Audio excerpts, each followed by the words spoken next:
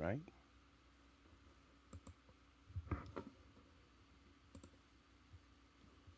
Testing, testing.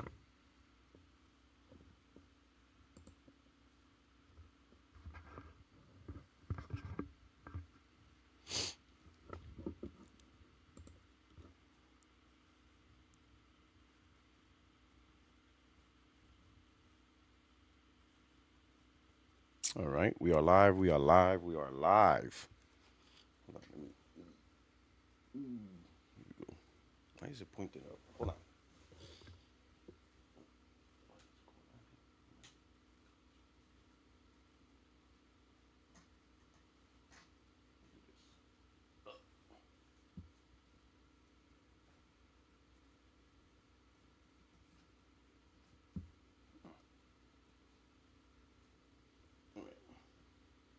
Just fixing the lighting. All right. Welcome, my friends, my family, my fellow gamers. Your only friend in these YouTube streets, Puertorock77, and we are live. I guess a Saturday early edition once again. Another Saturday early edition. Wasn't able to do my Friday night live yesterday. Again, uh, as some of you may already know, if you've been hanging out, I'm in the middle of processing out of the Marine Corps, retiring after 29 years, and it's just a lot of stuff. So that's the priority. So, and a lot of things I have to get done during the weekday or weeknight. So it's just, I'm in flux right now. It is November 1st, and I am literally 13 days officially. 13 days. First, is the mic good? Everything's good? I want to make sure everything's good.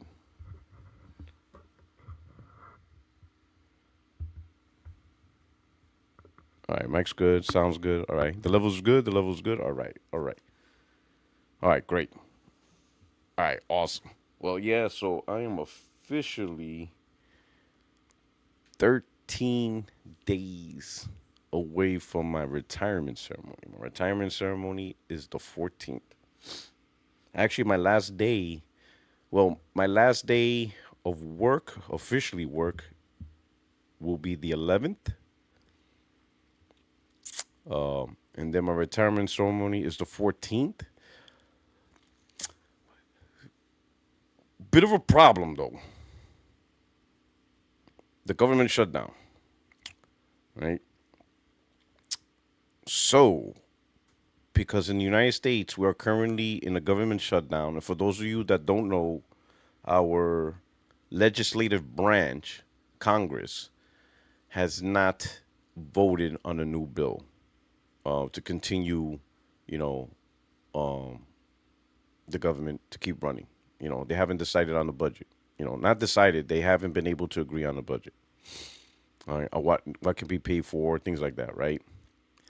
So because they haven't voted on it, the expiration of the old budget lapsed.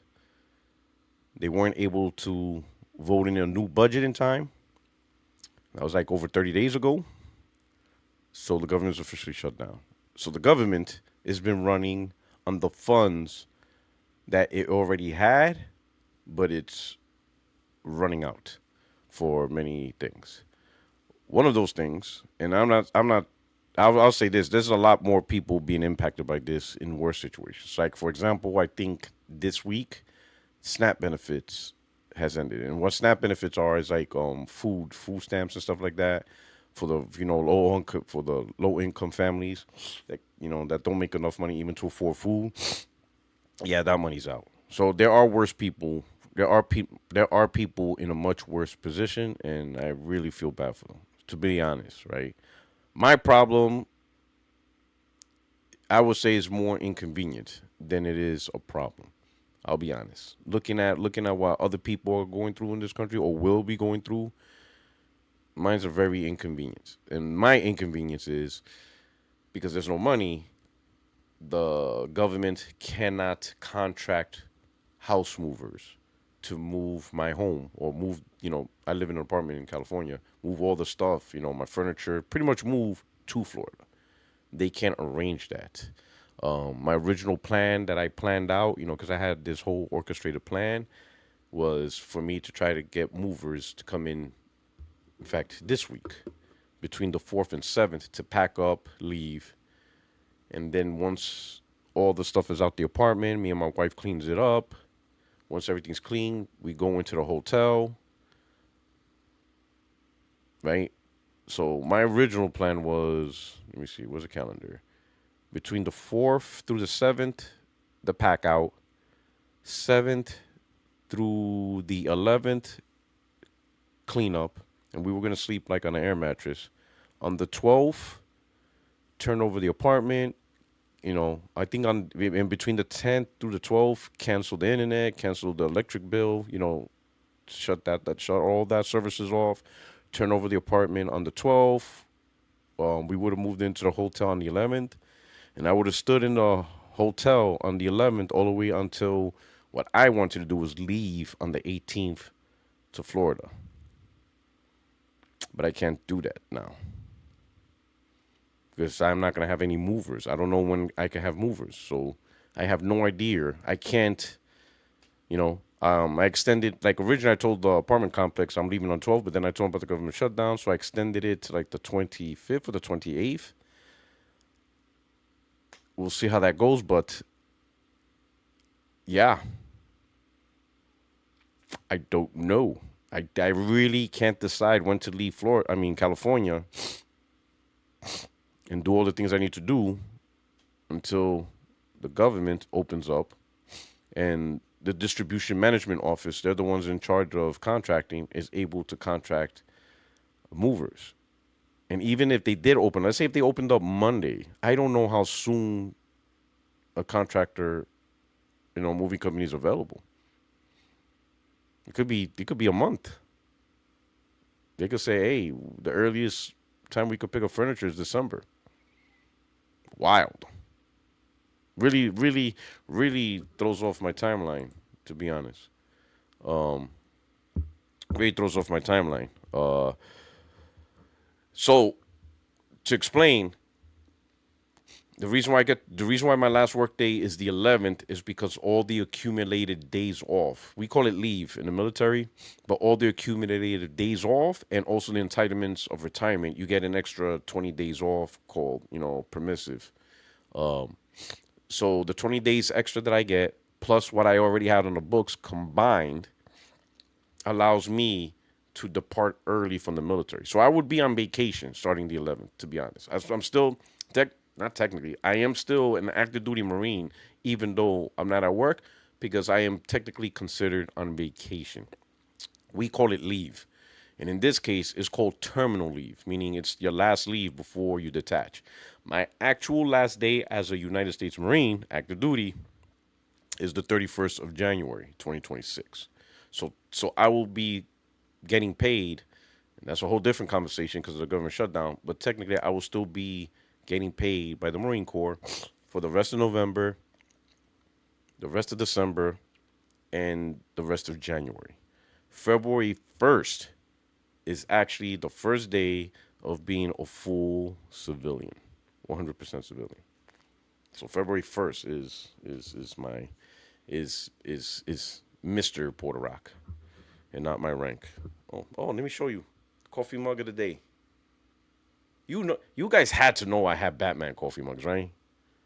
You guys know I'm a Batman fan like that, right? But check this out. Tell me this isn't this is actually my favorite. This is so much my favorite that I don't even drink out of it. But I did it just for you guys. Tell me this coffee mug and this thing, like, it's not even flat. It has like, it pops out. I don't know if you can tell and see it. You see it from the angles, right? It's not a flat design. It's actually, you know, it's actually like carved and stuff. Tell me this sucker is not fire, bro. I love this coffee mug, man. Look at the batarang handle. Look at that sucker. Oh, this is fire. I love the fact that it's like black and white, and the only color because it is black and white. I mean, looking at the screen, you would think it's blue, but it's not. That's just the amount of reflecting. It's black and white, and this is the only color right here. This thing is fire. And this handle, yo, love it. Fucking love it.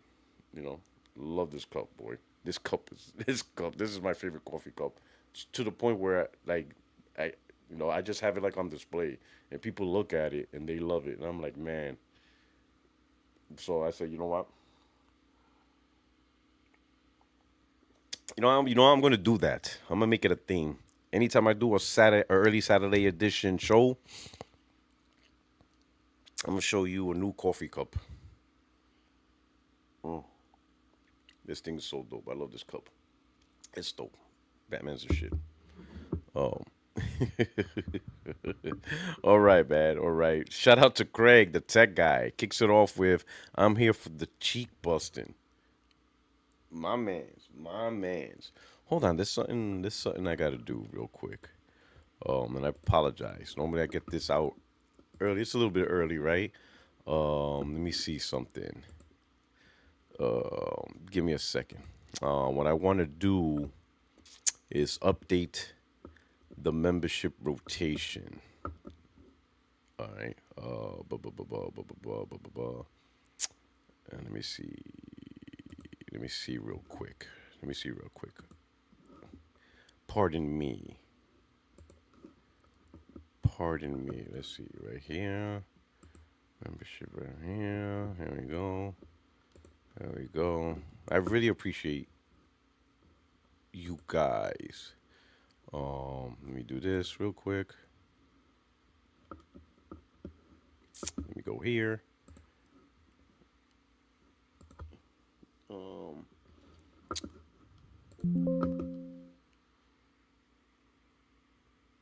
Wait a minute. That makes sense. Go. Hold on. There we go.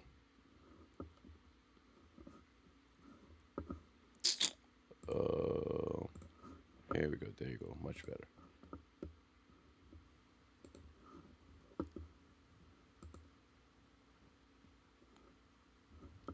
Give me 1 second, then we'll start. We'll get this kicked off, and we'll get the conversation going. As you all know, it's also a disagreement day. Um, it's funny, so especially with the TikTok thing, I never realized so many people really want to talk and debate that. I'm like, out of all the things that happen in gaming, we really gonna talk about TikTok?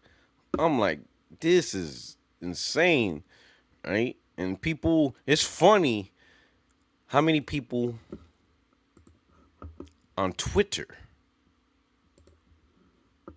come out and say, "Puertorock, I challenge you. I'm a logical gamer," and they say all this shit, right? Right? And they think like, "Oh, you won't debate me, whatever, whatever. You console fanboys are stupid." And I'm not even some of the PC guys are doing it. I'm like, bro, listen, I'll see you in disagreement day. Just show up. Click the link. Like literally, it's funny. I don't know how much more to advertise it. To be honest, I really don't know how much more to advertise that I'm all about the debate. I always been about the debate. How much more? Like, am I not making it obvious? Am I not making it obvious? People talk to me on Twitter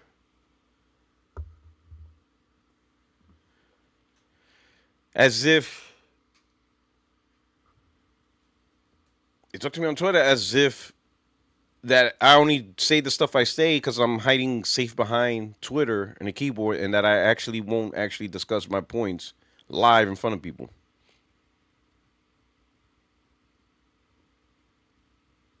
Like, should I put it like on a Twitter handle? Should like on a like I don't know. Should I like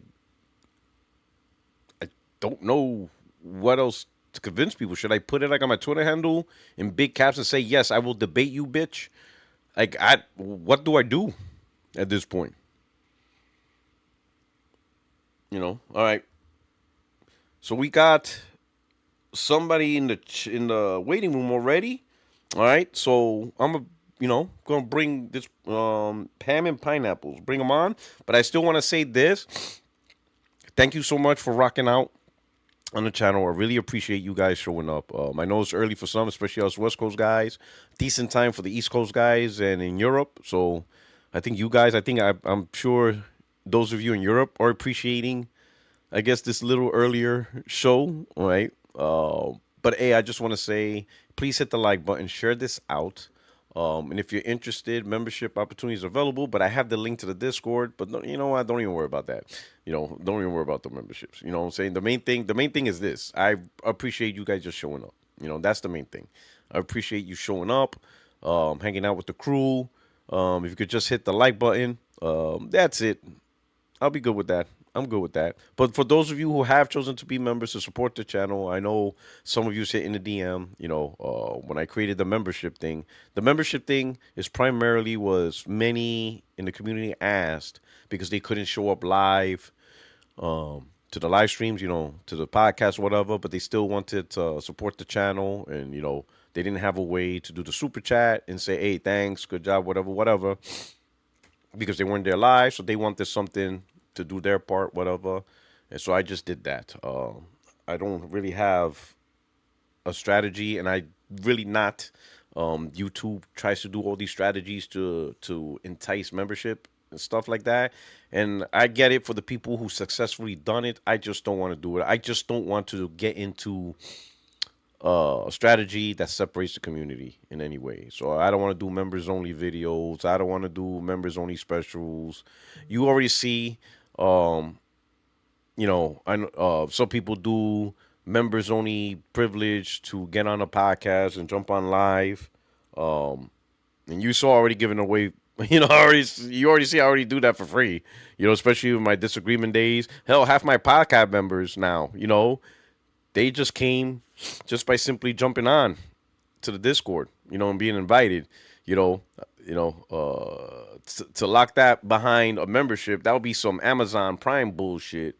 You got Amazon Prime, and all of a sudden they want you to pay because they're about to put on ads, and that's just not what it is. So nothing's changing. So there is no advanced membership thing. I'm not separating the community. It is what it is.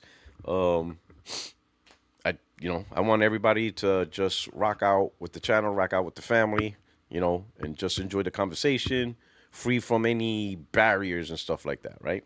But I think that's the advantage of just simply doing this as a hobby versus for those who made this a career. Like me, I'll be honest, I don't know how content creators are able to make this as a career. It's actually, call me a boomer, call me old school, call me whatever. But man, do this as a career? I just don't know. I just don't know. I enjoy it as a hobby and stuff. Sure, there's a little revenue behind it. I try to save it and I just put it towards improving the stuff. Couldn't do much improvement to the stuff here because I was in an apartment. When I get to Florida, so the plan to Florida is to rent the house first. We don't want to go jump into buying a house yet because we want to know the area. I already have a house, but that's in North Carolina, and my wife doesn't want to live in North Carolina because it's too quiet. It's a nice neighborhood. It's great. The neighborhood is great. The house is beautiful. In North Carolina, I live in. I'm not gonna expose my address, but it's near. It's near. I'll say it's near Camp Lejeune. I'll say that. It's near Camp Lejeune because that's where I was stationed at for a long time there, right? But it's in the civilian town. But the house we had, I bought it back in 2012. It was $279,000. I only had a 2% interest rate, so real low. 6 bedrooms, 3 full baths, 2-car garage, 3,800 square feet on a 3rd-acre plot. Oh my God, yo, I was like 35 when I bought it, 2012 or something like that. I was like something like that. So it was my first home, big deal. Oh my God, like great price, great interest rate, huge. Oh, me and my wife and daughter, we would just jump into joy. And then the reality hit. That goddamn house was big, bro. That house was big, bro.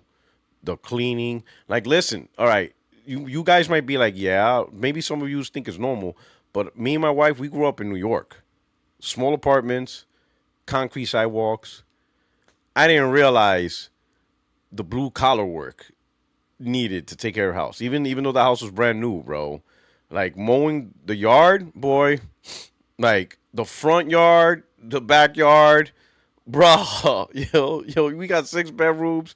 Oh my god, the cleaning in the house, yo, cleaning the house took all, like, even the first floor was all wood floors, right? All wood floors, bro. Mopping wood floors, and I used to use Murphy's oil and all this shit. I'm like, bro, I'm too city for this. I'm too city for this, bro. I'm like, man, like, yo, my wife in the front trying to do a little gardening, edging the trimming, and me and her, I'm like, yo, we 35 years old, and we out here thinking we live in the country. Like, bro, my stupid ass buying a house. I should have got a condo. This ain't who we are. Like, what we doing here? Like, bruh, like, yo, like, y'all out there saying touch grass, bitch. I have to cut it a lot. Like, bro, I'm like, listen, man. Listen, I'm about to, like, I go to Home Depot, pick up a crew to do all my yard work, bro. I pay good. I'm like, man, this is a lot. Like, you're killing my Saturdays and stuff like that. It's a lot, bro. It is. It's a lot, man. So, and then it's 2 floors, right? It sounds great. Um, it got 2 floors, right? Bro, let me tell you something. Really, really, really consider 2-story homes when you make sure, especially if it's your retirement home. If it's a home you buy and you know you're gonna end up buying another one, maybe sell it, move someone else, that's okay. Like what we did. Yeah, I was a HOA. Yes, it's a HOA king. We'll talk about that. But anyway, I was a 2-story home. Sounds great, whatever. But bro, that 2 stories is so inconvenient, bro. You know what that is? You're in your bedroom and your wife be like, "Babe, I'm thirsty. You mind getting me a drink?" And I'm like, I gotta go all the way downstairs for a damn drink. I was about to put a refrigerator in my bedroom, boy. Bruh, going up and down the stairs, like, bruh, it sounds stupid, right? It sounds stupid, like, all right, going up the stairs. But when you have to do it all the time, it gets old. Stairs get old quick. So the next house is definitely 1 story. We're not doing 2 stories. And think about it this way. Even when you're young, right? Even if you don't mind stairs, you don't mind it when you're in your younger age. But if that's going to be your house for retirement, how are the stairs going to be for you when you're in your 70s or 80s or 90s? Think about that. You got to think of your years beyond. And so me and my wife are already thinking about that. Like, the next house we're going to buy, that's going to be our, that's it. That's our house that we're going to, when we're not moving. God willing, we don't have to move anywhere. We're not climbing stairs at 70 years old or 80 years old. I'm not doing that, right? And then also we want to look at the optimal area in Florida around where P Rock Knees said, F that. That's a fact. My back, my knees, facts. And then we want to look at the area because, you move in the area, we want the optimal area that's close to, things that we want to enjoy, accessibility to the highways, but not too close. You know what I'm saying? The right neighborhood. We don't want to buy a house and then realize the surrounding area sucks. So we're gonna take our time. So we're gonna go in there. We're gonna move. We're gonna live in a house first. Maybe 3 to 5 years into, maybe at least we're gonna live at least 3 years, and then on the third year look into buying a house because then at that point we'll experience all the surrounding areas, and then that's what we'll do. P Rock, get Neo the robot to do stuff for you. I'm getting that. You best believe I'm gonna get that robot that goes around and cleans the floors. Oh, you best believe. You best believe I'm getting that sucker. You best believe I'm getting that sucker. Oh yeah. Oh yeah. And if I still have to mow lawns myself, I'm getting a riding lawnmower. That shit's gonna look like a Porsche. I'm just gonna be like, and we be rolling the hay in. I'm just gonna be like this. You know what I'm saying? I'm gonna have rims that spin on my riding lawnmower. I'm not playing. That's just gonna have a turbo. That's just gonna be like it's gonna sound like a sailing Mustang. They'd be like, "Yo, what the hell is that?" And that's my lawnmower. You know what I'm saying? I'm gonna look like Fast and the Furious on that one. You know, because I'm gonna be like, I'm gonna be like, yo, I'm not playing. I'm not playing. I'm not playing on that one, bro. For real, it's done. All right. Anyway, all right. Let's get to it. All right. Let me go inside the room and pull PM. We're gonna kick it off with ham and pineapples. Let's see what we got going here. All right. Here we go. Microphone check. Microphone check. Here we go. Hey, yo, ham and pineapples. Hello? Can you hear me? Hello, hello. Hello? How you doing? Yeah, good, thanks. How are you? Oh, doing good. Nice. Yeah, What's I can't stay very long, but oh, thanks for having me on. absolutely, absolutely. Welcome, welcome. Yeah, so I wanted to get your thoughts on. I left a comment on your video and you responded. So I've been thinking that maybe. So Satya said that the biggest competitor to gaming is TikTok or short form video, right? Yes. Um, Maybe he's right. So maybe what he's saying is he's he's not talking to gamers with the comment. He's talking to investors, and he wants the investors to believe that they're going to grow Xbox gaming by taking people who would have been on TikTok and getting them to play Xbox instead on their phone or something. So that's one way he could say we're going to be our Xbox strategy will be to target and persuade TikTok short form video viewers to instead of doing that, to instead do some bullshit Xbox thing or play Candy Crush. Maybe maybe he's thinking about Candy Crush, and so maybe there's a way that he's actually saying something true. But that's one point, and then the next point is, well, why would actual Xbox fans be celebrating what Satya is saying? If it's true, it's horrible. I mean, Xbox fans should be very unhappy that he is taking their brand or the brand that they're a fan of in that direction. Um, Instead of getting games like Halo, he's going to be prioritizing projects that are going to appeal to people who like TikTok.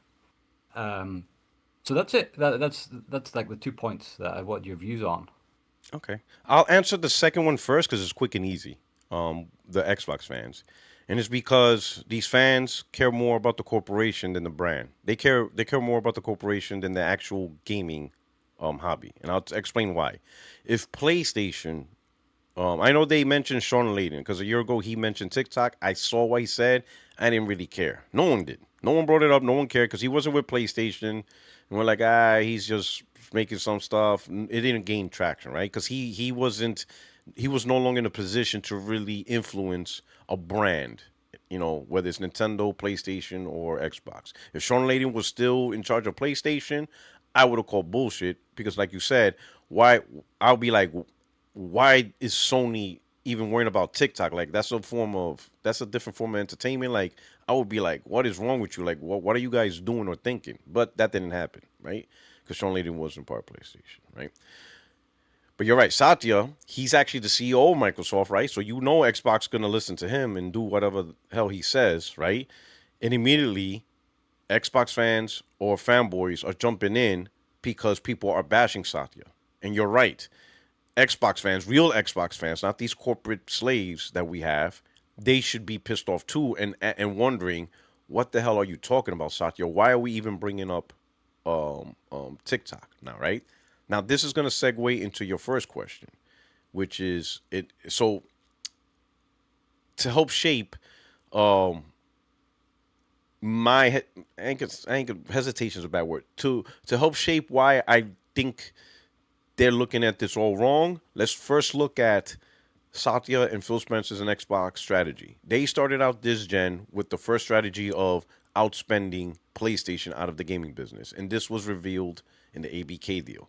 Matt Booty said it, in the emails that they're going to outspend PlayStation. So clearly in 2020, PlayStation was the competitor. Then literally like within 2 years or whatever, when they after the ABK deal or maybe during the ABK deal, at a certain point, they just stopped treating PlayStation as the competitor. And what was their next competitor? It was Amazon in cloud. So then they ran with that.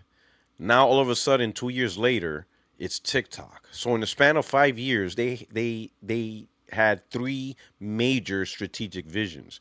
To me, at this point, I don't think they know what they're doing at this point. I think they're just throwing stuff at the wall, saying, "Oh, this is the true competitor." Oh no, no, no, wait, we were wrong. This is the true competitor. Oh no, no, no, wait, we were wrong again. This is the true competitor. Like, bro, like focus. Like you made three strategy shifts in under 5 years. Like, what are you guys doing at the table now? To cap off your first question, we have to look at metrics on competition, right? And I think some people are looking at this as, well, the company's right, because if you spend your time doing this, then you're not doing this. Therefore, you're competing for time. And I don't, and if I think if anyone looks at that metric, it's way too simple to really create an effective plan for your product. So I'm gonna ask you a question, right? And I'm not trying to be. I hope you don't. I'm being serious with this question, right? And I'm not trying to do a gotcha or being stupid. It's a serious question, and I'm going to explain. But I'm first going to answer the question, and then I'm going to ask the question. See, get an answer from you. Again, I'm not trolling. I'm not grifting. It's a serious question. I'm going to explain why I asked that question. Okay. Going to college and getting a degree absorbs a lot of time, and many people who start their higher education play less video games because their priorities shift. They put more focus into their studies. That's usually a common thing, especially for if you know people who tell you there's a period where they didn't really play video games. It's primarily because they were in their collegiate higher education phase. Well, I was in college, so I really didn't play much. But then once they finished college, they came back to gaming. So it is very common for the mid 20s, the early to mid 20s, that group, their console gaming drops dramatically because they're focused on their studies. So, would you say PlayStation or gaming is in competition with collegiate education? Is that a competition? Uh, yeah, so I could answer in like a paragraph, but the short answer would be no. That's like a very unintuitive um, Okay, thing to say. I So I agree. wouldn't say that, I agree. I agree. Yeah. So you're right. You are absolutely right. And again, it's very unintuitive and very stupid, right? But even though using the metric at a very broad level of time, they are still not in competition. Even though college is completely taking away gaming time, some people don't do it at all, right? The reason why it's not in competition is because PlayStation doesn't serve a purpose that the user wants to do, which is get higher education, get a fundamental trade, do the things to advance their life. So they're not in competition. Even though they're not playing games anymore or very little of it, the users are in school are doing a certain action PlayStation cannot fulfill. And that's how we need to look at things. What is TikTok doing, and can PlayStation or Xbox or gaming fulfill that void? And the answer is no. TikTok is passive entertainment in short form. Gaming cannot provide that entertainment. So when people are saying, well, TikTok's taking up gaming's time, no, it's not. Because the person doing TikTok do not want to game, at least at that point in time. That's not what they're interested in for that moment, right? TikTok is passive entertainment, short form.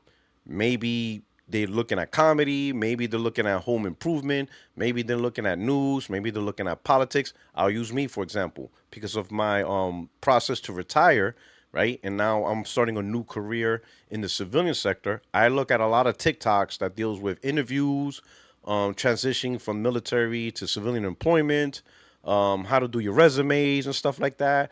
I'm entering the field of project management. I mean, I've been doing project management, but mostly in the government sector. Now I'm transitioning over to private sector. I recently announced that I got my PMP certification from the Project Management Institute. A lot of that stuff is on TikTok. I don't look at TikTok competing with my PlayStation time because PlayStation is not going to help me in my professional development. It's you can't say Puertorock, stop watching TikTok, play more games. Playing more games is not going to help me do my resume. It's not going to help me prepare for an interview. It didn't help me prepare for my PMP certification, right? When I want to play on PlayStation, I want to play a video game. And guess what?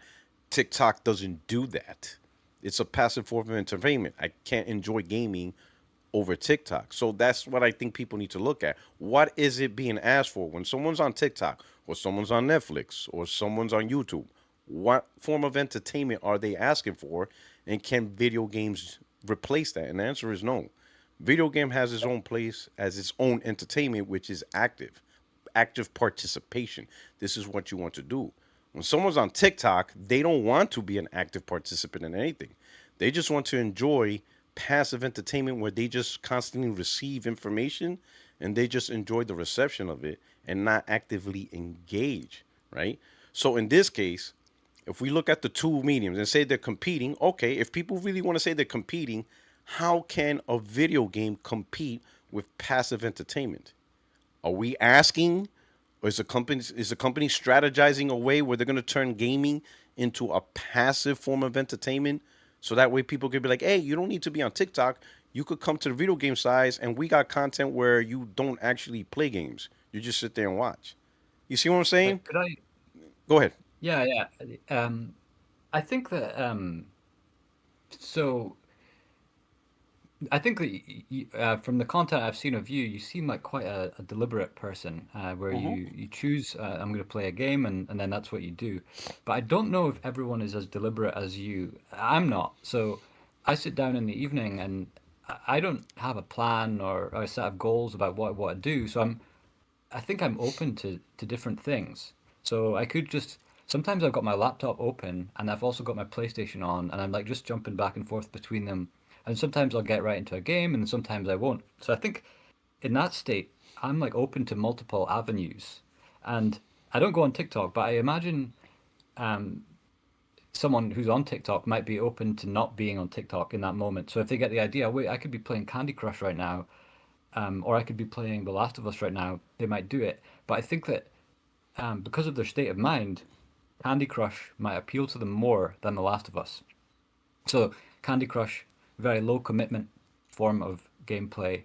Uh, a game lasts like 10 seconds or 10 minutes, whereas Last of Us is a much bigger time commitment and it requires like all your concentration. Whereas Candy Crush, you can do it like on the toilet, you can do it uh, while you're doing other things. So I think that's one point. Sometimes we're open to multiple things. Can we We're not can we always talk like, about that point? Can we talk about that yeah, point? can So you I? made a good point, but notice you chose another active form of entertainment. Candy Crush is active. It's not Mhm, passive. So all yeah. you did was chose an active entertainment that's a little bit easier to get into and maybe not as challenging as, let's say, playing The Last of Us. All right. So you can argue maybe phone gaming Hmm. is in competition with AAA console gaming, and I would agree with that because Oh, they're both satisfying the same urge, which is active entertainment. well, I was trying to say But that. mhm. Sorry, go on. Okay, no, go ahead. That's it. That's it. I just wanted to say Yeah. because remember, Okay. you ran away from TikTok. Now you're using Hmm. gaming versus Well, gaming. yeah. You didn't Well, no, use I'm saying. TikTok versus game. It's two different things now. Yeah, I'm saying that The Last of Us competes with TikTok, but very weakly, because the people who are on TikTok are very unlikely to be tempted by The Last of Us. But Candy Crush competes with TikTok more strongly, in my intuition. So, someone who's on TikTok, to me, is more likely to be like, "Oh, Candy Crush. Maybe I'll play some Candy Crush." I think that when you're on, you're browsing through videos on TikTok, you're not like, oh, what? I've got 1 hour. I think I'll browse TikTok for 1 hour. Like, no, they're usually they should be doing something else, and they're just wasting time or something. So The idea is that some games, and I think Microsoft's current approach to gaming is to try to offer like low commitment forms of gaming that are going to appeal to people who are on TikTok. And another issue I wanted to raise, and then I'll head off, and was sometimes yeah, you don't know, you don't have a definite plan about what you want for the evening or for the time. Um, and it's not until someone shows you it that you even knew it was a possibility. So I think um, in Sony's PS4 generation, I think they might have said, and you can disagree with me on this, but they might have said we're going to go after HBO fans, so people who like dramatic TV shows. We're going to get some of them into games. They thought games were like Nintendo. We're going to show them that games can be something that like HBO fans could. I don't know if they're HBO fans, but you know, like fans of The Sopranos or serious TV shows. We're going to try and appeal to them. So I don't know if they were competing with like Netflix, but they were trying to appeal and get like that type of person who didn't actually know that they were into games. They didn't think that games appealed to them, possibly. So anyway, Okay. those are my points. See if you have anything to say. Yeah. So in fact, we'll use the your first point, Candy Crush TikTok. Let's use the phone medium because I think if we discuss on the phone, because both forms of entertainment is on that one device. When a person goes to TikTok, right? And well, I'll address your first point that deliberate. You're right. A lot of people are not deliberate. Like they don't plan what exactly they want to do. It's instinctive.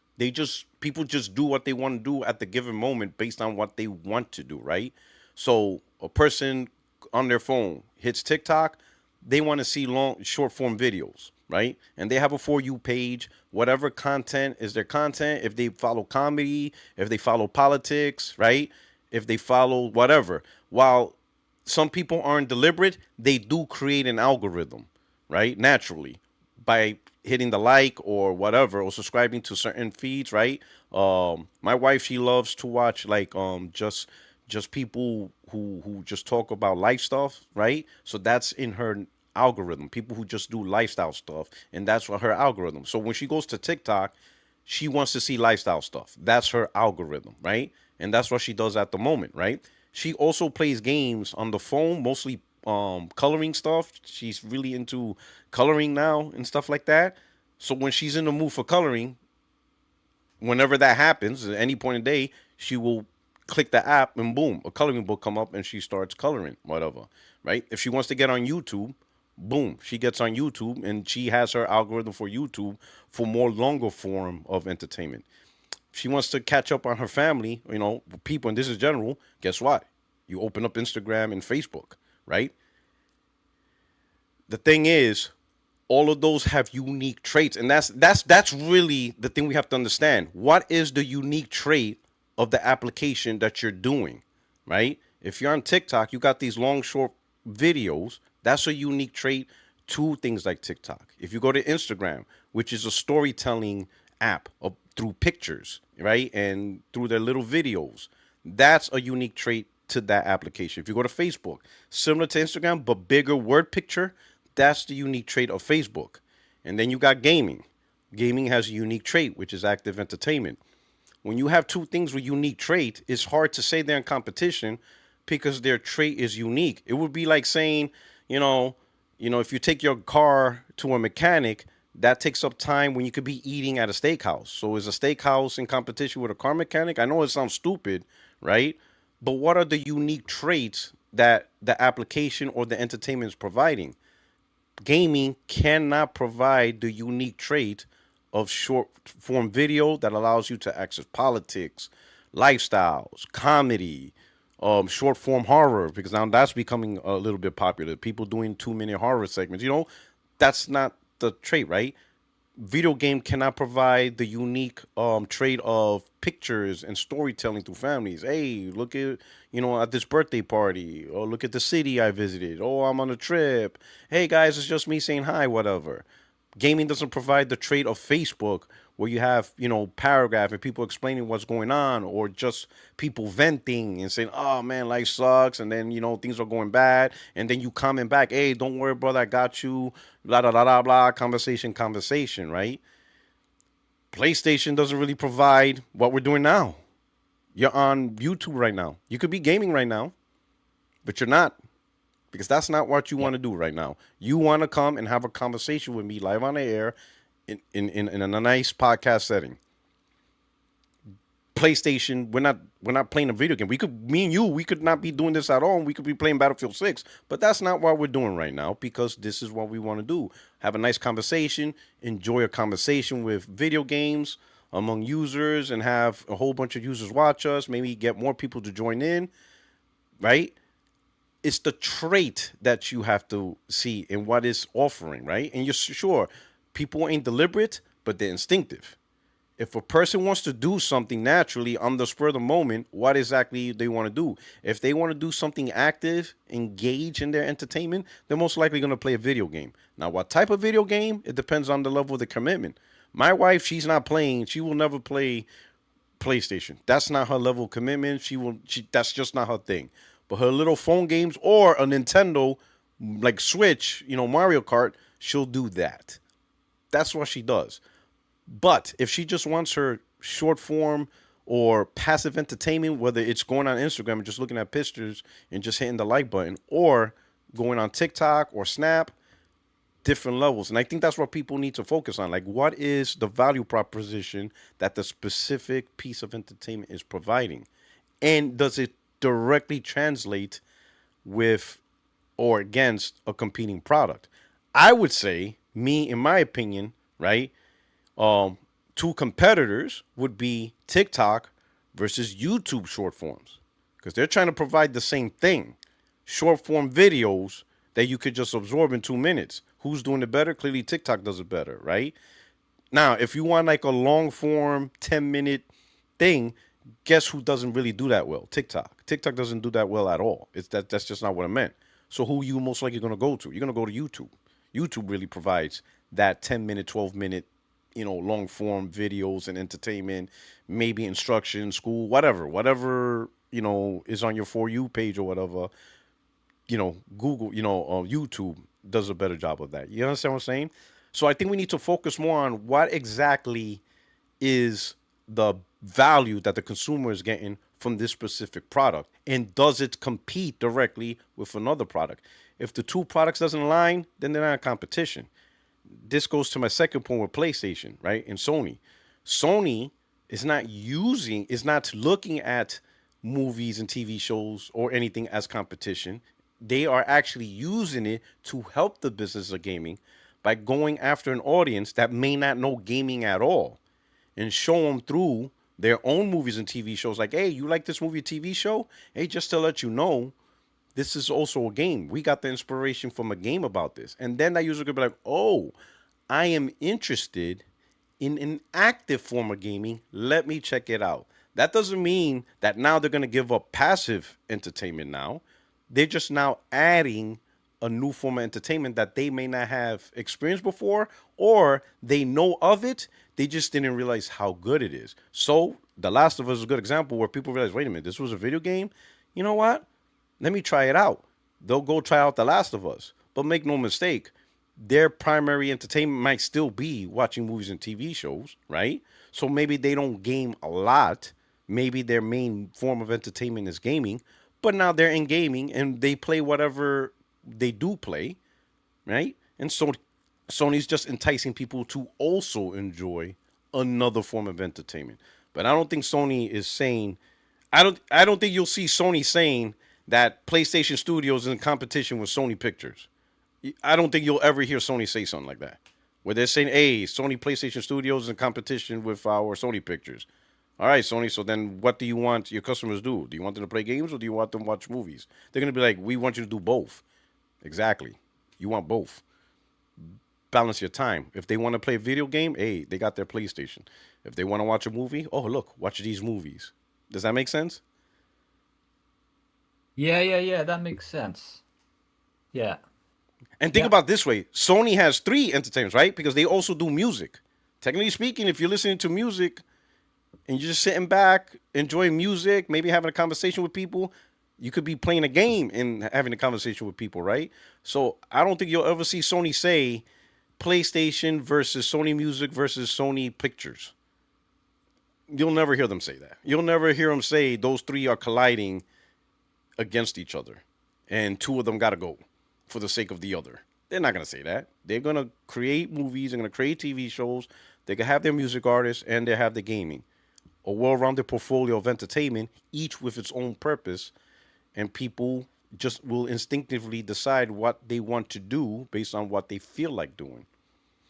So if they want to listen to music, they'll listen to music. If they want to watch a TV show or movie, they'll watch a movie or TV show. If they want to play a video game, they'll play a video game. If they want to play a video game and listen to music in the background, they'll do both. You know, if people want to watch a movie but they're not really interested in the movie, it's kind of like half-hearted, and they sit down playing their Portal and they're doing both at the same time, kind of, they'll do that. They'll do what they want. But I don't think one really clashes with the other because each entertainment has its own value proposition. They're very specific in value proposition, right? This is why, and I will say this to final off. Even when Matt Booty, because Matt Booty also said it, when you think about it, it's his own paragraph is what's the word? What's the phrase? When you say something and it clashes, like you literally defeated your own point. Because he started off saying he's not in competition, like Microsoft's not in competition with consoles, they're in competition with TikTok. But if I'm playing Ghost of Yotai and spending time playing Ghost of Yotai, that means I'm not playing Gears of War. Is that not competition under his logic of time? Right? That would be Yeah, competition. yeah. I'm playing, but he's saying that's not competition. So how is playing Ghost of Yotai not competition to Call of Duty and Gears, but TikTok's competition to Call of Duty and Gears? Like, what is he saying? You see what I'm saying? So his statement Yeah. is still wrong because if he's worried about the competition time, then yes, consoles and publishers, if anything, the entire gaming industry is his competition. Because when Grand Theft Auto 6 comes out, guess what most gamers are not doing? They're not playing an Xbox or even a PlayStation first party game. They're not. Most of us are playing Grand Theft Auto 6. So 2K is benefiting from our time. So technically speaking, if that's the viewpoint we're looking at, no, yeah. Sorry, Matt Booty. Not only is consoles your competitor, the entire gaming industry is your competitor. Because Mhm. when we're playing third party games, we're not playing your games. You're not getting the MAUs. You're not getting the time. You're not getting the money spent. Grand Theft Auto 6 comes out. That's why the industry, when Grand Theft Auto 6 comes out, people don't release their games around Grand Theft Auto 6. You know, everybody sits around and waits. All right, Rockstar, can you let us know when you're coming out? Hey, we decided May. Cool. Hey, everybody, whatever we thought we were going to do in May, we're not doing it. Shift priorities. We're shifting our priorities around Grand Theft Auto 6 because that's competition. Grand Theft Auto 6 is everyone's competition. You see? But Matt Booty Yeah. doesn't feel that. So you see, so it doesn't make sense then. So his Hmm. whole philosophy of time doesn't apply to consoles and other games when in actuality those are your biggest competitors because that directly translate to our games. If somebody says, "Hey, this game's better than your game, so I'm gonna play this game," yeah, you lost the competition. So even if people, let's say if we agreed that TikTok's competition, we still have to say consoles and games are a competition too. We can't just say, well, they're not competition. It's just TikTok. I'm like, no. Yeah, yeah. If I anything, agree video game 100%. is yeah. Video game is the bigger competition. It's always the bigger competition. You Uh-huh. see? So that's why so his own statement, they didn't think clearly their own statement out.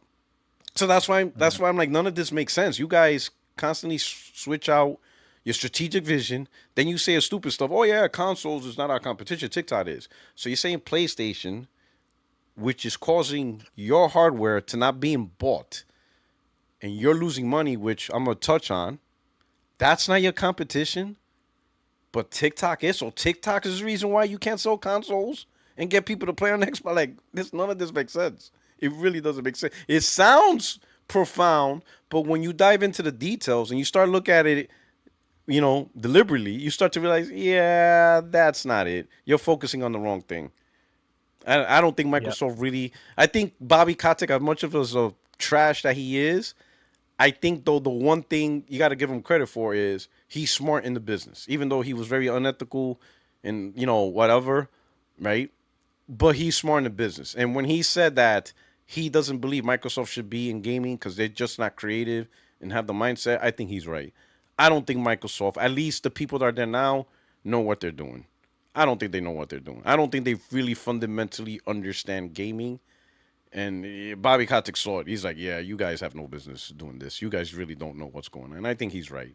I don't think Microsoft really fundamentally understands what they're doing in the gaming business. And they're just randomly trying to come out with strategic vision. And it's just a mess. That's just Yeah, I agree. my thought. I agree completely. Hmm. Yeah. But I have to go, but thanks so much for doing the thing, the podcast. And I Oh, absolutely. hope it goes well. I'm in competition with gaming. I want Yeah. don't play games. Watch me. Now I'm Yeah. playing. All right. I Thanks, really man. appreciate it. Thank you so much, man. Have a great weekend. Thanks. All right. We're about to pull in Kenny Powers. All right. Give me a second. All right. Mic check, mic check. Hey man, how's it going? Hey, Kenny, how's going on? What's going on? Just sitting here getting ready for trick or treat because my neighborhood got delayed by a couple days because we had rain on Thursday. So Really? So you got trick or treat in November? yeah, Oh, because we were wow. supposed to have it on Thursday and Okay. it got rained out, so we're Okay. doing it tonight. Okay. Oh man, them kids is like, listen, we don't care it's November. We gonna get out candy. That's right. Them children, I respect that. That is fighting through adversity. They're like, we don't care about no damn weather. We not canceling Halloween this year. We're gonna get out candy. Oh, we're gonna get this candy. We don't care how long. It could be Veterans Day. We walking around in costumes. We're gonna get this mission done. I respect the grind. I respect the neighborhood. That's That's right. great. That's awesome. That is, it teaches the kid like, listen, don't give up. We don't care if it's Christmas Day. Fight for that candy. Yeah, for That's sure. awesome. Great. That's also great. What's going on, Kenny? What brings you up in here? Well, I kind of agree with Satya a little bit, and I kind of disagree with you, but then there's one aspect of it where I totally disagree with Satya and I agree with you. So Okay.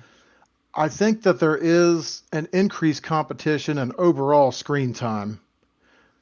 Um, but I think in a way, those issues, if you like, you mentioned it at the end of your conversation with the last guy, which was that if you really want to have something, content on a second screen or content on your main screen, you can play a handheld, or there's other things that you can do where, PC gamers have multiple monitors setups for 15 years now. A lot of those Mm-hmm. guys, they'll have YouTube or a browser or Discord or Mm-hmm. whatever open on their second monitor. And handhelds are starting to become more popular. So if someone is like, my attention span's short, I really want to have something I want to watch on the big screen, I'll play a handheld. Or maybe, if I really want to play something on the big screen, I can have a tablet next to me and just have something kind of in the background. So I feel like his problem already has a million solutions. And Mm-hmm. so it's not a problem because there's already a million solutions for it. But I do kind of disagree with you where I do think there's a strong increase in competition for screen time because, like, I don't know, let's take 60 FNL, for example. On the night you guys do that, I'm not going to have your ugly mugs on my big screen TV for 4 hours. I'm going to Mm-hmm. have it on a tablet off to the side of me where I can hear you guys, but then I'm going to be playing Ghost of Yote with maybe some of the volume turned down and subtitles turned on while I'm playing. Um, so yeah, I do feel like there's increased competition because if you look at like the most popular topics on YouTube, for example, well, gaming is either at the top or near the top, and so either your 3 to 5 hour long podcasts, which are really popular, or your 10 to 20 minute long videos, which are really popular as well. There's a lot of gamers who want to do both. They want to consume all their favorite creators stuff, and they also want to play all the games they're interested in. But the solutions for the people who really want to do that are already available. So that's what I wanted to talk to you about. Okay. So that's a good point, right? That's a good point, right? That the solutions to enjoy two stuff at the same time is there, right, for competing. But ultimately, I think about this, right? And we'll talk about the people who do two things at the same time. The reason why they're doing two things at the same time because there's two value propositions that they want to do. They want to play a game, and my show, since we're addressing my show, doesn't provide that entertainment. Like I can't um, have a person that wants to play a video game and enjoy a video game. That's not the entertainment that this is being provided. This entertainment is more like a talk show, right? Podcasting, conversation about games, thought provoking stuff and stuff like that, right? And you could do this on a phone, you could do this on a tablet. So I agree with like there's ways around it. But the way I look at it is this: if you're gonna tell me you're in competition with something, right? And this is just in general. So the way I look at things, right? And I don't know if you agree or disagree. If someone says, "Hey, this is your competitor," then that means you have to have some type of actionable plan to compete with that competitor. You can't let that competitor outdo you. You understand what I'm saying? So I'll use another example. You got LeBron James, a competing athlete, right? All star, and he wants to be a champion. You got Patrick Mahomes, all star athlete, wants to be a champion. But they're not competitors against each other, are they? Because they're in two Right. different sports. They're never going to see each other. Even though they're high profile, high training, competing athletes, they don't bump heads. They have nothing to do with it. So Patrick Mahomes is not developing the mindset that I'm going to face LeBron James one day. I got to do what I got to do to take that guy down, and vice versa. Just because they're athletes, they're high training, they don't see each other, right? So there is no strategy between them in the competitive sense, right? So now, if we're going to look at screen time, what's the strategy for any gaming brand? And we'll use PlayStation for PlayStation to be like, we got to come up with a strategy to get people to stay on PlayStation more often than to spend time on TikTok. And I don't see a strategy existing because TikTok provides a completely unique proposition that PlayStation doesn't do. It just doesn't do short form videos. So what can PlayStation do to get people off of TikTok and play more video games when Sony doesn't provide an alternate solution like YouTube, like Google. Google with YouTube, they did that, right? Because before YouTube now has YouTube Shorts. Why did they do that? Because Google realized TikTok is a competitor to YouTube. If you want to look at competition, YouTube was originally just big videos, 10 minutes, 15 minutes, sometimes an hour. You know YouTube, right? I'm Yeah. I'm preaching to the choir, but they were getting less traction because people was like, you know what? I don't want to watch 10-minute videos. I kind of enjoy 40-second little creative content, 40 seconds to 2 minutes. I could get more unique content from these creators that create 40 to 2 minute things, and I could just enjoy variety of content. So like you could go to YouTube and spend 15 minutes on YouTube and you only see one specific piece of content, or you could spend 10 minutes on TikTok and you probably seen 30 or 40, divide the math by a minute or two, you could see 10 to 15 unique pieces of content. And Google's like, wait a minute, man, we're losing screen time on TikTok because people are doing people are enjoying these short form creative contents and they're not really feeling 10-minute, 15-minute content. Are they in competition? Well, somebody says, yeah, they are in competition because they're taking away screen time on watching stuff. So what do? I got it. We do our own short form stuff and we call it shorts. That's competition because they realized it and they came up with an answer that still fits the YouTube style profile, but now provides their own short form 30-second, 2-minute creative stuff. That's how you know TikTok was in competition with YouTube, because they saw the competitive nature and they have the answer. Gaming And doesn't that's have why, gaming doesn't have an answer. That's like, because gaming is totally different.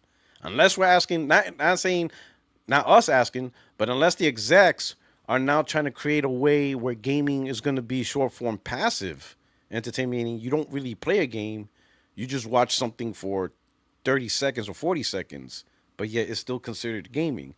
And I don't think that's going to work. That's going to be weird. Like, wait a minute, what are we doing on PlayStation? We're watching 2 minute short form videos and not playing games? Like, you see what I'm saying? yeah, when you said that YouTube coming up with shorts to directly compete, now that I agree with you, that does make more sense because like that's also why Facebook or Instagram have their Reels thing to directly compete with TikTok and YouTube Shorts. Even So they're better. in You're direct right. competition with that. You're right. They come up with a solution, right? So I think maybe another metric that can be used. Okay, if we consider something a competitive something, then what's the answer to that competition? And if the answer is, well, there is no answer because you're not really in that industry, then they're not competitors. Because if you can't come up with a solution to come up with a similar product or a superior product that does what your competitor does, then you're not really competing. It would be like Roof Chris competing with McDonald's. Simply because there is no Roof Chris is not in competition with McDonald's, and McDonald's not in competition with Roof Chris. Simply because there are places you can eat. Roof Chris is not going to come up with a value meal for $10, Right. $15. This just, even though they're food industry, and if you eat at Roof Chris, you're not eating at McDonald's, and if you eat at McDonald's, you're not eating at Roof Chris. Then no, they're not. No, Roof Chris will never look at McDonald's as a competition, even though they're both in the food industry. It's just no. There is no answer for that. They're completely different. While Roof Chris is in competition with other premium steakhouse, long chains. I know in New York we have Peter Luger's. That's a big one. So in New York, Peter Luger's versus Roof Chris, they're in competition. Because if you want a premium steakhouse place, you're gonna have to pick one. So they're in competition. But does that? So that's even a good way to look at it.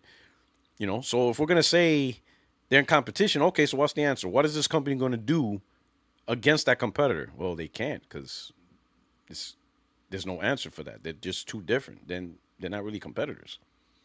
If you don't have an answer for your competition, right? Either they're not your competitor or you're just screwed. Because if you don't have an Yeah. answer for your competitor, then you're screwed. So you might as well not consider them a competitor, because you're just gonna lose. It's just a loss. You just created an automatic loss that you can never resolve. So then why even try to deal with it? Why even have that on your as a strategy? So any competitor that you have, you got to come up with a strategy to beat that competitor. And if there is no strategy, because they're in a different industry, then they're not really your competitor. That's not really. Now some people will say, oh, and I seen this, and you probably seen it. Oh, but my nephews, they're watching TikTok more than playing video games, right? I think there was a user that said, I bought my niece a Switch 2 and she doesn't even touch it, right? And I said, Mhm. maybe your niece doesn't like the Switch 2. Yeah, I think That could be, I sometimes we saw. have to be honest. Some people don't like gaming like that. Some people aren't gamers like that as much as you want them to be. Maybe your niece doesn't like the Switch 2. Maybe she doesn't really like Mario as much you think you do. Maybe she doesn't share the passion. My daughter, I try to get her into gaming. She doesn't really like gaming. She never did. And I got her PlayStation, Xbox. She had access to all that. She just didn't. When she played Just Grand not Theft Auto, into it. all she wanted to do was just drive around and beat up on hookers. She thought that was funny. And I'm like, well, one, that's not really the lesson, so I'm going to stop you there, because I don't want you to become a homicidal maniac at the age of 20. I don't know what the hell you're doing, but yeah, this doesn't make sense. She just didn't care for games. She never did. And I had everything. She had accessibility. I said buy her own consoles. She just didn't like gaming. She doesn't. It's weird. And it's weird because I'm like, I would have killed for a parent. Even though my parents did give me consoles, but the way I would have supported her gaming habits, if she would have told me buy her handhelds and whatever, if she would have asked for any gaming thing, I would have been happy. I would have been the first one. But that just wasn't her. She wasn't into gaming like that. She just didn't care. And sometimes you gotta be like, you know what? She was into, YouTube dances and all that weird shit. So that's just it. She was into volleyball and all that. So I'm like, some parents, some of us. That's another thing I will say to us hardcore or to us that love gaming. And you look at your kids, and your kids spend more time on a tablet than on a video game. It could just be your kid doesn't like gaming that much, or at least at this point in time, they just don't really care about gaming, other than maybe Fortnite or Roblox, and that's okay. That's not competition. It's your own kid's personal preference for entertainment. You know, That makes sense. different Yeah. times. It's just how it is. It's okay. It's okay for somebody not to like game, because again, when you think about it though, gaming, the reason why we love it because we love to participate. We're I think for us in general, for gamers who love gaming with a passion, we love to participate in our entertainment. We don't want the entertainment to dictate what happens. We want to dictate what happens. We like to do the achievements. We like to tell our own stories. We want to beat the boss instead of just seeing the character beat the boss, you know? And I think that's a unique Right. trait for us gamers. That's a unique trait. And no other art form does that. TV doesn't do that. In fact, TV movies try to do that. You ever done the in books even? You ever done? But let's say you ever done like I think Netflix had one. I forgot what it was called. Started with a B, where you select a scene to make the decision on how the next scene plays out. I forgot No, I what. remember choose your own adventure books as a Yeah, kid. yeah. I don't remember anything like that in video Netflix. form. Netflix did that. Chak, he helped me out. It started Bangladesh. No, not Bangladesh. That's a place. It started with a B. I actually did it. But Netflix actually has a show where you choose the scene or the decision, and then the next scene plays out. Bandersnatch. Bandersnatch. If you haven't done it, try it. It's called Bandersnatch. It was pretty good. Bandersnatch. That's what I think it's based off a book, but it's called Bandersnatch. And it got weird. Like the more you kept playing it, it got weird. Like the ending got real weird. It got to the point where the guy was like, "Hey, this is a TV show. This is not even real life. You're an idiot." It was funny, right? But yeah, it was Black Mirror Bandersnatch. Have you heard the series on Netflix, Black Mirror? Yeah, I've heard of Black Mirror. I haven't Yeah, watched it though. it's crazy. Are you into technology? Yeah. Then watch Black Mirror. It's pretty much a perversion of technology, which some episodes can actually be true. Can actually be true in real life. Some of the perversions, that's what the show is. It's a dark reflection of us and technology. And I am telling you, some of the stuff, if you're into technology and you're interested in how the world adopts technology, that show, some of the stuff I can see it happening. Like it's really like whoever the writers of this show, I'm like, man, these guys are forward thinkers, and we could actually look at some of this stuff and take some lessons learned and prevent this. But it's crazy. But anyway, so the show did a movie called Bandersnatch, which is interactive, right? Technically speaking, that's trying to make movie more active in entertainment, where you get to choose your own adventure, just kind of like the books you're talking about. So you could say movie probably tried to be like, hey, maybe if we make movies a little bit more interactive, we can get gamers. Yeah, you're not doing that. Stop it. Just stop it. Like you'll never compete with gaming. Nah, not with these little interactive stuff. So no, just stick to movies, stick to storytelling, and let the gaming do the gaming thing. Let gaming be gaming. Let movies be movies. Let music be music, and we'll all be fine. Okay, well, I enjoyed having a discussion with you. Thanks a lot for having me on. I'm gonna warn you though. If you have kids and you're watching Black Mirror, don't do it around your kids. It gets Okay, dark. I don't have any kids, so I don't have to worry Okay. about that.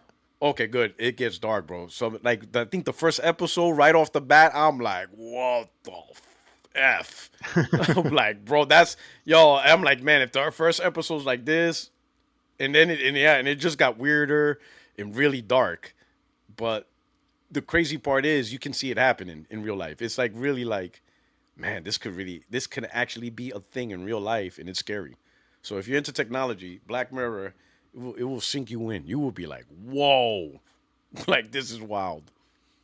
I think one Okay, of I'll the most check it out for underrated, sure. yeah, for you techies, most underrated show on Netflix.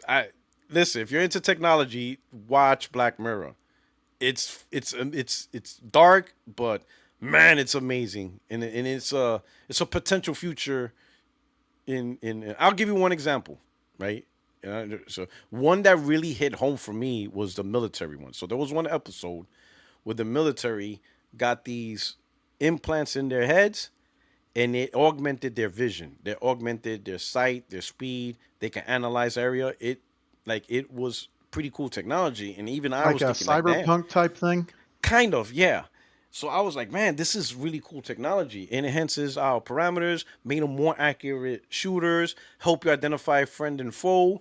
Really great technology, right? I was like, oh, okay, whatever, right? So the plot was they were facing this race of people that got mutated and they became infected. So now they look like roaches and they look like monsters and all that stuff. So they're designed to eliminate and protect the populace from this infectious group, whatever, right? So anyway, so now the story obviously goes into one soldier. So they're going, they're hunting these infectious monsters, whatever, and one of the monsters flashes a light at the guy, like this specific light, and if messed up his programming. Anyway, they killed the monster, whatever, whatever. But now his thing is like all messed up, right? It's like his programming in his chip. He's like, all right, whatever, whatever. They start asking him, hey, are you okay? Whatever, whatever. He lies and says, oh yeah, I'm fine, because he doesn't want to admit something's wrong, because then that pulls him out of the missions. Anyway, later on, it starts getting worse. Whatever, whatever, and then the programming in his head just completely breaks. It doesn't work anymore. But he doesn't say anything. He goes out on a new mission, right? And the first thing he noticed was the smell. He's like noticing smells that he didn't notice before. He's smelling flowers. He noticing something weird, but he's like, whatever. Anyway, he goes inside the building to look for these infected. He sees a group of people that are, the people he's trying to protect. And he's like, I'm not here to hurt you. We're gonna get you out of here. Hey, go this way. My team's over there. Whatchamacallit? They're gonna get you out. So the people stand up. They run out the door. They go out the door. He continues on. All he hears is gunshots. Like whatever. And he's like, what the hell? He runs back out. His team wiped out those civilians. And he's looking at them. And then they look at him. It's like, are you out your fucking mind? These guys could have killed you. And he's like, the fuck is you talking about? He's like, bros. And then I tell him, stay on task. These creatures, they'll kill you in a minute. Stay focused. And that's when he realized, like, wait a minute. And then he looked at him, and then he looked at his team, and he's like, my team thinks these are the infected. And he's like, why? The story was that chip changed the perception of who's the enemy in. So his team is seen infected, but because his thing didn't work, he's seen people. They were pretty much ethnically cleansing the area. That's what they were doing. And he's like, what That the sounds trippy. fuck? Yes, that's what was happening. His team only sees monsters because that's the chip programming. He doesn't see monsters no more. And that creature that flashed the light, it was actually a regular person who figured out how to disrupt the chip. And that's their weapon now. So they're going, some of them are risking their own lives to disrupt those chips. So that way they can show we're not monsters, we're regular people. You're killing people. Yeah. Thinking that we're some infected. There is no infected monsters. It never happened. It was a fake story made up. Tell me that's not something that sounds real and that could happen in real life if they actually push technology to that level. Yeah, it does. And that hurt. I was like, oh, because I thought it was great the way they present it. I'm like, man, that's pretty cool. And I'm like, oh shit, I could have been one of those soldiers. Just mass, like even children, because the children look like little bugs. Oh, that really hurt. That episode really got me. I'm like, this is fucked up. I'm glad I'm retiring. Ain't no way I'm doing the chip. Fuck that. Like, it's crazy. But anyway, that's my recommendation. So if that interested you, that's nothing. That's nothing. There's so much more. That does interest me. There's so much more, right? Anyway, I'll let you see the episode so you can enjoy. And then you let me know, maybe next week or 2 weeks or 3 weeks after you see a couple episodes.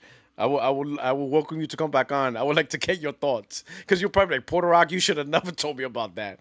Like, holy shit. So I'm telling you, if you're into tech, you gotta watch Black Mirror. I don't know how more people ain't talking about that series. It's twisted, but you'll enjoy it. Okay, well, thanks for the recommendation, and thanks a lot for having me on. All right, no problem, brother. Thank you for coming through.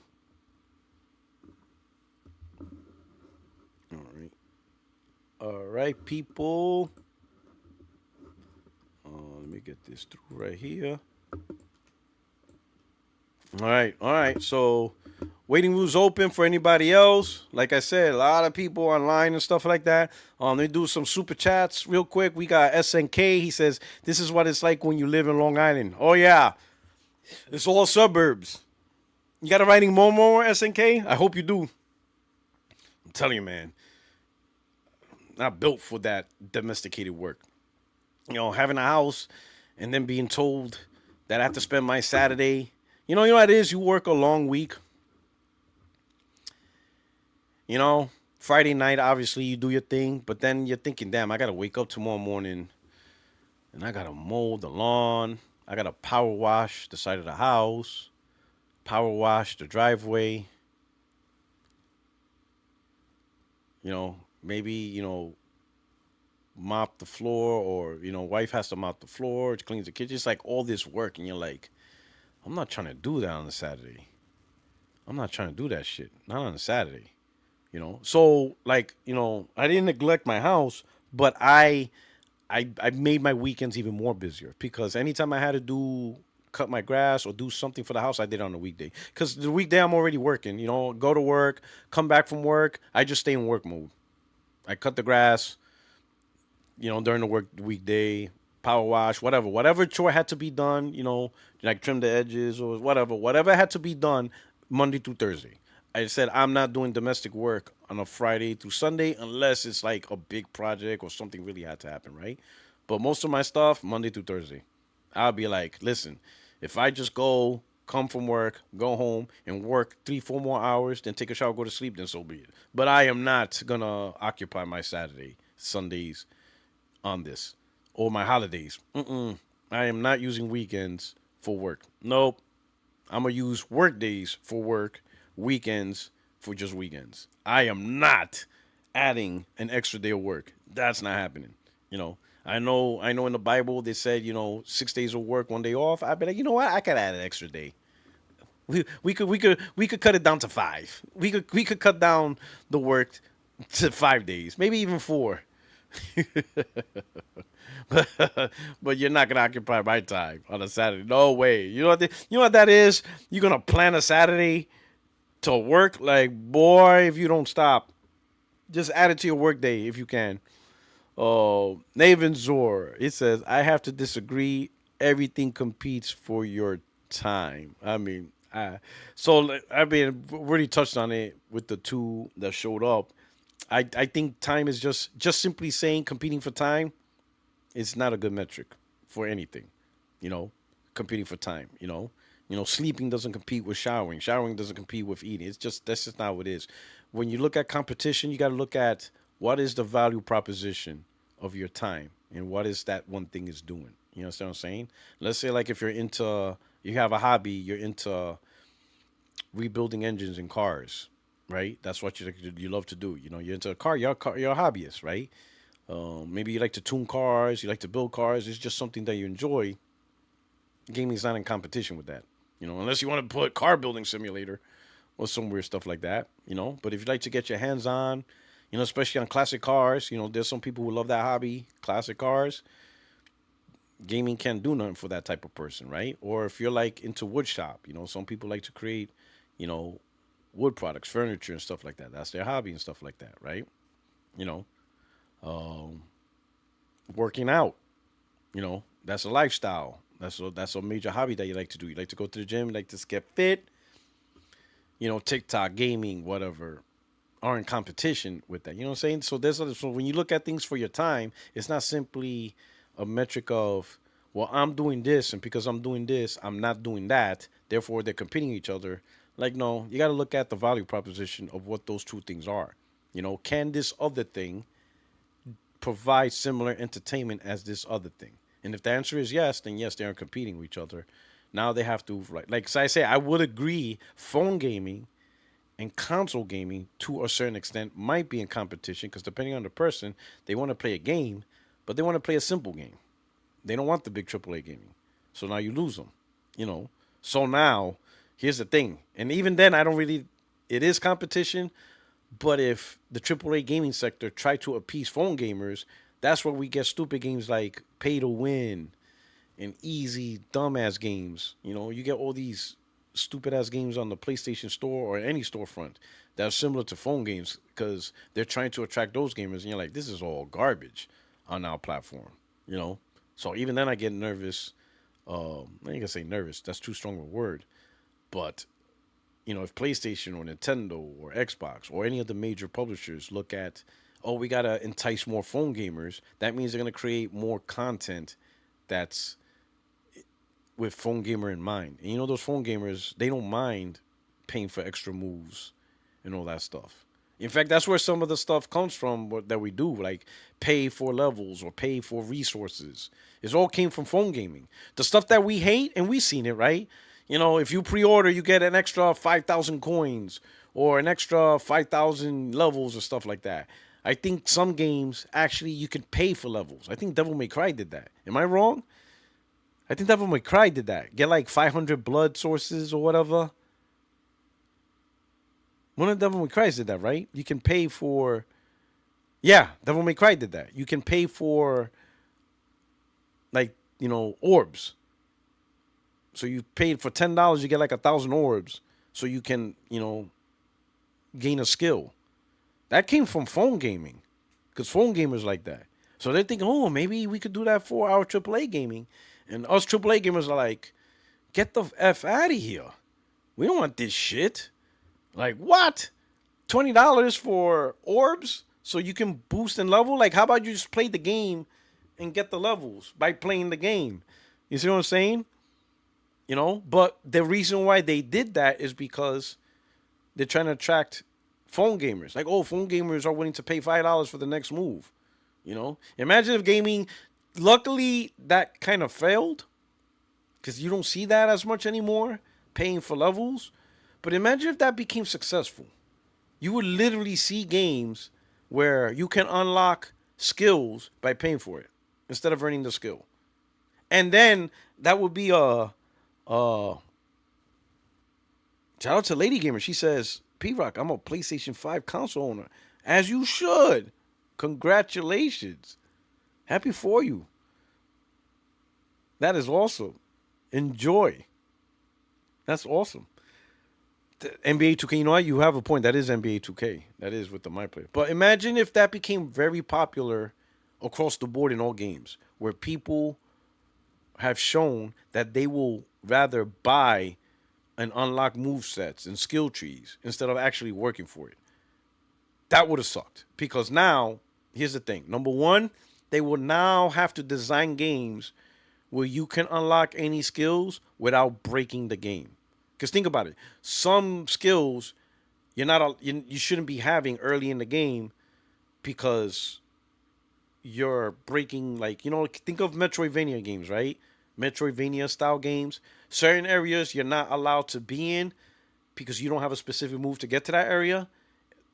You have to wait till later in the game to develop that skill, and then you go back to that area. It's part of the storyline.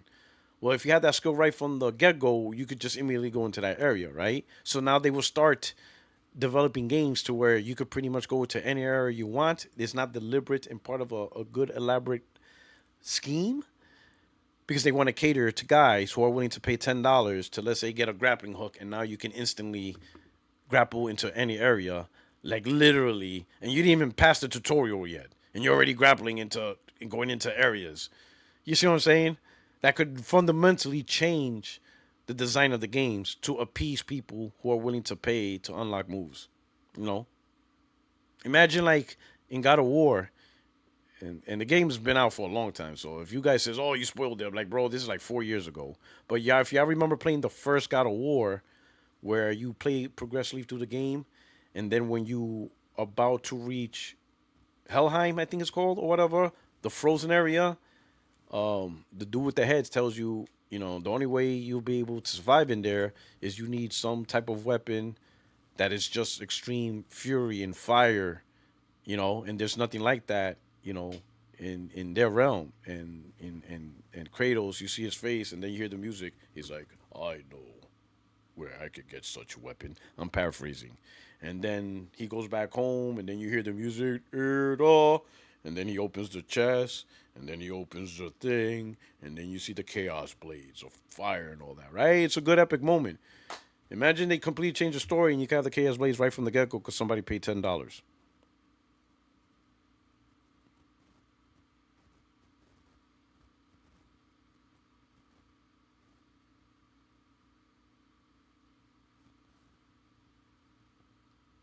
Imagine that. Imagine they designed the game and right off the bat, for $10 you can play with the Chaos Blades right now. Oh yeah, I'll pay $10. I want those Chaos Blades. Fuck yeah. Right at the get-go. And you don't even know how to use the axe. You didn't even go through the tutorial. You're like, fuck the tutorial. I want Chaos Blades.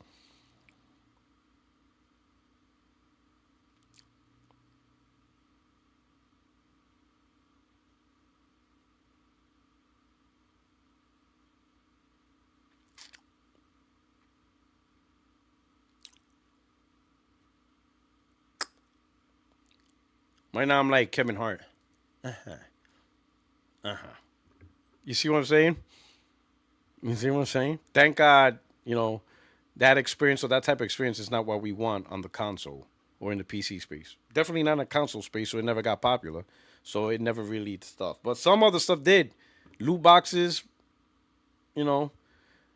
In the sports, the whole pay to get stuff got prevalent. So somebody mentioned in the chat 2K, so that became a thing.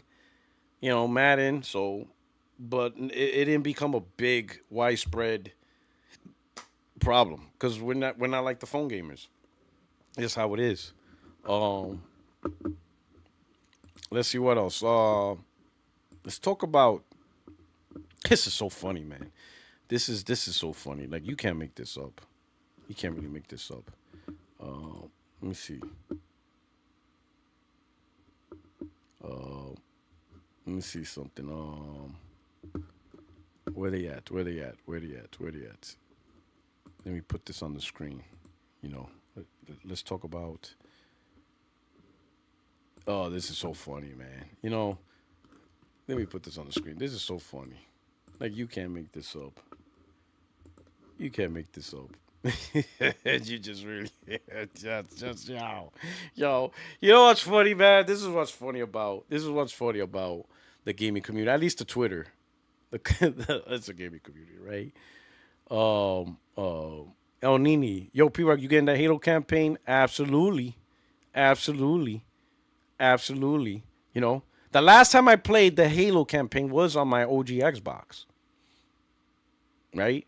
So to me, that's a welcome remake for me, right? Because it's been so long since I played that Halo campaign. You're talking over 20 years ago. So to revisit that with modern graphics and stuff, and keep in mind, I played it at 30 FPS because that was the OG Xbox. So now to be able to play that at 60 FPS with mono controls, and oh man, I already see the PC gamers. Puertorock, you stupid fuck. You could have had a PC and played out. Just shut the fuck up. Excuse my language. I ain't trying to hear y'all bullshit right now. So I welcome this modern remake. Absolutely. Absolutely. So yeah.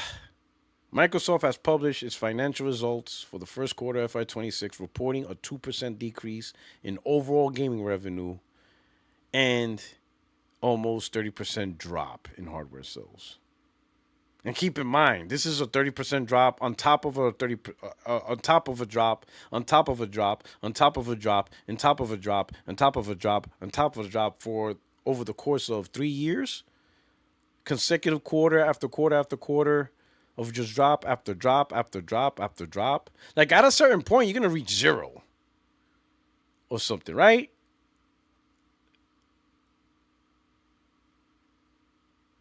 And what's crazy is in this whole ideal, this is what's crazy, right? You got these Microsoft stands and fanboys. They're more mad at us, PlayStation content creators, PlayStation fanboys, group us all together. It doesn't really matter. Anybody who talks about this, they're more mad at us than actually being mad at the company that created this environment where Xbox is doing so poorly. And that shit is wild to me. That is wild. You guys are more mad at just people talking about this. Because that's all we're doing. We're talking about this. Or we're talking shit. Sure, we're talking trash. We're making jokes. But it's still just talking. Whether it's a serious conversation or a trash talking conversation, it's still just a conversation. However, whether you want to hear it or not, whether you think it's useful or not, whatever spectrum of the conversation is, it is still just a conversation. And these guys are upset at it. But yet they're not putting any energy into the actual decision making done by the company to create this scenario. Microsoft did this through action or lack of action, through stupid planning, whatever, all that stuff. They created this scenario. They created a scenario where people wondering what the next Xbox is. Are they going to stay in console gaming as a hybrid? You know, this is an Xbox. Now everybody's like, what the fuck is an Xbox? Now you got these content creators saying this is an Xbox, but then when they actually get the Xbox, they tell people, well, it's not an Xbox, it's a PC. Like, what the hell is going on? This is all done because of the company. They made these decisions. They made these dumb decisions. You know, they did this. They created this world. All everybody else is doing is talking about it, right? Listen, we can completely stop talking about Xbox. And believe me, there's a lot of people that cry. That's what's funny. These people are crying more about people talking about it. And we'll go through. Here we go. This guy, Xbox deception continues. This guy's more worried about going on to my timeline because I bring up this article and I'm laughing because it's funny, than to actually go on Microsoft's timeline. They have a Twitter. Go on Xbox timeline and talk to them. Be like, yo, what the hell, Microsoft? Your stupid decisions is putting the brand in danger. And I put, Puertorock77 obsession continues. Because these guys are obsessed on what I say. Like, bro, you come into my timeline. And if you don't like seeing what I write because it pops on your feed, bro, you got block. You got features like block, where you don't have to see my stuff on your timeline. But if you're going to put in the energy to make a comment, go after the company that is the decision maker. What the hell? I'm not the one crazy. Listen, if I work for Microsoft and I had the level of power, you best believe I'm going to do my best to get that brand going for what it is. But y'all motherfuckers are more upset in me making a Twitter post and not actually going and talking to the company that is creating this environment. They're the ones creating this problem. But instead of going to their Twitter account, the Xbox Twitter account, Xbox support, Microsoft account, make your post to them. He said, Morpheus, y'all did this with your shady buying practices. Y'all did this. Who's y'all? Who are you talking to? What are you talking about with? Okay. Shout out to Jerry. Hey, but Game Pass is profitable. Oh, man. Let me hit the like button on that one. Game Pass is profitable. Yo, Jerry. Yo. All right. How are they going to make a profit if their revenue is decreasing in the best year in most released first-party day one Game Pass in Xbox history? That is true. Everybody's like, oh, man, Microsoft is spitting game after game after game. This is the best year in Game Pass. Yeah, decreased revenue. What are we doing here? Shout out to 187 with the Puerto Rican flag. Okay. He goes, this is a true Puerto Rican. Like, listen, this is my boy, right? This is a true Puerto Rican. We got the double gold chain. We got the mean look. This is a Boricua, boy. That's how you know. Shout out to you, bro. You know what I'm saying? That's a Puerto Rican right there, boy. The double gold chain. That's like, I don't know what it is. Listen, I'm not gonna lie, because I got multiple chains. I don't know what it is with us and multiple chains. It's like we're naturally two chain. Like, I don't know what it is, bro. right? But if you see a dude with one chain and he says he's Puerto Rican, he lying. He lying. We gotta have multiple chains around our neck. It's just, I don't know what it is. I don't know what it is with us. I don't know. There's just certain mannerisms and culture things that we just do. We just do it. I don't know why we gotta wear multiple chains. It doesn't even make sense. That's not a lie. We gotta have the flag and we gotta have like multiple chains. Even in my car, I got boxing gloves with the Puerto Rican flag. Why? Because you're damn right it's going to be there. It's going to be there. My wife got pajamas that are Puerto Rican pajamas with the coqui, which is a specific type of frog in Puerto Rico. I don't know what it is about us Puerto Rican and we all do it. Like even people like you could see like it's like listen, science got to figure this shit out because it's in the DNA. Because you got generations of kids who probably never even been to Puerto Rico. Hell, some of them don't even speak Spanish anymore. But for whatever reason, they got the flag. They got the flag, the double gold chain. It's just like instinctive. Like even the kids who were raised in foster homes, they were given up as babies. Probably raised by a family that's not even Puerto Rican. Hell, raised by a white family, and they walk in a room and there's a Puerto Rican flag. And they're asking this kid, what you doing with that? And the kid's like, I don't know. But for some reason, I'm attracted to it. So I want it there. I can't tell you why, Mom. I don't know. I just saw it, and I had to have it and put it on my wall. The kid just knows. It just screams in the blood.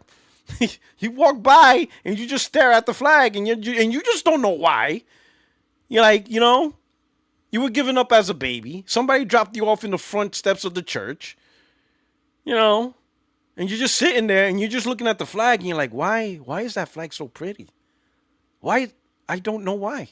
So you just grab it and you put it on the wall and it's just there. You have no idea what your background is. All you know is that flag needs to be there. It's instinctive. Science got to figure it out. But anyway, shout out to 187 says, not our fault. We stopped supporting them. Now they run to PS to save them. Laugh out loud. Messing up Halo cost him a lot of money. Yo, he said we stopped supporting them. Yo, but 187, I can't blame you, bro. Like, me personally, I always hated the term support your developer. I still hate that term. I really hate that term. I really don't like that term, right? I understand the intent, but I always say to the gamers, just buy what you enjoy. The way I see it is, if developers, publishers make games that you enjoy, then yes, then buy the game. If they don't make games that you don't enjoy or you don't think the game is worth your money, then don't buy it. Wait till it's cheaper, whatever. It's just they're the ones responsible to entice you to buy their games at $70, the full $70 price. That's their job. Their job is to entice you to do that, right? It is not your responsibility or obligation to pay $70. That's on them. If they create a great product and you want to play that product day and date, then yeah, you just get it. And if it costs $70, if it costs $80, whatever, then you're going to do it. But it's on them to make it worth it. It is not on you to be guilt-tripped into, well, if you don't buy our games, we may not have a future as a studio. Well, stop creating shitty games. That's all I can tell you. Or stop creating games that I'm not interested in. That's all I can say.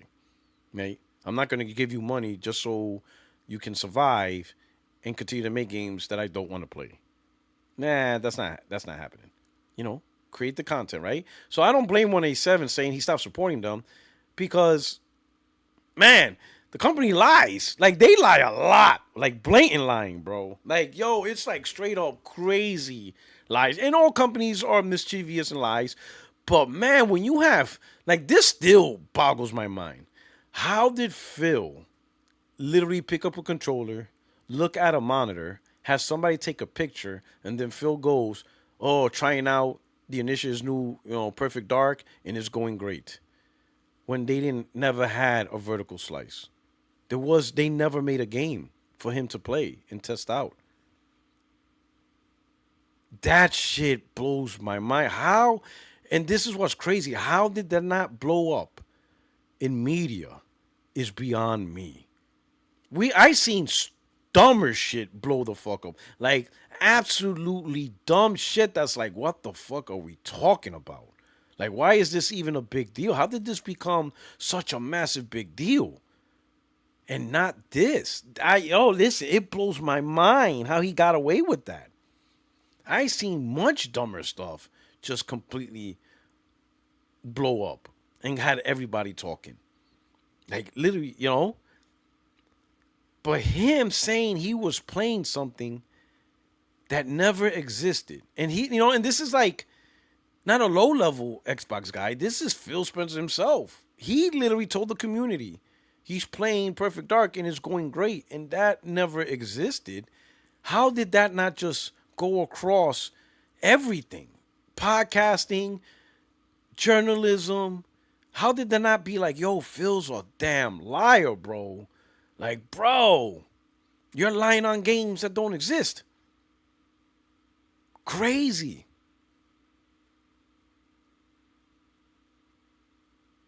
It's crazy.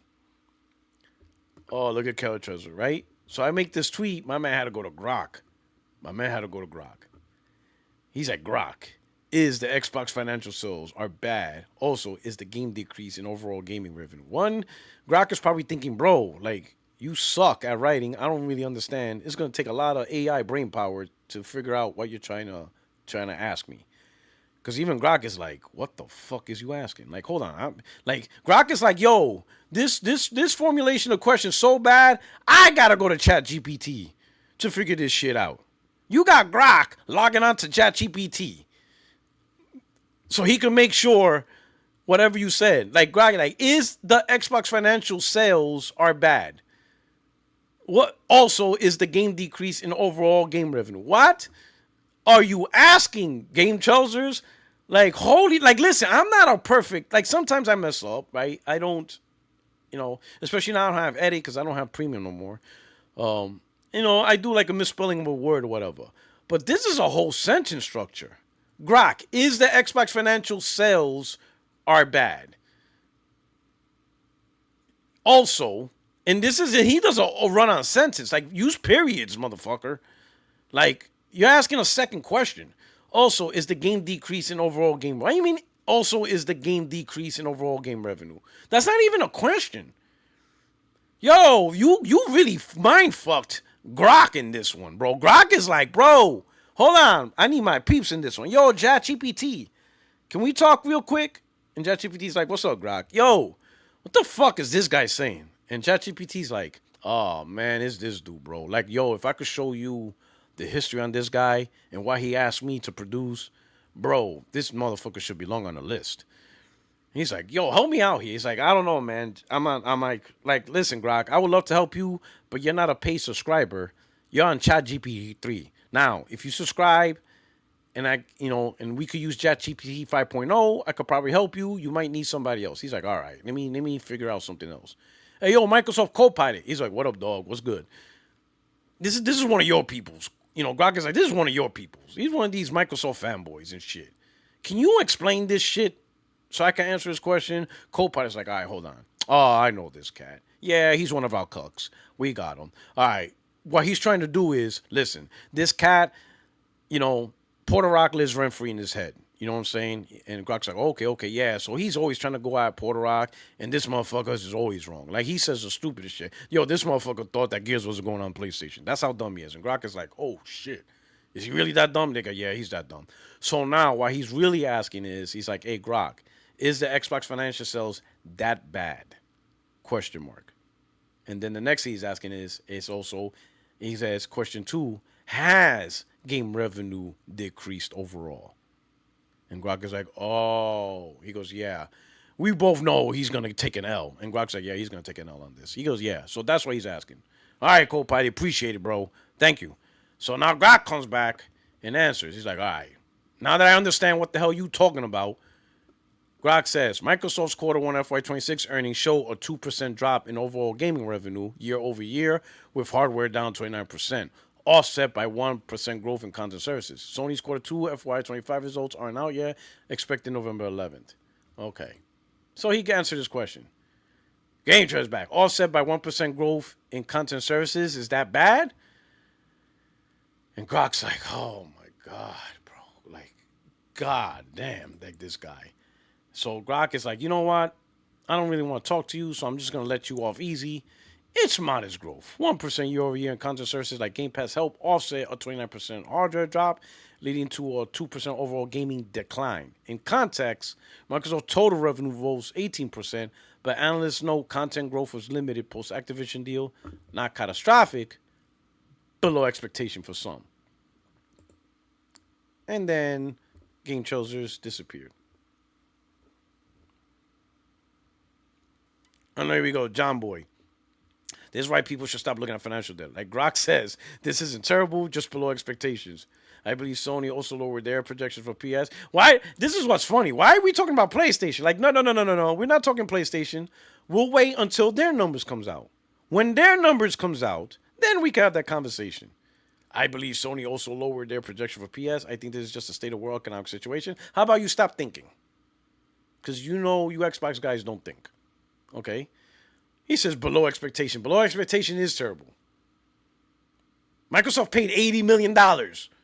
And they released insane amount of content this year that you all bragged about. And what is the result? Below expectation. And that's not terrible. Make it make sense, John Boy. Come on, Johnny Boy. You release massive amount of content to which you guys bragged about. Look at all the games coming out. And you take an L. Below expectations. And you're saying this is not... Come on, bro. What are we doing here? PS5 Pro next gen. Yes, it's fucking terrible. And it's only going to get worse with the price increase. Oh, man. What else? Shout out to Escapism and Choice Advocate says, laugh at my ass off. This dude tried desperately to fish for a W asking Grok, only for Grok telling him how reality works. Especially since Xbox literally lost $300 million in sales by putting Call of Duty Black Ops 6 on Game Pass. Like, yo, this is wild, bro. You know? But again, what they're going to do is they're going to talk shit about the people just simply having the conversation about all this. And not actually go after the company that's causing the problem.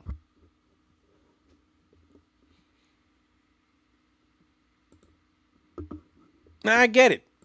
I do a little trolling. I have fun. But again, don't confuse the comedic entertainment value and the joke behind it with the actual people causing the problem. Right here, again, I saw this. Xbox revenue falls 113 million year over year. And then, of course, you know, in my jokingly humorous manner, I reminded people that the future of Xbox is bright.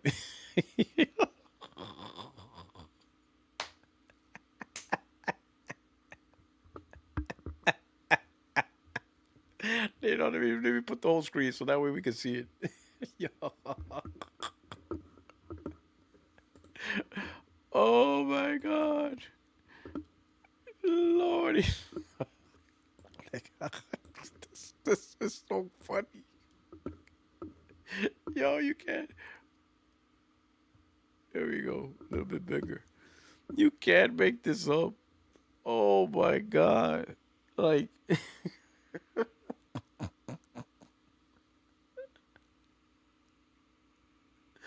Base gaming, we shall see who gonna laugh, pony.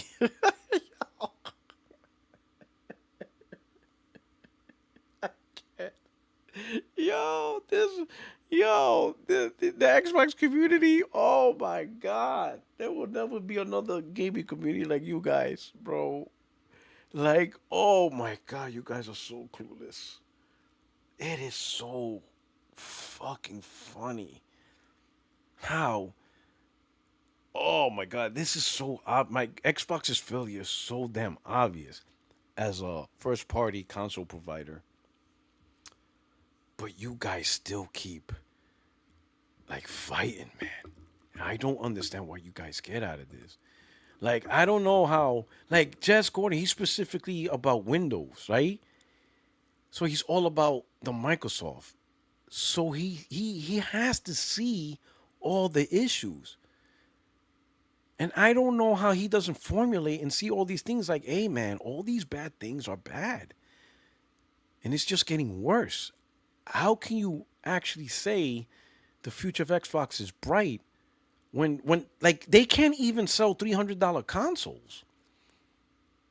Xbox is so bad they can't even convince a huge market to pay $300. Hell, it was down to 200. You get an Xbox Series S for $200.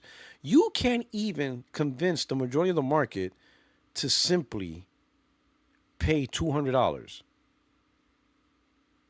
for an Xbox. $200 for an Xbox. $350 if you want the higher tier, which is the Xbox Series X.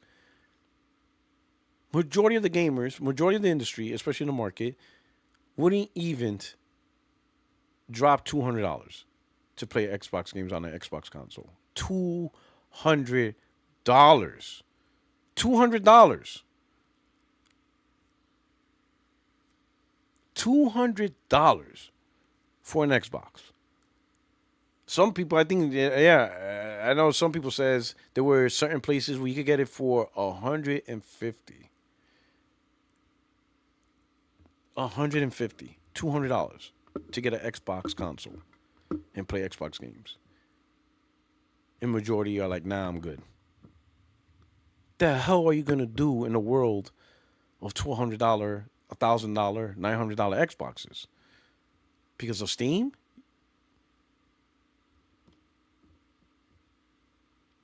Or the enticement of PC gaming? All right. I got somebody, we got Leo up in here. Let me bring him into the live. Mic check, mic check. Yo, Yo. what's up, Puertorock? Let me roll the tongue. Puertoroco! Yo, what's going on? What's Man, I'm sorry, man. I'm Yo, what's up? sorry. What's I, up? Nah, you good. What's up? I just gotta call in, man. I just been knee deep in ghosts, so All I ain't right. really been paying attention to nothing, right? As you should. So, so I look up and I see the whole Halo crap happening, Oh, and I'm like, oh, we're doing this. This is what we're doing.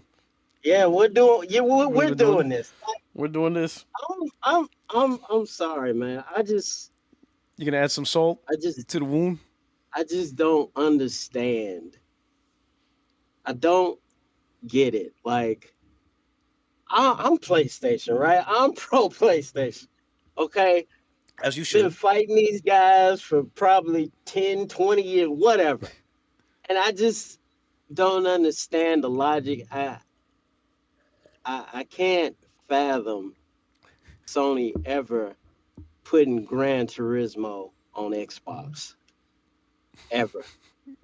And and and they're trying to downplay. Like they are really down. I don't know. They're trying to hit all kinds of angles. Like, well, it's an old game. It's 20 years old, and it's not even a new Halo. I mean, what does that matter? When a new Halo comes out, where you think the fuck that's going? Where you think That EA is going? Where you think all your facts. dumb games is going? They don't realize this is the launch pad for the future of the franchise. They don't realize, they don't realize that things like Gears of War Reloaded and this Halo remaster is giving the studio the ability to practice on PlayStation developing games. This one. It introduces the audience to their franchises, and two, it helps develop skills. You know, because before they didn't make no games on PlayStation at all. So now they go from not making any games to PlayStation to now making games for PlayStation. What better way to get that battle rhythm and those skills than to do a remake? Remakes are easier. They're a lot easier because there's a lot of things you don't have to worry about, at terms as compared to building a brand new game from the ground up. So it's a great way to introduce the developers to the PlayStation environment. It's a great way to introduce an audience that may not had an Xbox for those that didn't. Now they get to play Halo for the first time. It's a win-win across the board. But like you said, it's for the future of the franchise. They're doing it. They're doing it for Gears of War E-Day. They're doing it for the new Halo whenever it comes out. They're taking lessons learned and they're going to apply it towards the new projects. Like, these guys are dumb. So you're right. I just, uh, you got a wife, right? You're married, right? Absolutely. Right? Absolutely. I got a wife. I got a wife. So times is hard, right? I my house is falling apart, right? Let's say new games. Let's say good developers and crap. Let's say that's overtime, right? Mm-hmm. Let's say I make $100 an hour, right? And I'm working only 40 hours. Only. That's it. That's the cutoff, right? No Saturdays, no Sundays, no hour, nothing over 9 to 8 hours 5. a day. That's it. 9 to I'm straight 5. 9 to 5. Clocking in, at clocking out. least. Yeah, I don't give a damn. No overtime. No.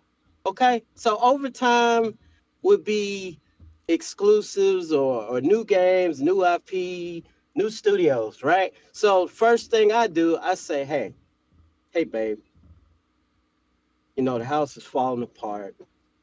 Why don't you go start an OnlyFans and get us some more money? Oh, no, we're not doing this. Oh, man, what we doing here? Oh, Why man. don't you get on My the man. corner? My man. I want you to get on the corner Oh, man. and shake something so we can get some more money.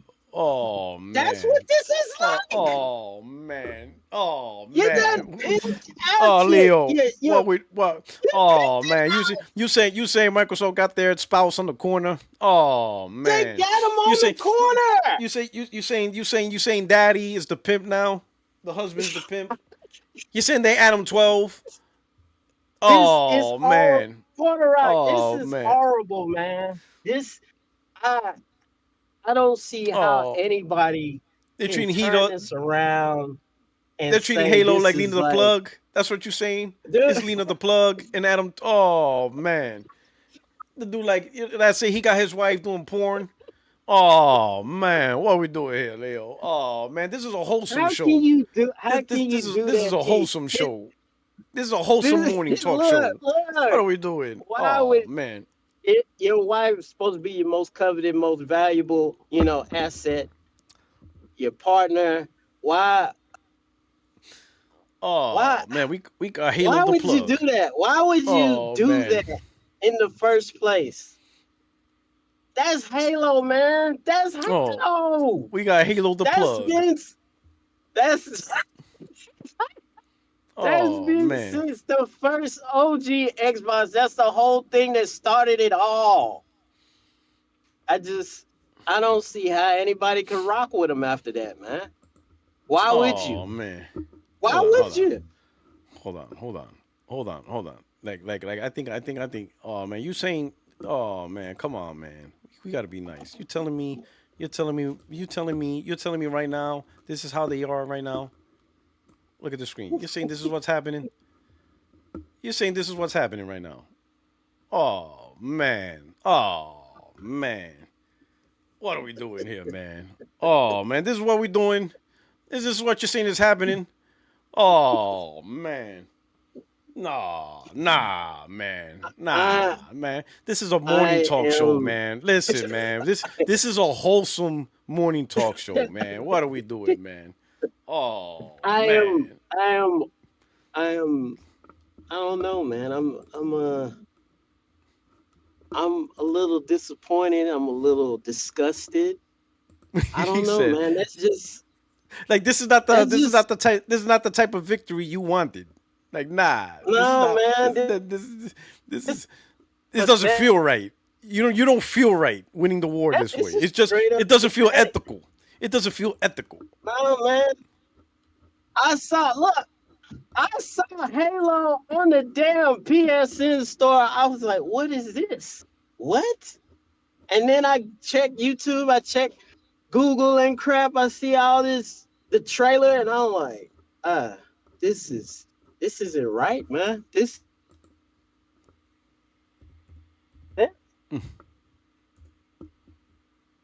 Oh What are you man. gonna do next time around, next go around? Like they basically put themselves in a catch-22, right? I don't see any way somebody would have faith enough to stick with them. Why? Why would you? Why? Because they're doing the whole PC route? Okay, if you go on PC, right?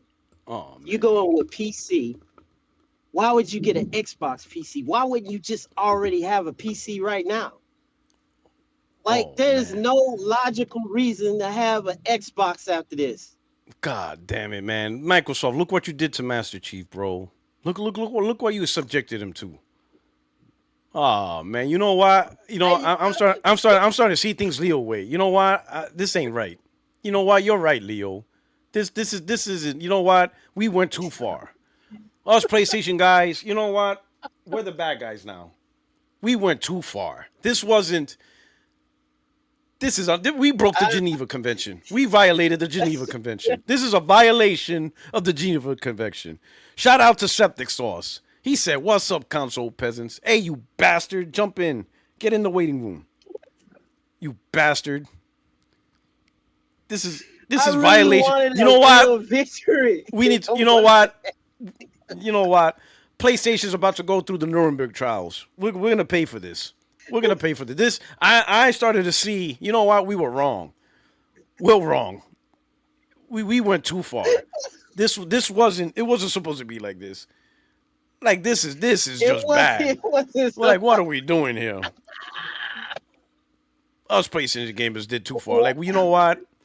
We are not a professional organization. We are not professional console warriors. We became something disgusting. God, this is so wrong. What did we do? This wasn't supposed I to be this just, way. We were supposed to listen. We were supposed to just, get Xbox motivated to do better. right. That was the intention. We wanted them to fight and be a better boxer.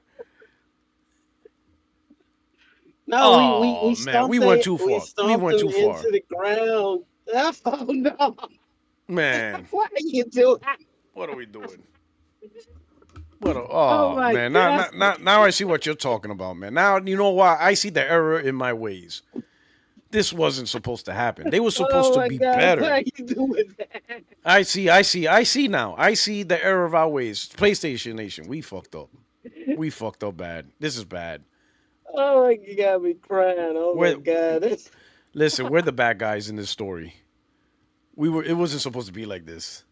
We just wanted, get Xbox back into fighting weight. Oh man, this is so wrong. Like, I want to throw up. This is making me sick to my stomach looking at this now. Now I'm looking Oh at this. my god! You just over Oh there my god. sit down. I It want was to throw just up. I want to throw up. This is making me sick. Oh man. Oh, Marsh in the chat saying, in the words of Iron Lords, you share that girl. Oh my god. This is we're wrong, PlayStation Nation. Oh my This is this is god! a this is a complete violation of the Geneva Convention. Complete violation. Oh my god. You know why? I'm getting this off my screen. This is disgusting. Oh my god. Never. Mm-mm. And it's fitting Mm-mm. his cradle. Mm-mm. Kratos Pathetic. would do that. We Yeah, this Kratos is doesn't this care. He will no do that. no that's just wrong. That's just wrong. Look what we did. We went too far. This wasn't what we wanted. Oh man. Uh, Oh man. For real, like for real. Now they're doing the whole song and dance all over again. Wait for next year. Wait till next year. What? What are you waiting for? What? Why are you waiting? Why are you waiting? What are you waiting for? And like, what's the point this time? Why PC's your best friend now?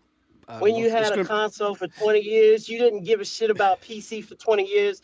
Now all of a sudden you love PC, y'all best friends. you know, You care I about think, PC. You could have had yeah, PC fucking 5 years ago, 10 years ago. It don't it's make sense, man. it's the to be honest, it's gonna be the continuous decline in Xbox in terms of hardware. You saw, 360 was their best generation with 80, but then they screwed up with the Xbox One, so it went down to about 50 million, and they screwed up even worse with this generation where Xbox is around 30 million, and they could, like I 30? mentioned, like yeah, around 30 million they're at. So it's terrible. 30? 30. And keep in mind, you could buy an Xbox for $200. Oh my $200, God. right? $200 and Yeah, 350 for they the had the Series X. cheapest Xbox. They had They had they had the the cheapest Series S Xbox. was the Yeah, the Series cheapest. S. Yeah, $200. You could get a Series So they X had at the one point. cheapest price point the whole Yeah, gen. and you could get the Series X for 350. So that was cheap too, with a packing game, and still couldn't sell it. The next generation, they're gonna jump into this pre-built PC branded, and it's gonna be like $1,000, $1,200, $1,500. So Hardly anyone's gonna buy it. So so it's just a question, downturn, right? question, So this is why I would say this question. real quick. The console gamers who really enjoy console gaming, they're gonna leave Xbox and they're just gonna adopt PlayStation and Nintendo. In fact, some of them already did because some of them they already see the writing on the wall and they're not gonna waste time and hope some miracle happens. They just already moved on. They're moving on to PlayStation or Nintendo or both, whatever. And then you have a crew that, because they're very fans of Microsoft, they're open to PC now. Some have already done that. Shout out to Septic Sauce. He says, what's up, console peasants? He already moved on. He's like, you know what? He already made the jump to PC. He's not waiting for Microsoft to make that decision for him. He did it on his own. He got the hardware he got the hardware he wanted. He's enjoying Steam and he just moved on from the whole console thing. So you're gonna have those type of games and stuff. But I don't think Microsoft strategy is gonna now bring back the numbers up. You're not going to get like 50, 60, 70 million people to adopt this. No, you're going to get even less. It's even going to shrink even further. And that's it. But so so in essence, they're trying to do the whole PC gaming, right? PC is an Xbox, so you're gonna have Steam on the PC that they built, right? They're gonna have the Microsoft store or whatever on the PC, right? Yeah, it's So Windows. They're jumping on the Windows. That's PC really what it is. boys, the PC boys love PC. They suck off PC, blah blah blah. They suck off Steam. So why use the Microsoft store if Steam is there? So Why the use thing, so they're why not. use it in the first So the place? piece. So here's another thing. This strategy Microsoft doing is not even going to attract the PC gamers. They're not going to care because they already have Right, the hardware. They already have the hardware. And right. it's not like Microsoft is building or going to use a unique Windows for this hardware. No, it's the same Windows that PC gamers have. It's the same thing. The only difference is Microsoft slapping the name Xbox on it. So PC gamers are gonna buy this either. Especially the ones that build their own PCs, they're gonna be like, no, I could build a better PC at a cheaper price, or I could build the equivalent PC Microsoft's trying to sell at a cheaper price and install Windows themselves. So PC gamers, I see it online, the fake PC gamers that are actually Xbox fanboys. Oh man, as a PC gamer, this really interests me. No, it don't. It don't really interest you. Real PC gamers, they build their own PCs. Some of them don't even like AMD hardware. So that's how I know they're lying. Some of them don't even like AMD hardware. They prefer They Nvidia. rock with Nvidia. Yeah, they fuck with Nvidia. More fuck with Nvidia than AMD. So that alone, they're not gonna be interested in an Xbox branded PC that's fully AMD when they're like, nah, I prefer NVIDIA at a minimum, right? They might choose an AMD CPU over Intel, depending, but some of them like, AMD's technology is so far behind NVIDIA, especially with DLSS. They're like, no, DLSS is so much better than what AMD's offering. So the actual PC gamers, You know, the only thing that actual PC gamers are interested in this whole idea is the fundamental change of the Windows operating system, which they're going to get. That's it. They're just wondering what Microsoft's going to do with the operating system in terms of gaming. You know, that's it. But the So hardware, PC gamers are like, we're not going to pay $1,200 for an Xbox branded hardware. Get out of here. They probably already have better hardware now. They're not worried about that. Real PC gamers ain't worried about so Xbox hardware. that's what I'm trying to figure out. So if the damn thing isn't a console, right? If it's not a true console, a closed off, this has this many RAM and this CPU, this GPU is centric for the console experience, and it's just a PC. What's the point of it? To I get to don't get away f- I don't. to get away from actual consoles that's making them lose money. That's But when pretty they it. lose That's what money that's what they're no. So because when making they do this, no, they're not because they're selling it for profit, that's why a and they're not console don't work. and they're not gonna make a lot of it. They're not gonna make 30 million PCs. They're not. They're just gonna make a So few. every so so every console they sell is going to be a profit and not a loss Well, it's not a because console. It's a PC.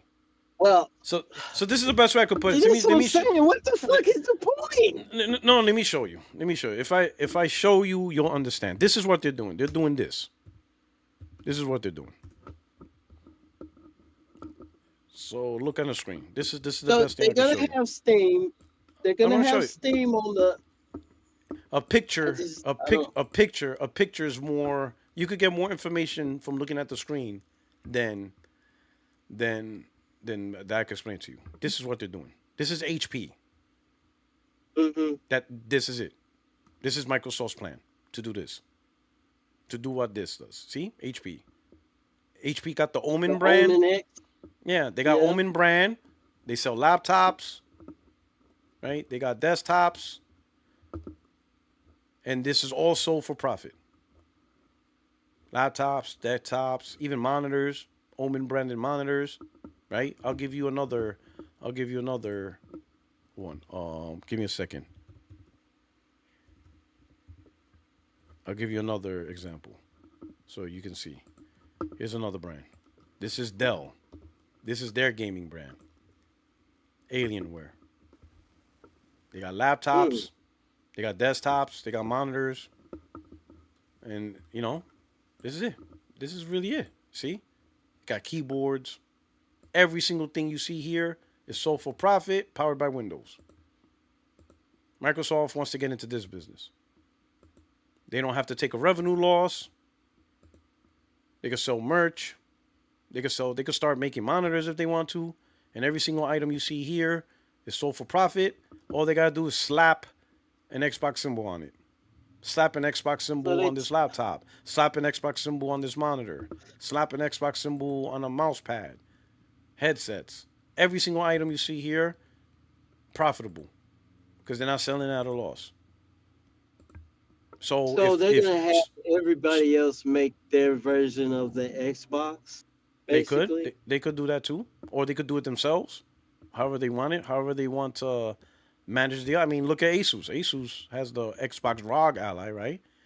Yeah. What's But the difference ultimately, between what the hell is out now? The okay, the the little handheld. The Asus already had a little the, handheld out. again, the difference is Microsoft's not losing money. That's the thing. You people gotta understand. Microsoft is losing money, but for some reason people don't understand that. Microsoft, they just reported 30% loss again. They are Well, losing money. Microsoft is it's $1 trillion company. They Yeah, got money for yeah. days. And how do you think they became $1 trillion company? By By not not losing taking money, L's. by not taking Not L's. taking L's. Yeah, that not taking L's. That is, that's why I love when people brag about Microsoft money, and I'm like, how do you think they made that money? How do you think they went from $1 billion company to $1 trillion company? They removed the L's. They removed the things that's taking money Yeah, away from them. just like that. What that that streaming service or Yeah, whatever. Mixer. Yeah, Mixer wasn't working out Mixer, for yeah, them. they shut that shit down. Yeah, They Windows Phone shut wasn't down going out. something else. It was a Yeah, phone so or something. yeah, so this is They Microsoft's shut that future. shit It's right down. here. Windows and PC devices with with the name Xbox on it. That's it. That's what they're doing. This is their world now. And I just like the HP Omen, how many PC gamers actually have a HP Omen? A lot of them don't. Why? Because they built their own PC. So, but the ones who did buy it, they have it in their house. There's some gamers that went to this website and bought an Omen, and they own an Omen, and some don't. But it doesn't matter because whether you buy an Omen or you buy an Alienware or you build your own PC, it's all PC gaming. The actual branding, like if you go buy an Alienware right now, right? Let's say Alienware gaming desktop versus someone who bought an Omen, they're both PC gamers and they both have Windows and they both have access to the same exact thing. They're doing the same exact thing, despite two different brandings. It's not the same as if you buy a PlayStation and you buy a Switch. Those are two different things, two different experiences. mm-hmm. But buying an Alienware versus buying an Omen, buying a ROG, because Asus ROG, they also make desktops and laptops. They all do the same exact thing because it's Windows. Windows 11 Okay. is the one. Windows 11 is actually what's providing the experience. Everything is just the hardware. So having an Alienware versus an Omen, you're doing the same thing. You're having a Windows So 11 gaming experience. so why would I buy the Xbox PC over that, the Alienware or the Omen or the Asus jump? I Why don't would know. I buy the Xbox PC over all I, of that that's out right now? I mean, why would you buy? I could reverse the question. Why would you buy the Omen over the Xbox? You see what It's I'm saying? already out.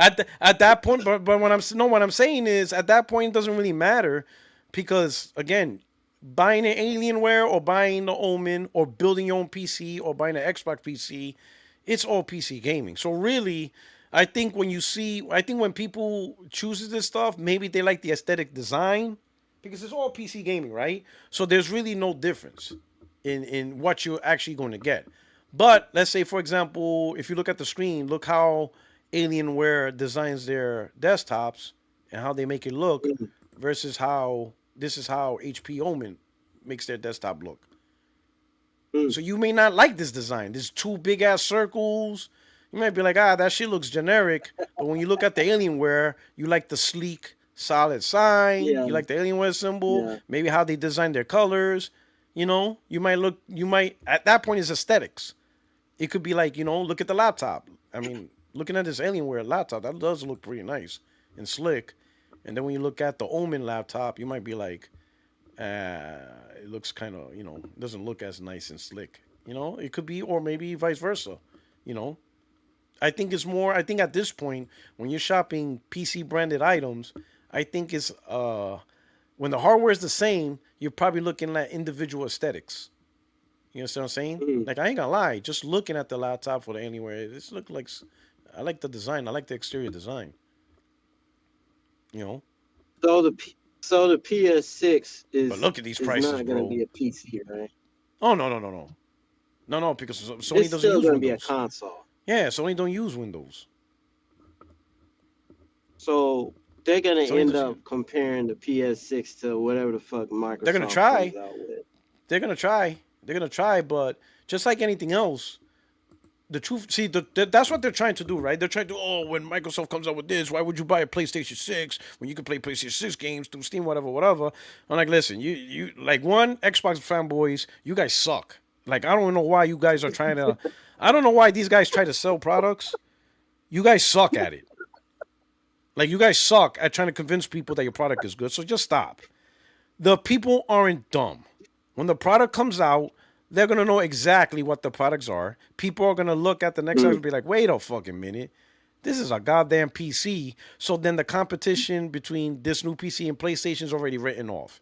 The console gamers are gonna be like, nah, this is not even a console. This is a PC. Get out of here. Conversation over. Not even worth talking about. And I love how they say, why would you buy a PlayStation 6 when you can get the new Xbox that plays Xbox and PlayStation games. And I'm thinking, bro, So, you're so I'm the like, new well, wait a minute. Xbox be playing Ghost right now. Because, but They'll not be even at the that. I'm like, mercy of PlayStation. but not even They'll be that. at the mercy. No, but not even that. They're describing a scenario that already exists. Like, we already have a console where you could play PlayStation, Xbox games, and that's called the PS5. So why are you waiting for the next Xbox to do something you can do right now? That's why these Xbox guys should stop talking about selling anything. Like, so you want to hype up a potential future product that can play Xbox and PlayStation games when that product Maybe. already exists right now that plays That's why PlayStation they and ain't even a Xbox games. guarantee. It's a maybe. It Yeah, it's a might maybe. And because even if it did Sony because of could be Steam, like, I ain't and if it is releasing Steam, nothing else on yeah, nowhere else. and with Steam, you're just waiting for PlayStation games. You can get the platform right now that plays day one Right. PlayStation games and day one Xbox games. Like right now Damn. with a PlayStation Damn. 5 or a PlayStation 5 Pro. Damn. So you don't have to wait to own a platform that does day one PlayStation and day one Xbox games. It's like, so you don't have to wait for a pretend future. You can do that now, and it's not $1,200. And the coup de grace, PlayStation games, Xbox games, and Grand Theft Auto 6. Yeah. So it's Boom. like, so you want me to consider an Xbox that even if it did have access to PlayStation because it's a PC, Mm-hmm. you have to wait for PlayStation games. Like next year, if I would, let's say if I, thank God the last day to play woke me the fuck up and snapped me out of my delusion, because I was delusional about PC and State of Play reminded me, like, bro, this is why you play on PlayStation. So wait to stop playing. Yeah, that's Stop. why you here. Like That's why you granted, here. Sony made some fuck ups, right? But Yeah. and it got me out of my loop. It got me out of my thing, right? Because I was kind of pissed off at some of the shit they're doing. But then when they released that State of Play, they reminded me, like, bro, stop playing. You're not getting a PC, and this is why. Imagine if I would have jumped off the cliff and sold my PS5 Pro. I said, fuck this, it's coming. Fuck this, I'm so sick of shit. Man, fuck this. And I got my Pro, went to GameStop, sent some back. Oh, Mike, hold on a second.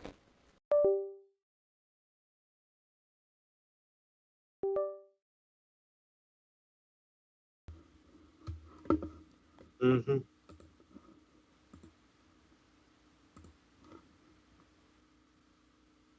And back. What check? My check. Yeah. All right, we good? Mic check, my check. Yeah, you good. All right. No, yeah, for whatever reason, it's my Voicecast. I got to get restarted. And I think it's sometimes when I hit the mic by accident. All right. When I hit the mic by accident, I think that's what causes it. Sometimes I end up tapping it. But anyway, so jumping off the ledge, I get fed up with PlayStation, whatever, because of their stupid shit. And let's say I would have jumped off the cliff and just got rid of my Pro, sold it, whatever, and bought a PC. And now I'm happy. Oh, I'm free from console gaming. You console gremlins and all that. Ha, you Sony cocksuckers. Oh, excuse my language. I'm free.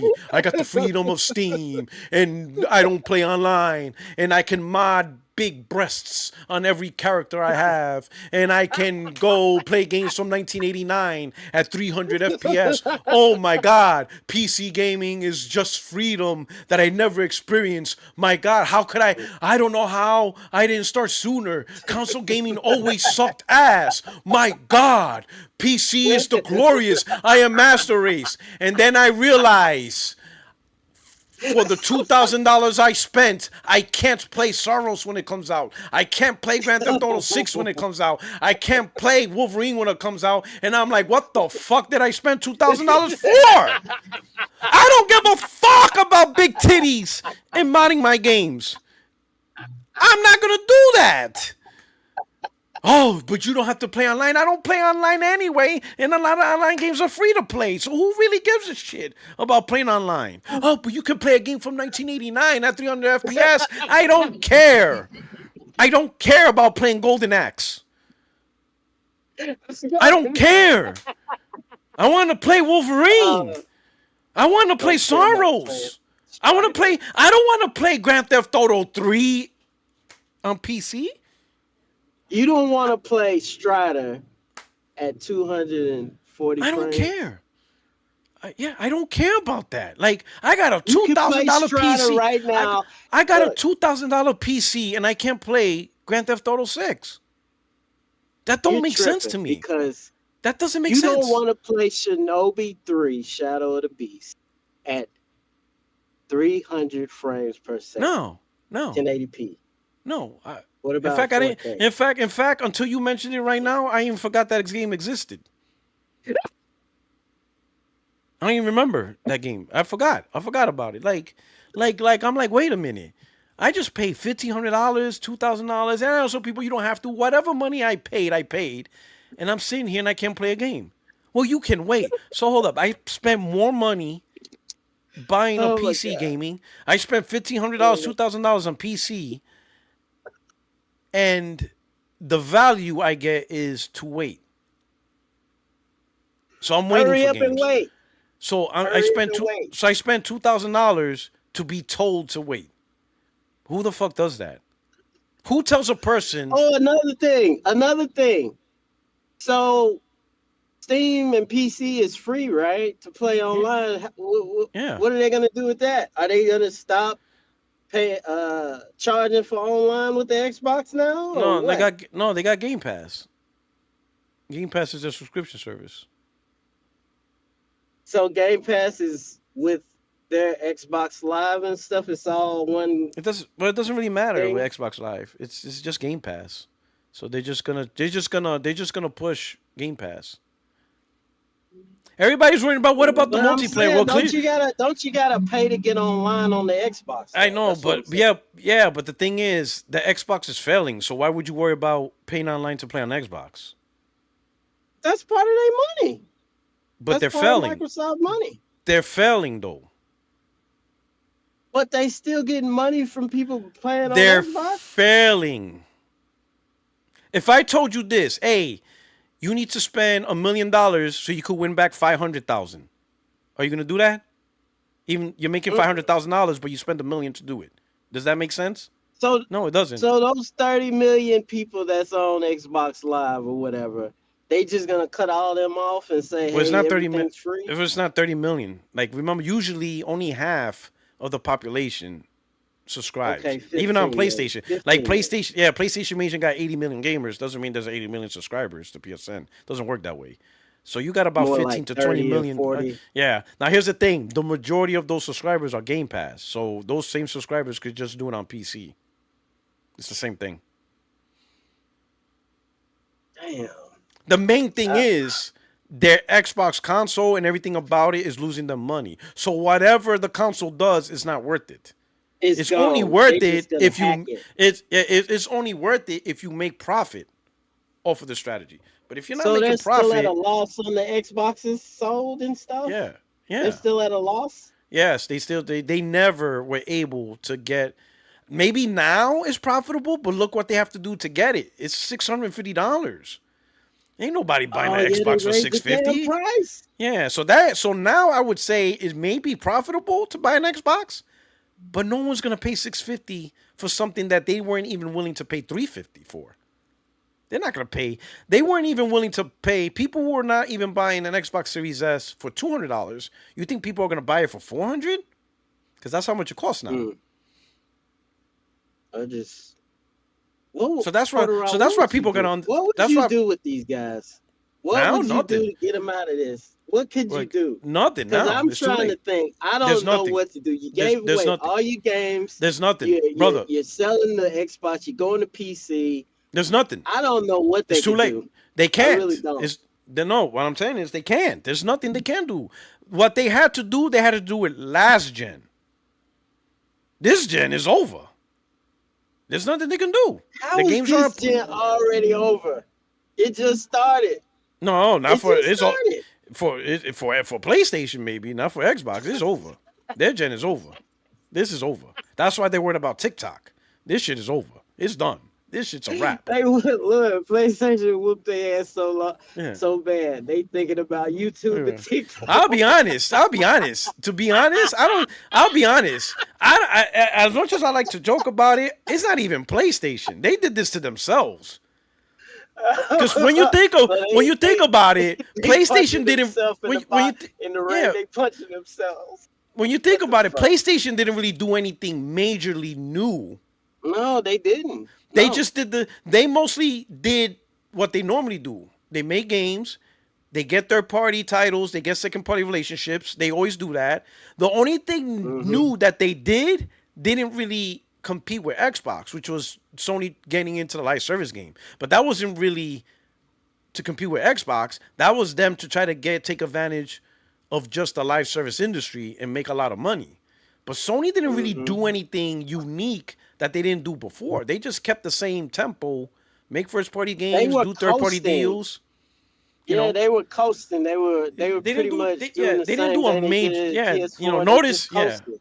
Notice Sony didn't do some weird shit. Oh shit, we gotta counter the Xbox Series S, so we're gonna make a PS5S. You know, small. No, they didn't do none of that. Yeah. They just stood their ground. No, All this is Microsoft's doing. They fucked up. Their fuck they up is fucked mostly up self-inflicted. bad. Like Jesus, man. So, I don't. so that's I, it.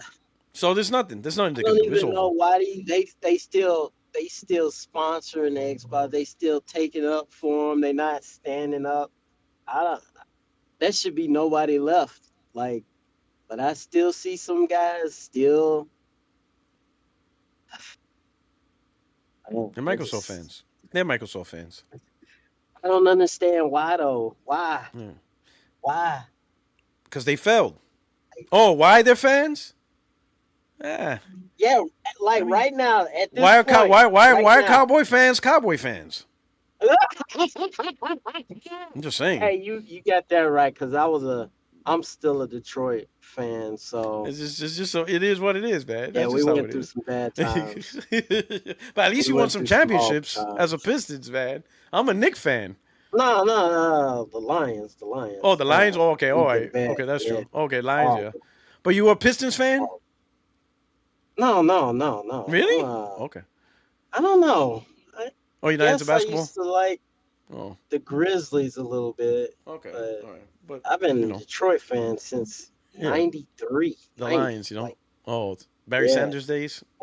yeah. Yeah, I feel you. Horrible teams, but that's what I'm saying. Like, It is what it I is. just don't understand. After now, like, I don't understand like why you can Mhm. rock with them after all this crap, man. Yeah, it is what it is. Yeah, I mean, I can understand for the few that really enjoy Microsoft, wondering, how they might get out of this rut, but don't talk shit about it. Like, wait until they establish their foothold. And wait till you see the product they actually release before, because that's what I don't understand. The guys talking shit. I'm like, why are you talking shit? Your brand sucks. Like, what the fuck is, like, I don't get, like, you're like, your console's so bad that you can't even enjoy what you own right now, and you just keep talking about the next thing. Yet you own a Series X. So Like- I'm gonna say something real controversial right now. After being in gaming for all this time and seeing how it's rolled this whole time, Nintendo, PlayStation, blah blah blah. The 360 might have been a fluke. No, I ain't gonna say it might have been. I mean, a fluke. no, it's not. The only reason why I said it's not a fluke is because the people changed. Peter Moore knew what he was doing. When Peter Moore was in charge, he knew what the hell he was doing. It was not an accident. Peter Moore knew what games to go after. Going after Mass Effect was not an accident. That was a strategic move, and he got it. Going after BioShock was not an accident. He knew to go after that. Okay.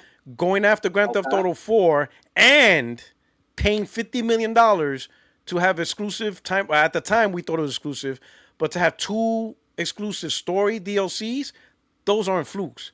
Peter Moore knew exactly what he was doing, and it worked. It was when he left and Don Matrick took over. Don Matrick fucked it up. He was the start.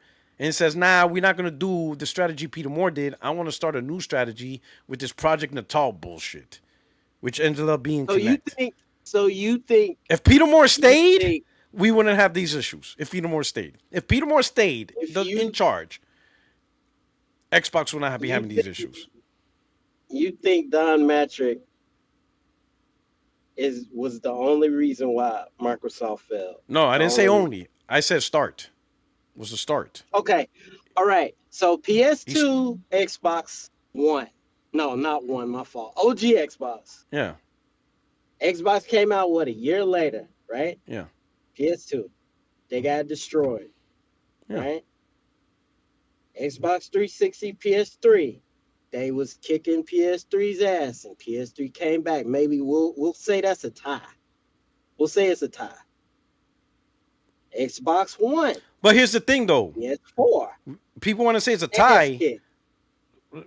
I get it. I know the history. Let me ask you this. But was it a tie? You consider PS3 360 a tie? No, I'll say it's a tie. You consider because, you consider losing 70 million people a tie. Well, I'm You had saying, 100. like, You had 150 million people rocking with you, and you lost 70 million of them. That sounds like I'm you saying, tied. like, That sounds like you did I'm good. saying no, I'm not good. I'm saying in the sense of the total final numbers. Like if you just I going know, off the number. but don't go off the numbers. And, Look, all of that. No, 360 won that gen. G60 won the They gen. won that gen. Because they had a job to do. They had a job to do. They went from, like you said, when and it was Peter Moore, because he was there from the beginning, right, to strategize this. Mm-hmm. The OG Xbox sold 25 million. That was their foot in the door, Mm-hmm. but they were going against a juggernaut. PlayStation 2 was a fucking beast. It was a juggernaut. I mean, the first year, just the first year alone, first year and change, like the first 13 months, look at the games on PS2. Grand Theft Auto 3, Devil May Cry, Metal Gear Solid 2, Final Fantasy X, Twisted Metal. Jesus Christ. Who the fuck is going to beat that? Who's going to beat that? You ain't winning that. And Madden at that time, because Madden was exclusive to PlayStation 2 that year. Madden 2002. Yeah. And Gran Turismo 3. Gran Turismo. Twisted Metal Black. Was Soul Reaver in there too? Red Fat. No, Soul Reaver. I don't think so. Oh, Silent Hill 2. That came out that year. Hill. Who cares about any other gaming platform at that point? And Grand Theft Auto 3 was the hottest thing out, period. You understand? So you weren't beating PlayStation 2, right? But okay, hold up. You're not beating PlayStation 2 the first year. We're about to have disagreement day right now. We're about to have it right now. Who's going to beat PlayStation 2? Would you rather start off on the horrible Xbox One? Everybody wants to say how bad the Xbox One had it, right? And they're the reason Xbox is sucky. But what about the start of the PS3? How bad was that start? They started a whole year behind. They started at a higher price. They didn't have Rumble. They didn't have voice chat. They didn't have shit. Yeah. And 360 had all the games and running the games better. Yeah. So would you rather start it off with the Xbox One at the same time you had the games and all of that? Xbox One didn't even have games. Xbox One. They want to say that Xbox One was horrible, but the PS3 had probably more problems than the Xbox One gen. Yeah, but now you just say which one was worse. But I never said which one was worse. What I'm saying is that the 360 wasn't a fluke gen. It was just like Peter Moore planned this out. What I'm saying is the OG Xbox didn't have a chance against the PS2. What he tried to do was to get the name out there and do things that PS2 wasn't doing, so that way people could be interested.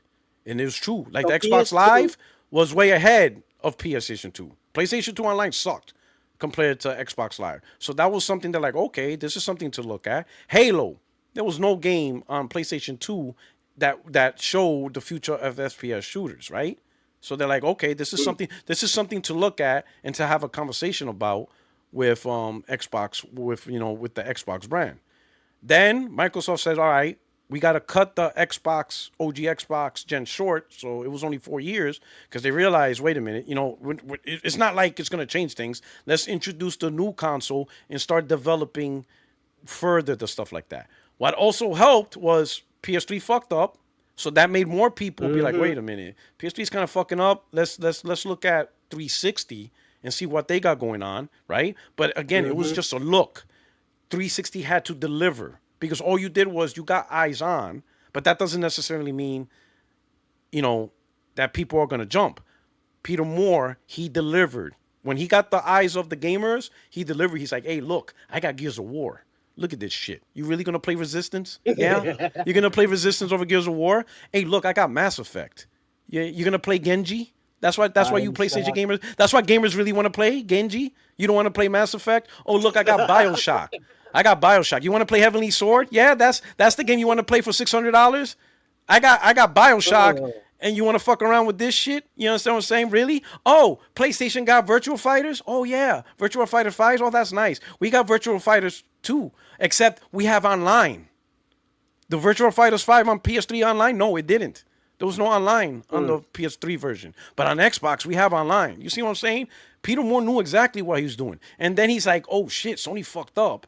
So they can't have Grand Theft Auto 5 exclusive. So Grand Theft Auto 4, Grand Theft Auto 4.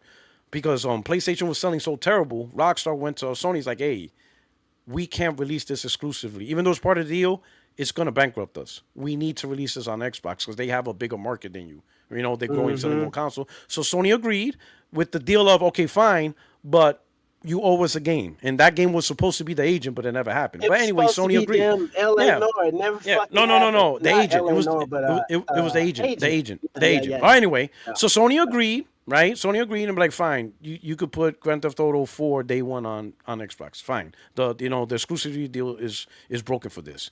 But Peter Moore didn't say, I'm not gonna stop there.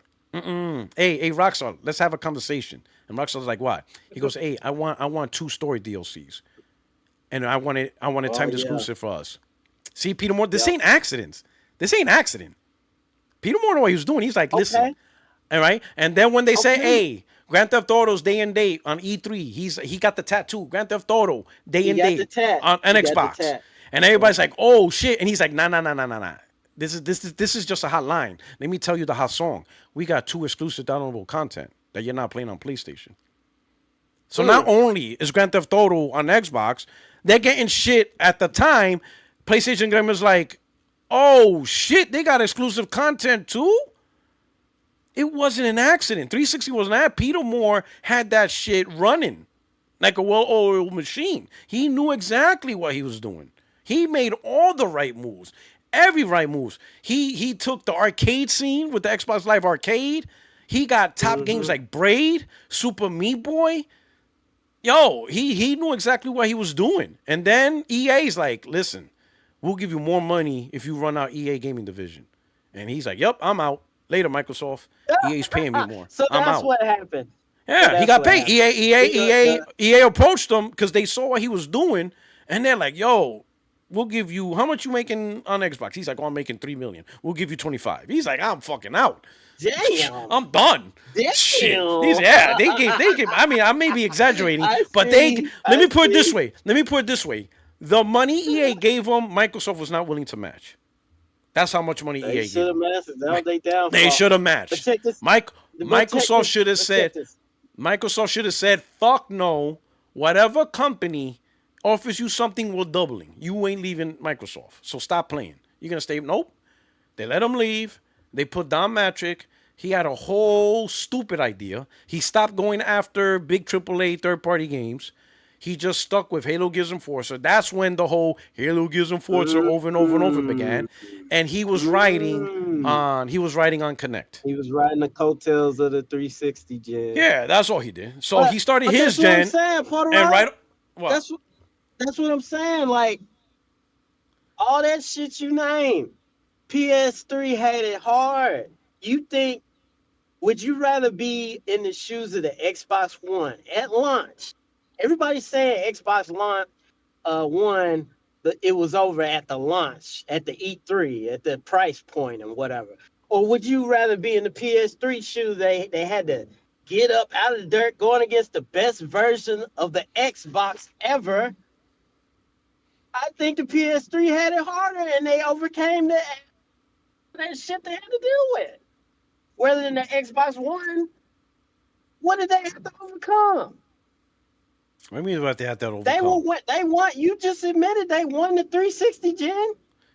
Yeah, but They was on top. It was the start of the whole gen. yeah, but PS3, PS2 won the gen. You know, they both fucked up. They both had a bad start. It's how you recover. Microsoft didn't have the people to recover the Xbox One gen. They didn't recover. PlayStation did. PlayStation, what they did was, oh shit, we fucked up. Let's go back to what made us great, right? And even though they ended the gen on a financial loss, because PlayStation 3 was a complete financial loss, but they reestablished the branding again. They reestablished that, hey, we're about the first party, we're about the exclusives, and they took that energy into the PS4, which is why when the PS4 started gen, everybody was all about the PS4, because Sony reestablished that, you know, with The Last of Us on the PS3, Uncharted 3 on the PS3, Demon Souls, Infamous. So Sony brought that back. They fixed their issue within the same gen. Microsoft did not do that. They didn't fix their Xbox One issue in the same gen. You know, they started off bad, but they didn't do anything to fix it. They started doing different things. They're like, let's start Gamepass and let's start putting games on PC. Like, what? You're not fixing the problem. You didn't fix the problem. You didn't fix the problem. Who had it harder? You know, someone saying Who what? had it harder? Did It's not about who had it. It's not about who had it harder, because they're both hard. It's who handled it smarter. You're looking at the wrong. You're worrying about like, ooh, who's the big baby? No, who's just smarter at taking care of the problems. Who had it harder is irrelevant. No one cares about who had it harder. No one cares. What did you do to fix? They both had problems. Who was smart enough to fix it? Sony was smart enough to fix it because they had the right people. Microsoft wasn't smart enough to fix it because they had the wrong people, and somehow those people stayed. Which I think Phil Spencer had a bad strategy on fixing Xbox. He didn't fix Xbox. He changed Xbox. Sony fixed PlayStation. They fixed it. They went back to what they do. They didn't decide to change PlayStation to do a whole new business model. They realized, wait a minute, this shit ain't working. Let's just go back to the basics.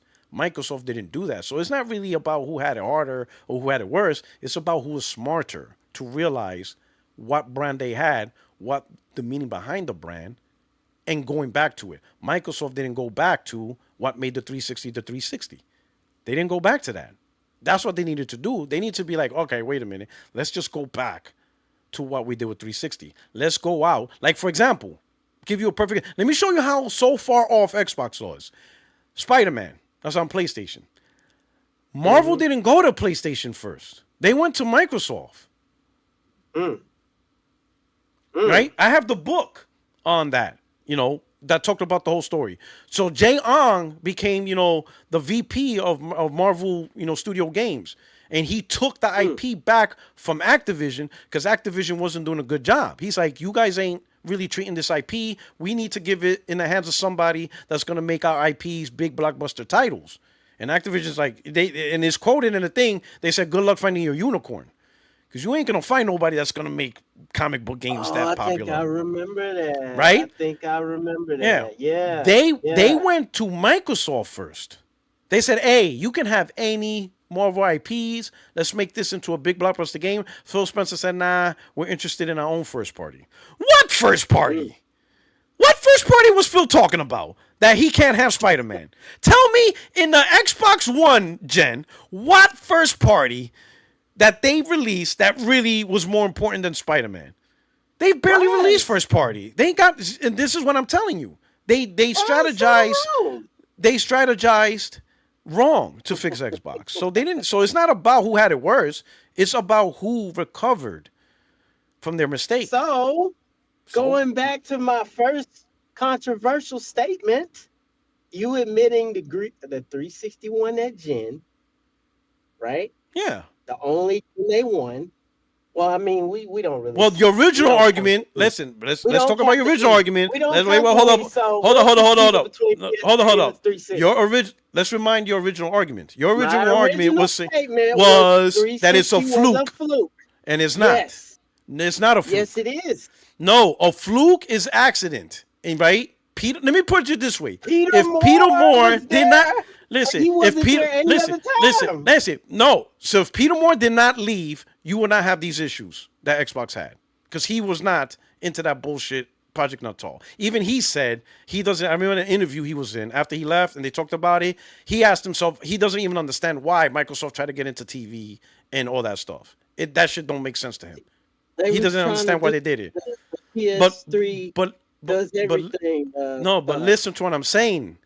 If Peter Moore doesn't understand, that means if he was still in charge, that would have never happened. He would have continued to go after titles. If he would have been there in Xbox One and Marvel approaches him with Spider-Man, you best believe he would have taken all of Marvel. He's like, not only do I want Spider-Man, but you're going to give me Captain America, you're going to give me the Avengers, I'm taking X-Men and the Fantastic Four.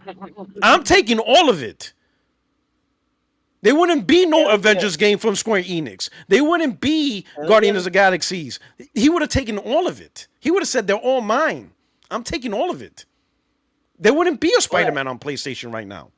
That wouldn't have happened. All right. We wouldn't be Here- playing Wolverine on PlayStation. You would be playing Wolverine and Spider-Man on Xbox on Xbox. as an exclusives, Yeah. and not on PC. It wouldn't be on Whose fault PC was either. it? Whose fault was it? Xbox let Peter Moore go. I guess the CEO of Xbox at that time. If you don't want to pay the man, Okay. you don't pay the man. They didn't want to pay him. They didn't want to pay him, even though we'll say that the gen was a championship. The PS3 360, that they won the championship. Yeah, So you had success in that gen, and you never got back. yeah. It's a fluke. It's a fluke. That's not what If fluke it never means. happens again, That's not fluke means. It's a That's not what fluke means. That's not fluke means. That's not what fluke means. That's like saying it's a fluke. that's not what fluke means. Fluke means if the same person failed the following gen, be like, all right, you got lucky. Right? That's like saying that, a championship team that don't win a championship after they lose their players, oh yeah, that's a fluke championship. No. You had the team, you had the players, and they won, and they rightfully so won. Now, once the players win, like, look at so you're telling me the 6 championships the Bulls won are flukes? Hell no. It wasn't a fluke. They had repeated Jordan. The process. They had They Jordan. repeated the process. Yeah, They with won. Jordan. Yeah, and won no, again, but no, and won again. but with who? With Jordan. So it wasn't a fluke. You have Jordan, you win in championships. But when he's not there, you're losing. That's not fluke. That's understanding why you won. And the people that was in place to help you win. Xbox 360 wasn't a fluke because they had the right people to win. They had the right people to make the brand successful. Once those people left and you don't have the right people in place, that's not a fluke. Like, the 360 success shouldn't be diminished. Peter Moore did his job. He was successful. Once he left, you got people who came in and screwed it all up. That's not being a fluke. That's just people who couldn't continue the success of the brand. But 360 was successful because of what Peter Moore did. What? He left in 2009? That's about the same time the PlayStation started making a comeback, though. That's around the same time. Because that's when Uncharted 2 came out, and Killzone 2 and Infamous. Yeah. That's when they started making their push. Yeah, but so yeah. So you're not blaming Xbox for letting this Phil Jackson motherfucker go. I'm not saying I don't blame him. What I'm saying is Peter Moore knew what he was doing, and 360 was successful because of his plan. Once he left, Okay. the plan changed. Okay, so like Peter Moore, let me put it this way. Peter Moore's strategy. Listen. Let's say this. Let me put it this way. Peter Moore's success wasn't an accident. It was not. It was planned and it worked. That's not what a fluke means. Fluke means, oh, you just got lucky and it just so happened to work. Like, no, no. His strategy was not so happened to. It worked. He knew what he was doing and it was successful. That's not what a fluke means. Fluke means that you accidentally did something. And that, like, let me put it this way. Fluke mean is that if it happened all over again, Peter Moore wouldn't be successful again. Like, no, he would be successful again. He knew what he was doing. He knew exactly what to do. He knew exactly what was PlayStation's strength. He knew exactly. Listen, the man knew. Let me put it this way. He knew even something as simple as Virtual Fighters 5, he had to get Xbox. He had his team do the online for Sega because even Sega believed it couldn't be done. And Peter Moore knew this has to happen. We have to get Virtual Fighter 5 online because he needs to send a message to the gamers. Because I remember that time, a lot of gamers like, oh, you can't do fighters online because the latency and the internet. Peter Moore's like, nah, we're going to do this because I'm sending a message. I'm going to send it. That's not accident, bro. That's planned targeting. He was a military strategist. He bombed the fuck out of PlayStation. He knew. He's like, oh, PlayStation got Virtual 5s? Bitch, we got online and it works. So the the PS3 version looked like shit. You paid $60 and you got no online. Meanwhile, $60 on Xbox and you're playing with people online. That's not accidents, bro. That's not fluke. That's not as fluke. That's straight up targeted. That's straight up targeted competition. That's straight up sending a message. Do you think it was more Peter Moore or PlayStation fucking up? Because when PlayStation was on point, PS2, PS4, PS1, when PlayStation was on point, you got sheer dominance. So we all admit, you just admitted PS3 fucked up. One of their worst gens ever. Mm-hmm. And Peter Moore capitalized on it. I mean, if you want to, his whole thing, and maybe two things could be true at the same time. Maybe. If you want to look at it that way, did PS4 not capitalize off of Xbox One's fucking up too? Well, yeah. So then, could the logic not? Close, Puertorock. It wasn't as close. But it was like what? 80, but Xbox, 88, 88 of PS3, but Xbox, 360? but Xbox never had 150 million people. Well, what was the final count? What was the final count of X1 and PS4? It's like 120 to 50 million. 120 to 50? That's double. All right, but let me help you. Yeah, but let me ask you this. PS3, Sony fixed their problems in the PS3 gen, right? Yeah. Did Xbox fix their problems in the Xbox One gen? They fixed it with the... No, now you're lying. Now you capping. Now you capping. Don't cap. Did Xbox One fix their problems in the Xbox One gen? No, man. No. All right, then. No. So why are you asking questions you know the answers to? Why are you doing this? You know it's not the same. To prove my point. It's not a. You don't know what a fluke is, man. You're just making up. Like, listen, we gotta be honest. Microsoft did good with the 360 gen. They did great. They whipped PlayStation's ass. Yeah, hell yeah. You know, they whipped PlayStation's ass. Yeah. When you had a customer base of 150 million, and now you end up with 80, that's an L. Yeah, you gave your competition a huge boost in their footprint in your own game. Yo, listen. Let's say if you had 100 miles of property, and a dude comes in and takes 50 miles of your property. You're telling me, well, I still have 50 miles, so we're even. You gonna see that as even when he owns half your shit? No, you ain't gonna see that as even. He took half your shit. He took half your property. Just because you still got 50 million doesn't mean, oh, we're even though. Nah, bitch, I took half your shit. I had nothing. Now I got your shit. That's not a fluke, right? Am I wrong? You are not wrong, sir. Right? Am I wrong? If I take half your shit, you're saying, oh, we even? Oh, yeah, are we even? We're even. I took half Oh your my shit, God. and me and you are even. You consider that a draw? That's a draw. Oh, it's a draw. No, I no, came in and no. took half your shit, and it's a draw. We even. Okay.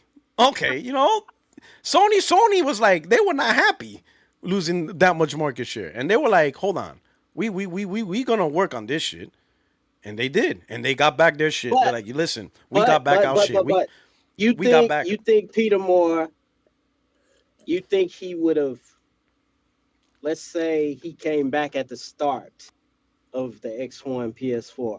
No, You he would think come he back. would have been able to turn the ship around If Michael, when if like Michael, if after Mike, the price point, after the E3 shit, and they came out oh yeah, and if they let him PlayStation was do, starting to take off. if they let him do what he does, he could, Xbox One gen would have been better. If for anything else, he would have, at the very least, finished off the Xbox One gen in a better position where people could once again see the brand as, oh, they got games, they got third-party support. And then when they launched the Xbox Series platform, he would have not done the Series S. He would have said, nah, we're not doing that bullshit. He would have launched the console right. It would have launched with games because he knows you got to launch consoles with games. So you would have not had that stupid-ass launch that they did with no games. He would have not allowed that to happen. They would have launched with compelling games. He would have gotten third-party. Spider-Man would be his. Spider-Man would not be a PlayStation game. It would not. Wolverine would not be a PlayStation game. They would be Xbox games. They would definitely be his games, right? When he left, guess what other game they let go? Guitar Hero. What? Guitar Yes, Hero was Phil big. Spencer. Phil Spencer said no to Guitar Hero because he thought it was a stupid concept. Peter Moore, he would have been like, "Yep, Guitar Hero is exclusive to Phil Xbox." Spencer, he's the savior of the Xbox, though. Don't lie, and I don't. I'm not arguing for that. So you better go to another channel, make that argument. Don't look at me with that one. I'm just talking about Peter Moore. But I will tell you, things will be different. What they do. You will not That's have. what they do when he showed up. When you he better showed go on that up, Phil podcast. Spencer was the greatest thing since sliced bread. Talk to the guy who's crying, saying Phil Spencer. Talk to him. Don't talk to me. Talk to that dude. But anyway, I got somebody else. Oh, he left in the room anyway. Go But ahead, anyway, man. no, I he just had left. to rap with you. Yeah. I stand. You changed my mind. 360 Okay, was a good console. It was a 360 great wasn't console. a fluke. It was It great, wasn't a man. fluke. It was, You ever played on it it? was awesome. Yeah, I played Okay. when it first came out, Lost it's- Planet, Yeah. Dead It was a great Rising, console. 360 was a great Call console. of The Duty online was 2. great. Yeah, man, 360 was on point. Yeah. This was a great console. It on was a great point. gen. Peter Moore knows what he was doing, man. That dude knew what he was doing. And they had interviews of all the things Xbox did, and he looked at it like, I remember just seeing those interviews, and he was just confused. He's like, he doesn't understand he doesn't even understand even the later moves, such as Gamepass. Even he was like, that doesn't even make sense. You're making a $70 game and you're giving it away for $15. He's like, he's like, that doesn't make sense. Even he was like, none of this makes sense. He's like, none of the moves Xbox made since he left made sense to him. None of that. And he also, I think It's like there was their one moves interview. are conflicted. He's like, Their he moves doesn't were make sense. conflicting each other. Mm-hmm. Game Pass conflicted. Yeah. He also having this game $70. Yeah, $80 he also saw now, right? he also saw like the lack of investment in second party relationships. He says that was a big thing for him. He talked about how getting Mass Effect and BioShock, right?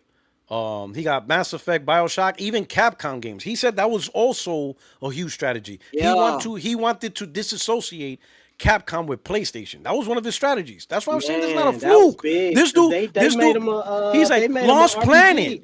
Lost Planet Yeah. was not on PlayStation for a while. Yep. He's like, listen, he strategized. He saw the strengths of PlayStation. He's like, I gotta go after those strengths. Capcom, Square Enix, right? The only reason he said, I remember this one interview. He said the only reason Metal Gear Solid 4 was not on Xbox is because they had a policy which they had to stick to. And their policy was, if any game comes out first on PS3, you're not putting it on Xbox. What that did was it made the industry think twice. I'm trying to make a PlayStation exclusive.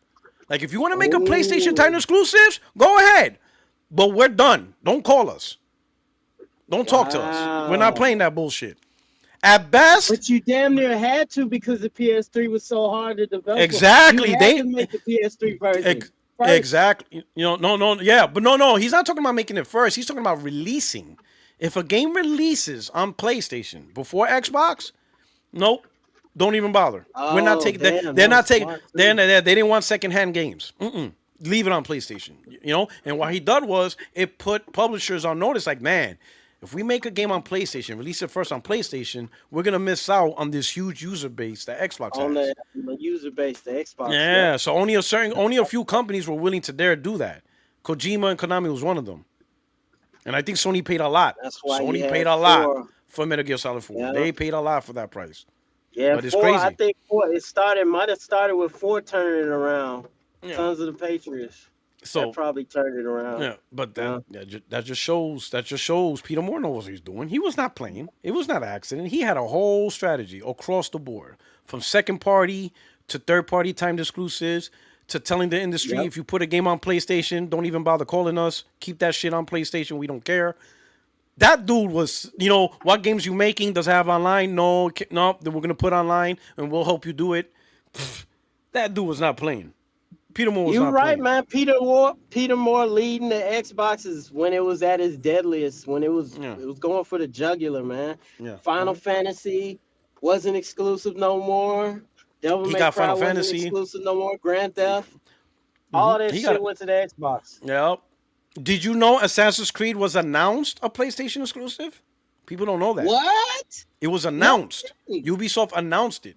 Because remember, Ubisoft was still making exclusives, even on the PS3. Remember Haze? I mean, some of the games sucked, but Haze, Oh God, Haze. yeah, it's terrible. But Ubisoft was still down. But Yeah. during the, you know what I'm saying? What you gonna call it? But with Assassin's Creed, they're like, nah. Peter Moore found a way That to shit get was Assassin's Creed brand day new. one. It just came out. Yeah. That would have But been a Assassin's- big exclusive too. Yeah, Assassin's Creed was originally supposed to be a PlayStation 3 exclusive. They said, nah, we're changing that. I'm telling you, Peter Moore was a beast, bro. That dude was a beast. That dude was a beast. He was a beast. He was That on point, motherfucker man. was.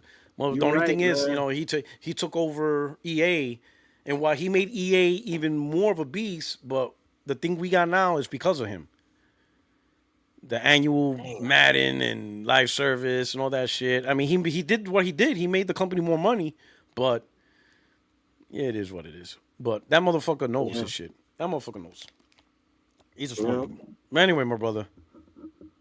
All right, Puertorock, man. We'll All get right. back with you another time, man. No doubt, my brother. All right, man. Thank you for stopping by. No problem. All right, fellas. All right, people. Let's where were we at? What was the last thing we were at? What else is new? So oh man, so this was interesting. Man, I don't know why Destin does this to himself, man. Man, he should just let console sales go. Destin, man, just let console sales go. Let me do some super chats. We got Andrew Wilkins. Sony had it harder because they took a big risk with sole processor, Blu-ray, and console, and the fact that PS3 was worth 1K and was sold at a cheap 600K. I mean, I'd be like, I personally don't see the argument of who had it harder or who had it easier. It comes down to who was better at strategizing the comeback. And PlayStation strategized the comeback much better. Xbox, they didn't have the people to strategize the comeback. It was just garbage, Brian East. Let's go one step further. If by sheer coincidence Xbox came in contact with Peter Moore now and bought out his current job at Unity, he is fully capable of turning Xbox if given full control? No. Unless they're willing to track back everything and Microsoft Corporation is willing to listen to him. If he had full control and like Satya, nobody in the shareholders, they said, listen, do what you want. Here's a blank check. Here's the keys to Ferrari. Just do what you want. And they told him, we're not even going to stop you. We're not going to complain. Amy Hood, she's not going to bother you. No one's going to bother you. Do it the way you want. And he had full control. He'll be like, all right, first step, we're done with day and date on PC. We're cutting that out. So all you PC gamers, We don't care. We're done with that. No more games on PlayStation. No more games on PlayStation. He'll probably keep Call of Duty maybe until a certain point, but when he says he's keeping games exclusive, it's gonna be exclusives. He's gonna keep the games exclusives. Gonna create a console, one console, great hardware, and it's gonna launch with exclusives. Not timed exclusives on PlayStation, and he's probably not even gonna put the games on PC. He's like, you PC gamers, whatever, hate me, I don't care. This is what's happening. Now think about it. If he did all those changes, the next Xbox is a console, not this two school shit. And he took away the games on PC. And he says this Game Pass shit, no more day and date. We're not doing that. You got to buy your games. So now you have a console, and you got exclusives. So imagine Elder Scrolls, the new Fallout, any of the new games, the next Halo, all this stuff, E-Day, exclusive to the Xbox, not even on PC, not on PlayStation. Guess what? People will start paying attention to the Xbox. People will now start looking. And then he starts going after properties. Maybe he might go after Marvel. He's like, listen, Marvel, you have any other IPs we could go? What you got? Well, we still got Blade, which you still guys have under Bethesda. We got Fantastic Four. All right, give me that. How about Iron Man? Anybody got Iron Man? Yeah, we used to have it, but they gave it up. Give me Iron Man. He'll go after that. He'll go after those IPs, and he'll get some games going. Right? So get some Marvel games exclusive to Xbox. The Bethesda games exclusive to Xbox. Eventually, he's going to find a way to get Call of Duty, something. He's going to do something. He's going to make Call of Duty advantageous on Xbox, some way or form. It's going to be Xbox branded in some way or form. More second-party deals, all that stuff. What we're going to say about Xbox. It got exclusives, got second-party deals. It's console-centric, not on PC. Then what? What would we be complaining about then? We would have to make up shit to complain about Xbox. At that point, we would have to be just delusional fanboys. You know? At that point, we would have to look at Xbox as now like, oh shit, they're competing. They got titles, they got exclusives. They're not on PC. They're not on PlayStation. And they own some of the biggest publishers, so Bethesda Games, ABK Games. He probably talking to Marvel. Got some maybe Fantastic Four, maybe Iron Man, Blade. And it's not on PlayStation. It's a different conversation now at that point. It's a whole different conversation now. I mean, now granted, I'm talking like big, like, oh my God, Puertorock. Talk about a wish. I'm just saying, if they give him full control and he still had that mindset of the console and he did all those things and we start seeing all those things, we start seeing actual exclusives, actual partnerships with third party and all that stuff. Marvel deals, stuff like that. He owns Activision. I think Activision owns Rock Band, right? Doesn't that fall under them? Right? Activision owns the Rock Band license, right? Or am I wrong? That was an Activision thing, right? Yeah. What if he brings that back and it's exclusive to Xbox? He brings back Rock Band and Guitar Hero. Then what do we do? And not on PlayStation or PC. You see what I'm saying? Xbox once again becomes a competitor. They once again become a competitor. We got to pay attention to them. We see exclusives. We see titles. We see third-party relationships. We see Marvel games exclusive to Xbox. He brings back Rock Band. How can we not talk about Xbox now? You see what I'm saying? At that point, even if you still prefer PlayStation because you prefer the PlayStation first-party studio, that still doesn't negate that Xbox now has made a name for themselves. It's back to the brand of an Xbox console with exclusives and partnerships. Now it just becomes what you like better, versus the conversation we have now where Microsoft just simply sucks and they can't get nothing right. Freedom War came back and probably was a king for a day. Or me, if I was king for a day. Shit, make me king for a day and give me keys to the fucking city. And don't stop me. Don't hold me back. You won't like me, bro. You won't like me being in charge of Xbox. Boy, oh boy, you would hate my ass. You would hate my ass.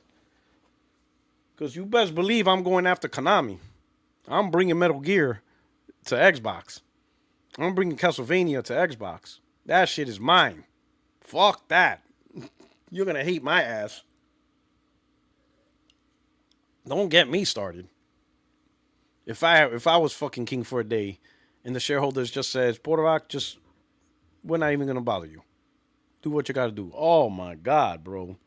And then all the Xbox fans, you're gonna see their true colors. Exclusives will be great again. Third party deals is great again. You know what I'm saying?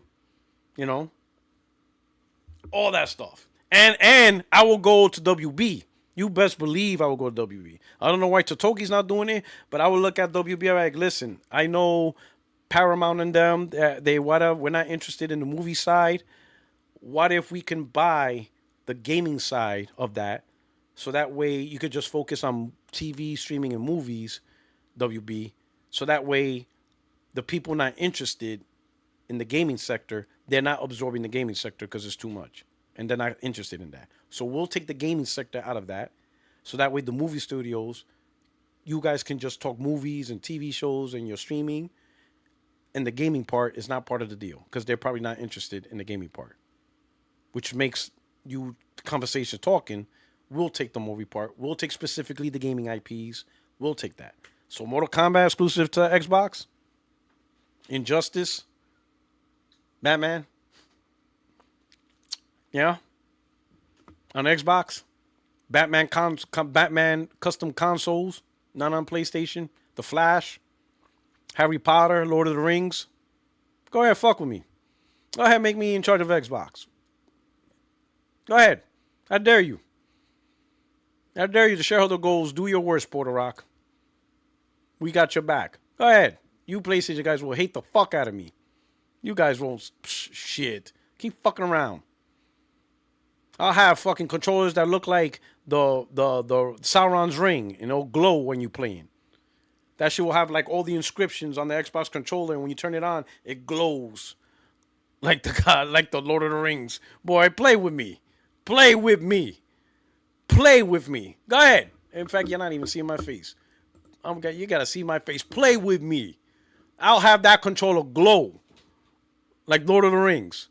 One controller to rule them all in Elvish language. Play with me.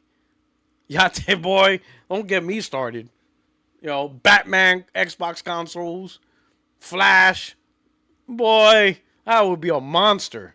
I would be, and oh my God, I would be such a monster. That console would be such a goddamn monster. It would be such a monster. And the best part is, I would recognize Sony's weakness, because Sony's weakness is life service games, right?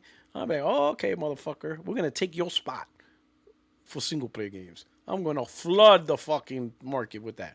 I'm going to go after all the top single player games. I'm going after them. That's what I would do. I know it's unrealistic, and people's going to be like, oh, the CFO won't let you. I'll be like, fuck the CFO. I'll tell Amy Hood, you think you hood? You don't know shit about the hood. Shut your ass up. The board members gave me carte blanche authority. Shut your ass up. All right? You better get your ass to WB, and we're going to figure this shit out. I want WB properties. All of it. With the IP rights to the games. Not the movies and the shows. Let them have it. I want the gaming rights to Batman. I want the gaming rights to DC. I want the gaming rights to Mortal Kombat. And then I can do stuff like Mortal Kombat versus Killer Instinct. Y'all want that. You want that shit. Stop lying. Tell me gamers don't want that. A crossover. Killer Instinct versus Mortal, with DC properties. Don't fuck with me. Don't mess with me. Don't mess with me. Don't do it. Don't do it. I could do some crossovers. Leo Jimmy with a $20 super chat. Thank you, brother. Says, Xbox needs to hire you. This is what Xbox needs to do. Force Sony to kick out more games. But what about the losses of not releasing on PlayStation? Listen, it's the listen. Short-term pain for long-term gains. Short-term pain for long-term games. Because what I'm going after is the market share. I want people to buy Xbox, and you buy on Xbox. But in order to get you on Xbox, I need you to convince you to buy on Xbox. Once you're on Xbox and more and more people buy, then I can convince you, don't buy Grand Theft Auto on PlayStation. Buy Grand Theft Auto on Xbox. And I got exclusive content on Grand Theft Auto. So why would you want to play Grand Theft Auto on PlayStation when we got exclusive story content on there? Why would you do that to yourself? Oh, you're playing Call of Duty on PlayStation? Why? I created exclusive map packs. Sure, Call of Duty's on PlayStation, but I'm not giving them exclusive map packs. It's only exclusive to Xbox, not even on PC. So why would you want to play Call of Duty on PC and PlayStation? Come here. Come play on my console. Leave PC. Yes, I'm competing with PC. Fuck Windows. Come on my Xbox. You really gonna play Call of Duty on a PlayStation or PC when there's so much more stuff on my Xbox? Really? Then you're not a Call of Duty. Come on, you're a Call of Duty fan. Enjoy it on Xbox. I got you. I got stuff here.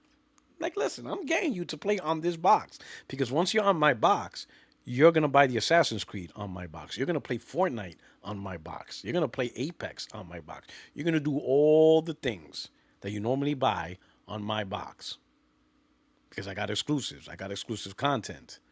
You're gonna come to this box, and then eventually those short-term losses will result in bigger long-term games. Yeah, 85% of CEDO players on PS. You damn right. And me be like, I know. Guess what? I'm getting that 85% players. I'm going to get your asses on Xbox one way or another. You ain't staying on PlayStation. Fuck that. Fuck that. We're going to get you guys. We're going to get you. Somehow, some way, I'm going to get you guys on my console. You're going to play Call of Duty here. This is where you're playing Call of Duty. You're not going to play there. You're going to eventually leave PlayStation. After a while, I'm going to make you sick of playing Call of Duty on PlayStation. And it happened before. That's the thing. In fact, the switch happens twice, right? The first one was when PS3 had that big outage. Most of the people that had a PlayStation 3 for Call of Duty couldn't play it. So they left and went on Xbox. And then Xbox had the time exclusive DLC maps. Remember that? People were like, I'm not playing COD on PS3. The maps are on Xbox. So they left on Xbox. And then it flipped in the PS4. PS4 got the time multi, DLC. So they left Xbox to play on PlayStation because of the maps. I just got to make you guys sick of playing. Like, if you're on PlayStation and you primarily play for COD, oh, I got you. If you're not really on there for the exclusives, I got you. I'm going to get your ass on Xbox. Maybe not this gen because you're already on PS5, but I'm going to have you reconsider PlayStation 6 when I tell you you're not getting a lot of stuff. You're not getting the stuff that I'm giving on that. So if you like Call of Duty, you might want to double check where you want to play Call of Duty next gen because I'm going to show you all the stuff you're going to be missing out that you can only play on Xbox console. So you might want to consider your decision on playing on PlayStation if you really only care about Call of Duty. I'm going to get your asses on this console. You coming on this one. Or you're going to miss out. I'm going to get you. You know what I'm saying? I'll just be an asshole. Maybe that's the worst business strategy, but I see the value in controlling a market share where your console is the store. I wouldn't get rid of Game Pass. I just wouldn't do day and date. Because even Sony has a subscription service. I think the subscription service really shines for old content. Because there's a lot of games people are not going to buy. There's some games people don't even look at the store shelves anymore. You understand what I'm saying? So I think it's not bad for curated legacy content. It's not bad. I mean, PlayStation has the PS Premium. The only difference between PS Plus, Extra, and Premium is the day one games. It's the same concept. You get to play a whole bunch of games on a library. It's literally the same concept. The only thing the big difference between the two is the day one games. So I would definitely get rid of that. I would definitely get rid of the day one games. But legacy content, games that are over a year, 2 years old, some people ain't going to buy it. Some people don't even remember those games to even buy it. So just put it in the library, play some more games, whatever. I mean, PlayStation has it right. It's good. It's the day one games that creates the tricky. So I would get rid of it. I would get rid of the day one games. People will be mad, but oh well. But at the end of the day, I have a console, has an identity, has exclusives. I'm going after the big party titles. I'm going after Marvel. I'm trying to go after Warner Brothers. And all you see is all these games just on this one box. And you can't play it anywhere else, not even PC. People will be mad. They'll hate me. You're not customer friendly. You're not consumer friendly. I'll be like, whatever. I ain't trying to hear that shit. This is where you want to play. And you're going to enjoy. When you're on Xbox, you're going to be on the most enjoyable experience that you're going to play. with titles, with games, with services, and this is the only place you're gonna be able to do it at. That would be me. That would be me. I would be an evil beast. I would be an evil beast. I would be evil. I will go after in any games I will go after. Oh yeah. You know. If I could, I'm just saying. That's just me. Let me get High on Life up in here. He's in the chat. High on Life. Mic check, mic check. Hey, what's up, man? Hey, what's going on? How's my mic going? Oh, good, good. Okay, not too loud. No, it's fine, it's fine. And I could adjust it from here if it gets too crazy. If the chat complains. All right, but it's good, it's good. It's good, man. What's going on? Oh, nothing much, man. Just keeping up with the World Series. Got the game semis tonight. Yo, that is crazy, man. Yesterday was crazy, man. Like Yeah, I know. Toronto lost their cool. They lost their cool. Second and third, no outs. And then Los Angeles did the smart move. I always said that manager, he is fucking smart because he doesn't play for tomorrow. He plays for right now. So he put in his starting pitcher. I think they're still going to start him today because he only threw like 3-4 pitches. But instead of putting like a regular closer because their bullpen sucks. We know that. He said, fuck that. He's like, fuck that. Second and third, no outs. And we're up 3-1. One hit could tie the game. He's like, I'm putting my starter in. Right?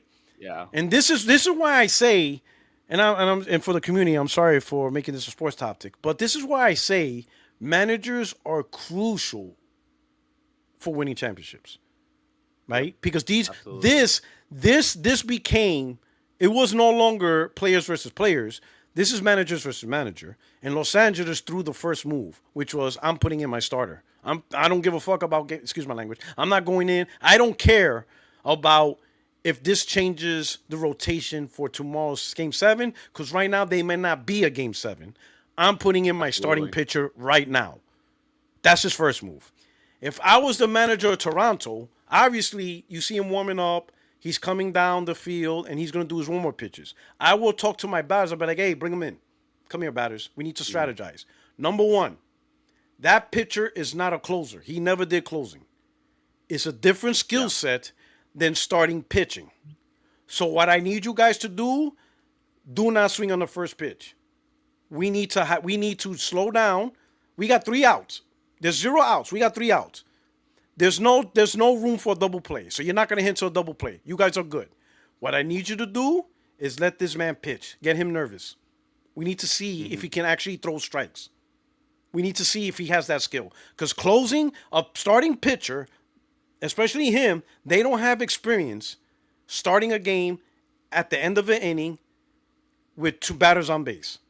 That's a specific nerve. Like, that's a specific skill set you got to have nerves for. He never done that before. So I'm like, listen, do not swing on the first pitch.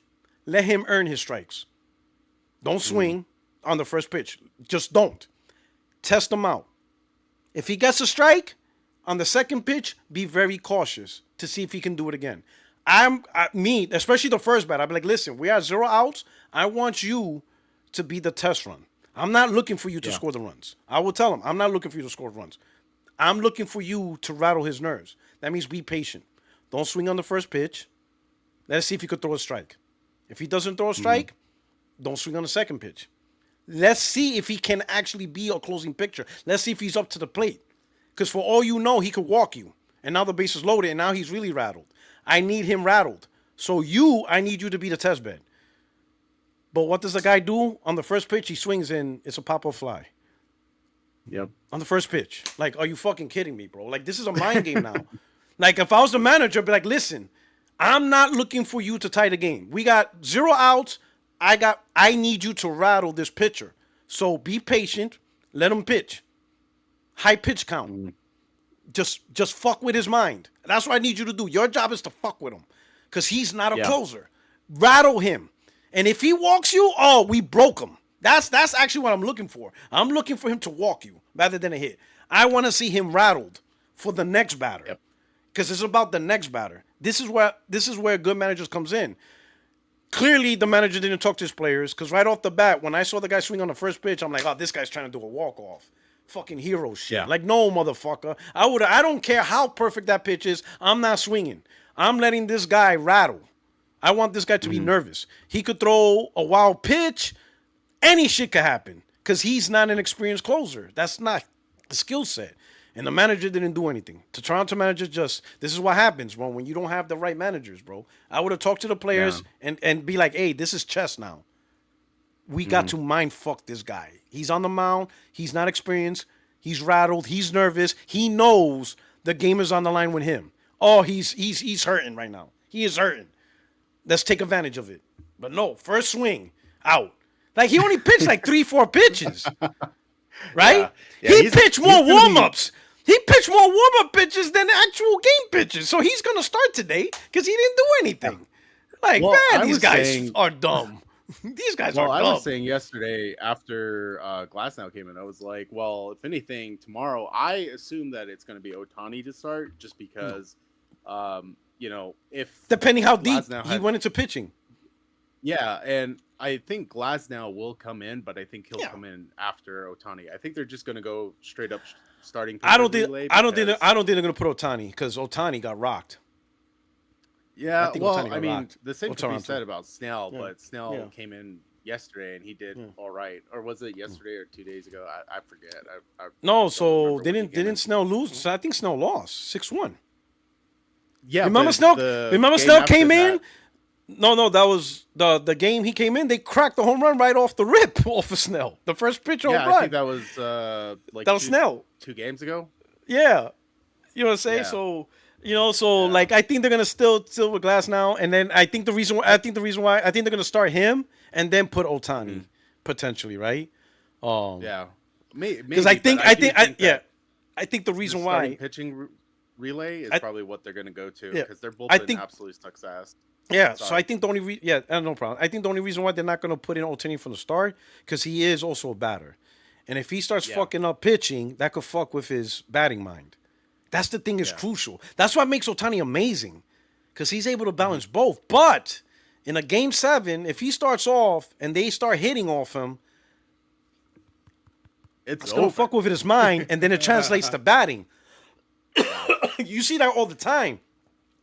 Like even fielding, when batter starts fucking up defensively, it usually translates with them fucking up offensively because it's just an overall mind fuck. So Yeah, so I mean that's pretty much what I've been doing, and then I got access to the beta test for the 7 Deadly Sins game that's coming out soon. I'm gonna play that, and it's actually pretty good aside from a few things that I'm probably gonna go ahead and file a report on just because it's really game breaking at some points. And, Yeah. Oh, really? But yeah, like I can go through the maps in certain spots on the map, but it's basically taking that Genshin formula and just using all the 7 Deadly Sins characters, and I really do enjoy it. It's just like I said, there's certain things that I think they can tune up, and then it'll be fine. I'm just hoping that the cast of characters obviously improve over the course of time, but yeah. And then I splurged on a few games. Picked up Metaphor at Target for $20, so waited a whole year, I guess. Sorry to interrupt, but that this up. seems Ohtani is going to start. Ooh, that is ballsy. called it. Called it. Yeah, that is ballsy. I don't know about that one. No, I think it'll work because I think what That they're is- gonna probably end up doing is they're that gonna go is 3 to 4 ballsy. innings on him.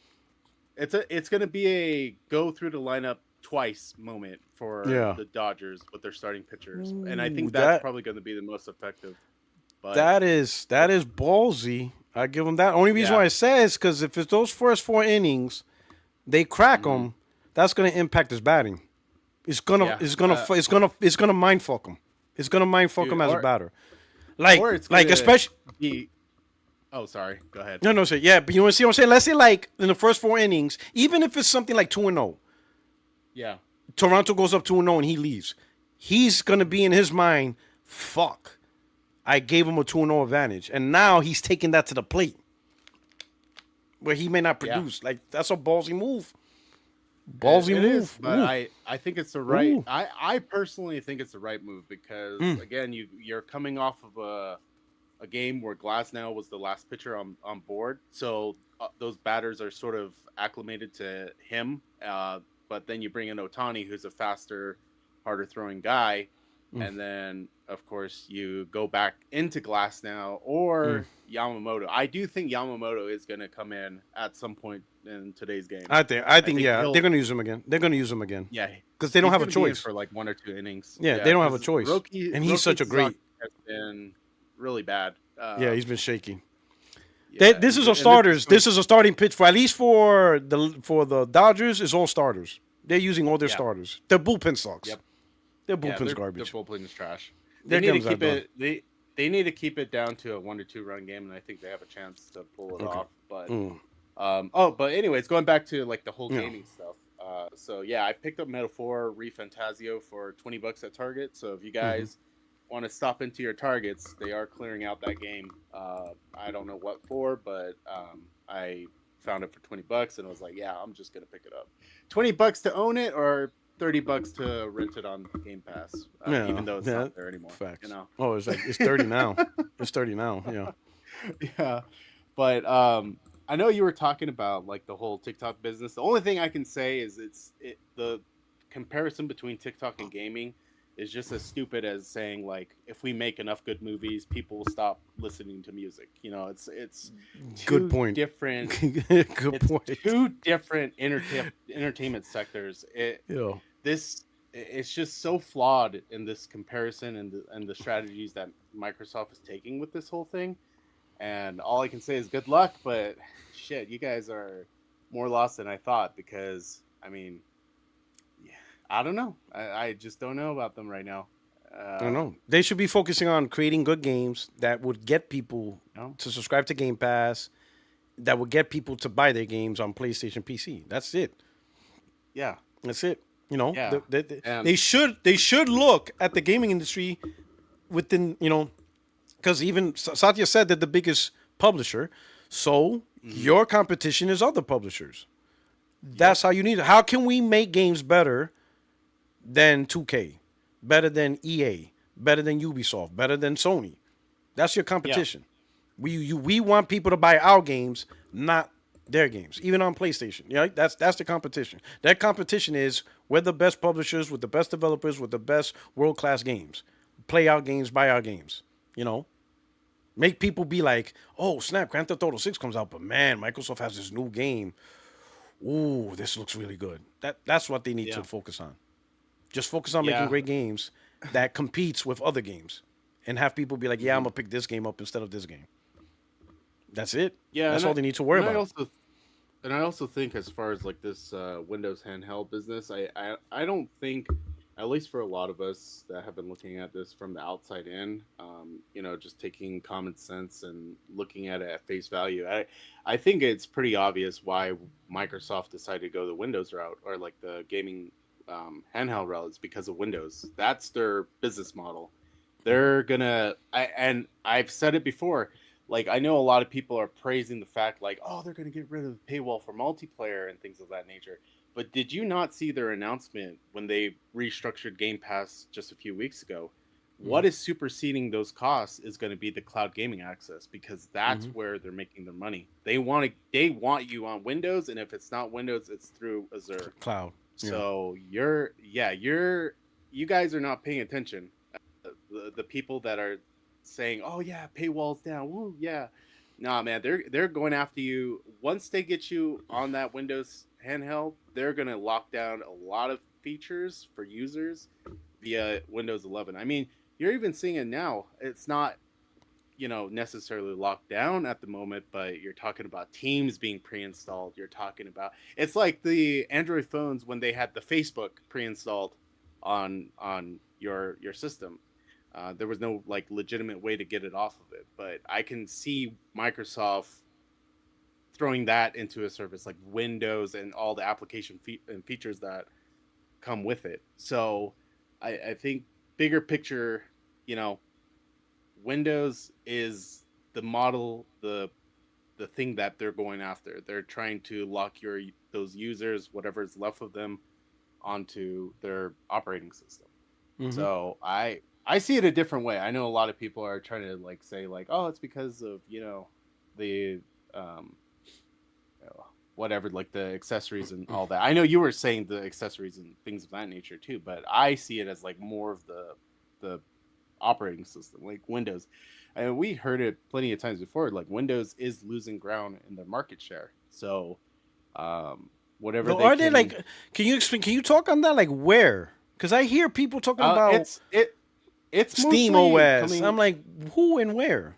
It's coming mostly from the Unix system. So like Steam OS, I mean Mac OS. I mean there's like we're talking about a whole slew. Even Google like Chrome OS. There's a lot of different operating systems out there that people don't care to pay attention to. But in real, like a few years ago, over a decade ago, you could argue that Microsoft had like a pretty firm stance in that market with like over 90% of the PCs and devices out there using Windows. But now that tablets, Chromebooks, um, handhelds, gaming handhelds, what have you, like there's much more diversity in that market than there ever was. And I think Microsoft is, scared that they're going to lose out on that. And it's because Windows 11 hasn't been received very positively over the last few months. Even me, Mhm. like I haven't moved on to Windows 11. I'm still on Windows 10. Of course, I have like the extended security updates until next year, but it's like I have another laptop that runs Windows 11, but the user interface, the features is just, I think it's subpar to what you found on Windows 10. So, um, yeah, I think they're just worried about that. And I know there was some talk like a few months ago about, you know, China moving away from Windows as well. So you're Mm. losing another significant market there too. That's And billions of people. That's yeah, yeah. that's a If huge. China blocks Windows, ooh, Hmm. that's okay. I can see that. I can see that being a Yeah. problem. So I mean, like in my viewpoint, it's all about that operating system. That's what Microsoft cares about more than anything, and Xbox is kind of just that, you know, uh, that annoying sibling on the side that you're not really wanting to pay attention to, but obviously they're there, and now it's just a matter of how do we get rid of it slowly, but also not lose that market that we built up on that platform. So um, yeah, it's gonna be crazy. It's gonna be crazy for the next couple of years. I do wonder how they're gonna go about it. Obviously, like just looking at it from a quick glance, um, I'm very worried for the people. I shouldn't be, but I'm very worried for the people that get locked down to that system because it could easily turn around bad for you guys. Like Mm. I can see a future where they charge just for the simplest of features on your new handheld device, and but you're paying a huge upfront cost to get into that. But So like, so could you like maybe talk about like what do you think they could do I mean, in terms of I like would what like exactly I what do you think they could do? I would say like even when we're talking about like their games, right? Where we know that um physically they're starting to pull themselves out of that market a lot more Okay. than, Yeah. others, say Nintendo or PlayStation. But Hmm. I know there's all this talk about like backwards compatible and being able to play your Xbox library on these future consoles. But one instance of that that I can see them tying down is again we were talking about just a few minutes ago, the cloud access thing.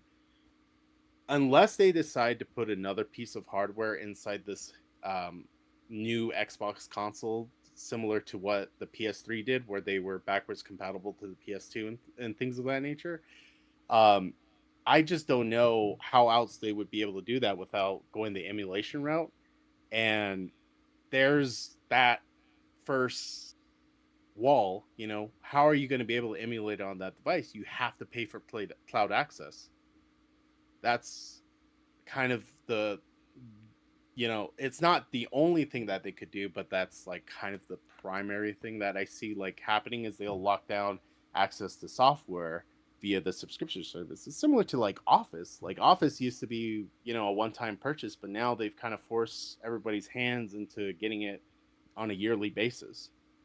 So you're going to be seeing the same thing on the gaming side of your experience. You're probably going to have to pay yearly just to play on the handheld. I mean, obviously, there's probably routes to go around to get it to do other things, sell the high seas, if you will, but time will only tell. So I would say I don't. So I know a big part people want is their library that they purchase to go with them, right? And mhm. I think I mentioned a long time ago potential of emulation, but that doesn't guarantee 100% access because now you're talking also third Yep. party, and some third party is not going to agree to the license, right? Because there's already a Yeah, thing. the licensing is a Yeah, huge yeah. deal. So Like, that's a huge thing, right? But yeah. beyond the past, it's really more about the present and the future of gaming, right? And with the PC handheld, it's just a PC. In fact, I would Yeah. say most of the game purchases won't even be done through Microsoft. It's going to be done through Steam. And Yeah. Steam has and Steam. I think it's ultimately, in terms of a storefront, it's either going to be Steam or Game Pass. Like I don't see people will continue to use Windows storefront to buy their games. I think all the game purchase is going to be on Oh yeah, Steam. So I don't think, so that's why I don't think, I do see Microsoft having subscriptions, and I think the only way to do XCloud already is by paying for it. So XCloud's Yeah. already, even on console, it's a subscription, and that's how PlayStation does it too.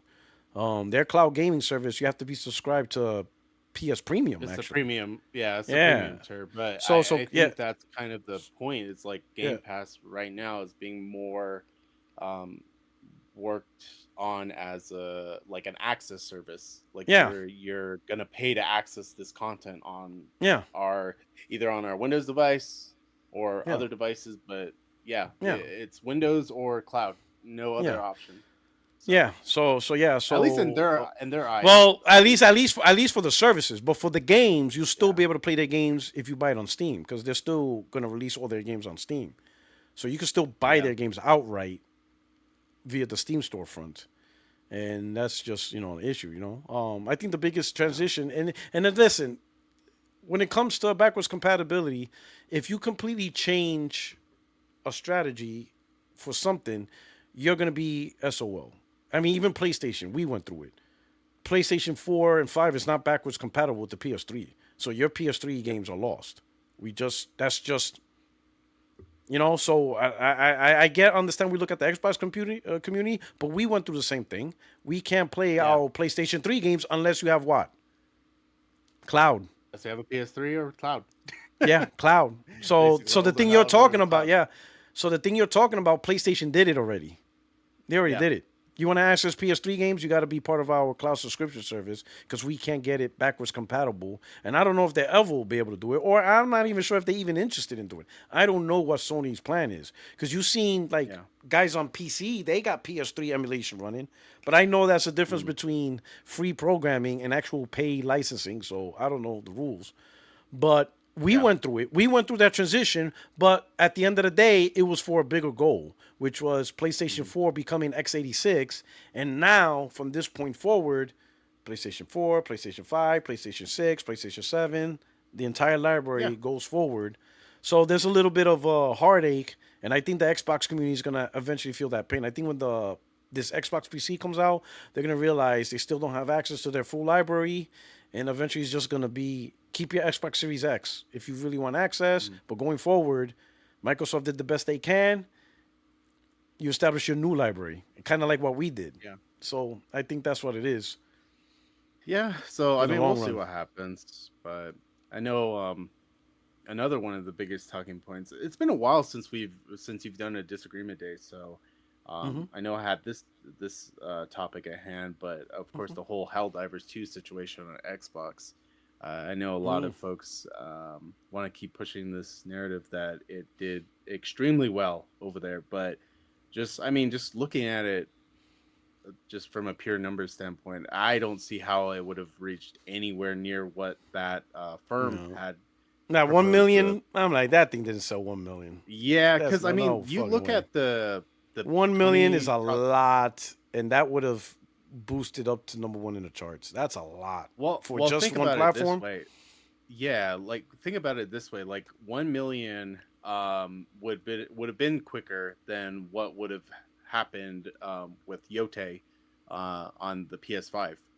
Hmm. Just in terms of the time frame, because we're talking about a game that Ghost of Yote only had like 2 or 3 days of tracking, yet it already skyrocketed to like some of the best selling games of this year, whereas Helldivers just barely moved the needle.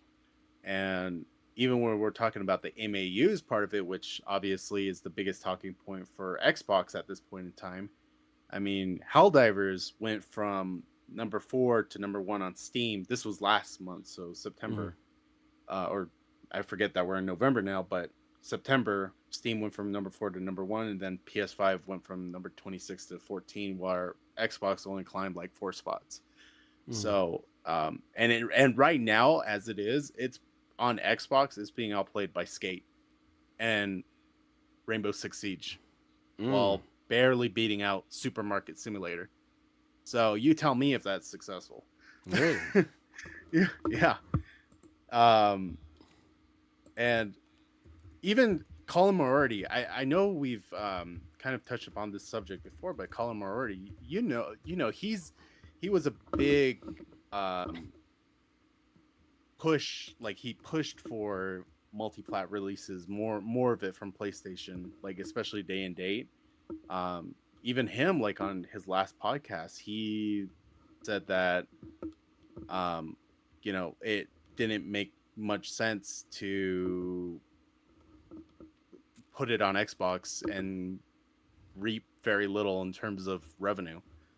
So, I mean, if you got a guy that, has been speaking to multi-platform, say like, I actually think this might have been the wrong thing to do, then, I mean, there obviously something, worse than what was proposed happened. So, and we know that analytics, that firm, I think it was Alinea. Alinea, yeah, They've they been don't wrong. they don't have a source. Yeah, They don't they've have. been wrong for Yeah, quite they're a making few it up. weeks. They're like way Yeah. off. I'm like, wait a minute, this company. So I thought they were eligible, but once I saw more of this stuff, I'm like, this is worse than VG charts. Even VG I charts is think it better was than this. the one that caught me was the Mafia and Gears of Reloaded numbers. Like when we finally saw like the charting position, because I think those were swapped from what Alinea had said before. But yeah, I wouldn't take their word for any sense of the truth. But speaking on the Helldivers situation now, I know like a lot of our circles, like listeners, speakers, whoever, a lot of our circles tend to be within the same people, talking heads in the PlayStation community.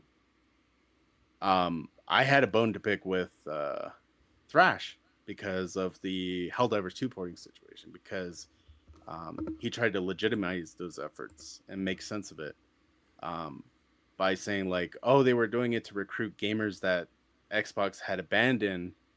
But at that point in time, you would assume that whoever would have jumped ship would have jumped ship. And I don't think even this whole idea and argument that it was done to gather data, that didn't make sense, because if that were the case, then why not use MLB The Show and Destiny 2? Because, one was made available through Game Pass, and we know it did well on Game Pass just based off of the amount of users that downloaded it.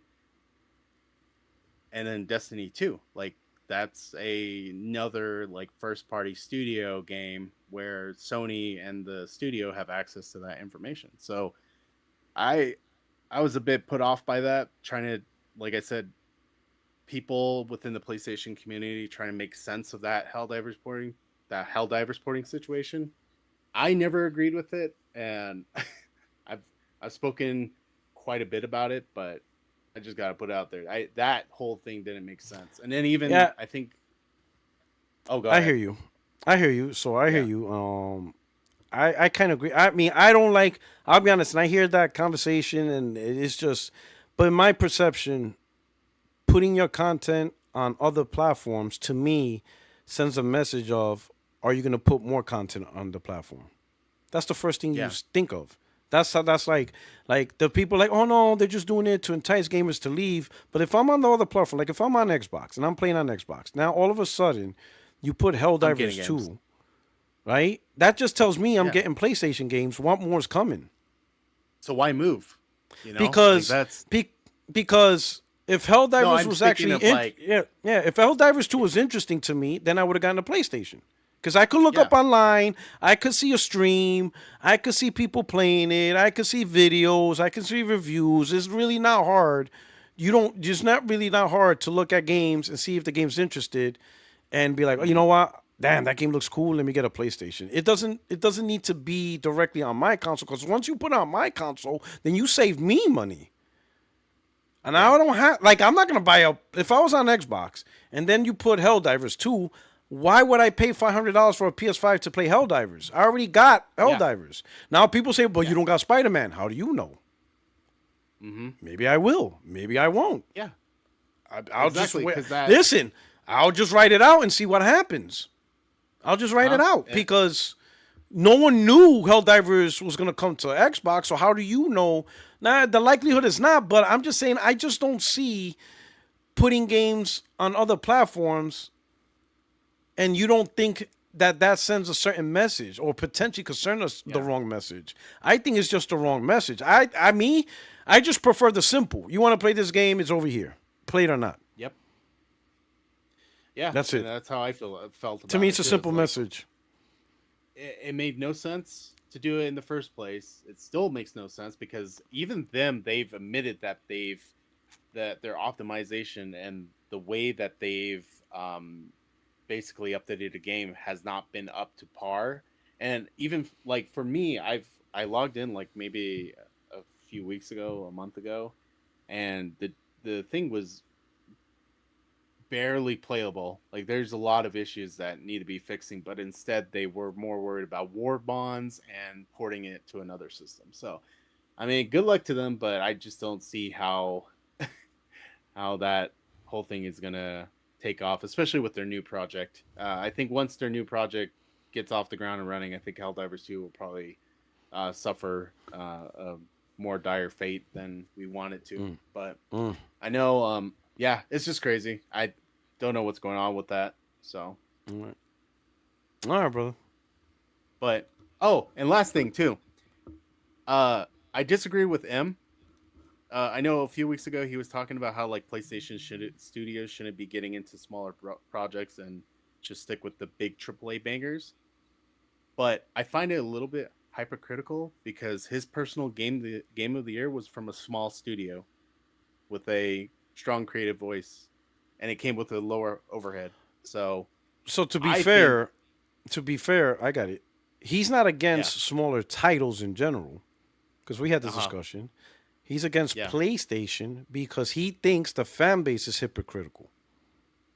Oh, So you gotta listen to what he's saying. He's not saying smaller titles is bad. He plays a lot of small titles. He talked about Dave the Diver, if you remember. He talked about Hades. I think he said he platinumed it or beat it like 3 times. Clair Obscure. So he's not saying smaller titles are bad. He's saying PlayStation should stay away from it because that's not what the fan base really wants. So what he's saying is you PlayStation fans are lying. You claim to want smaller titles, but when they do it, you don't buy it. So I think he's trying to say is, PlayStation community, just be honest with yourselves. Tell Sony what you're really wanting to buy. Because when they make a Crown Kick Genie, they don't really buy it. When they make a Dreams, they don't really buy it. You know, when they try to do deals with Stray, they don't really buy it. But as soon as they make a Ghost of Tsushima or this big game, it sells 10, 12 million. So just tell Sony, make the games that sell 10, 12 million, leave these 1 million, whatever small little titles alone, because we really don't want that from you. Now, from a third-party developer like Clair Obscure, let them make it. Let them make the small titles and take the risk of selling or not selling on PlayStation.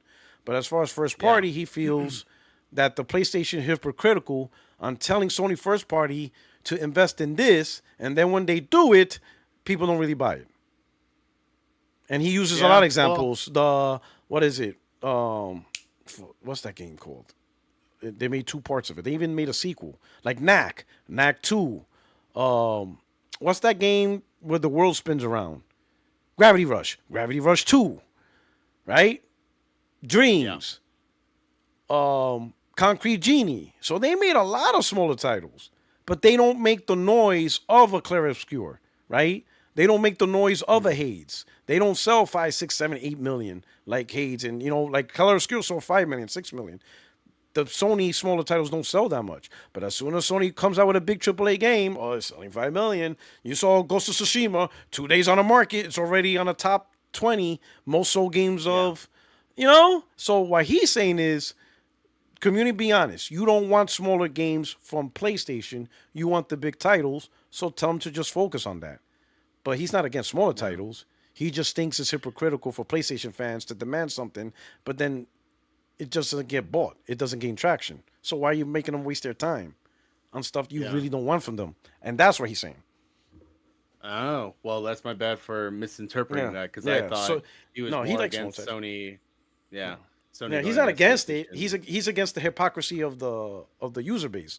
He say that's what he says. Okay. Sony, Well, he's like PlayStation. Yeah, you gotta pay. He's like PlayStation. Gotta be honest with yourselves. You don't want this. Yeah. You know you don't want this. So don't ask for Well, it. I can get with that. Yeah, But I would say at this point in time, I mean, now that Xbox is seemingly bowed out of that console race, I think, I think there should be a reinitiation of that type of thing going on at PlayStation Studios, like how Japan Studio went about it.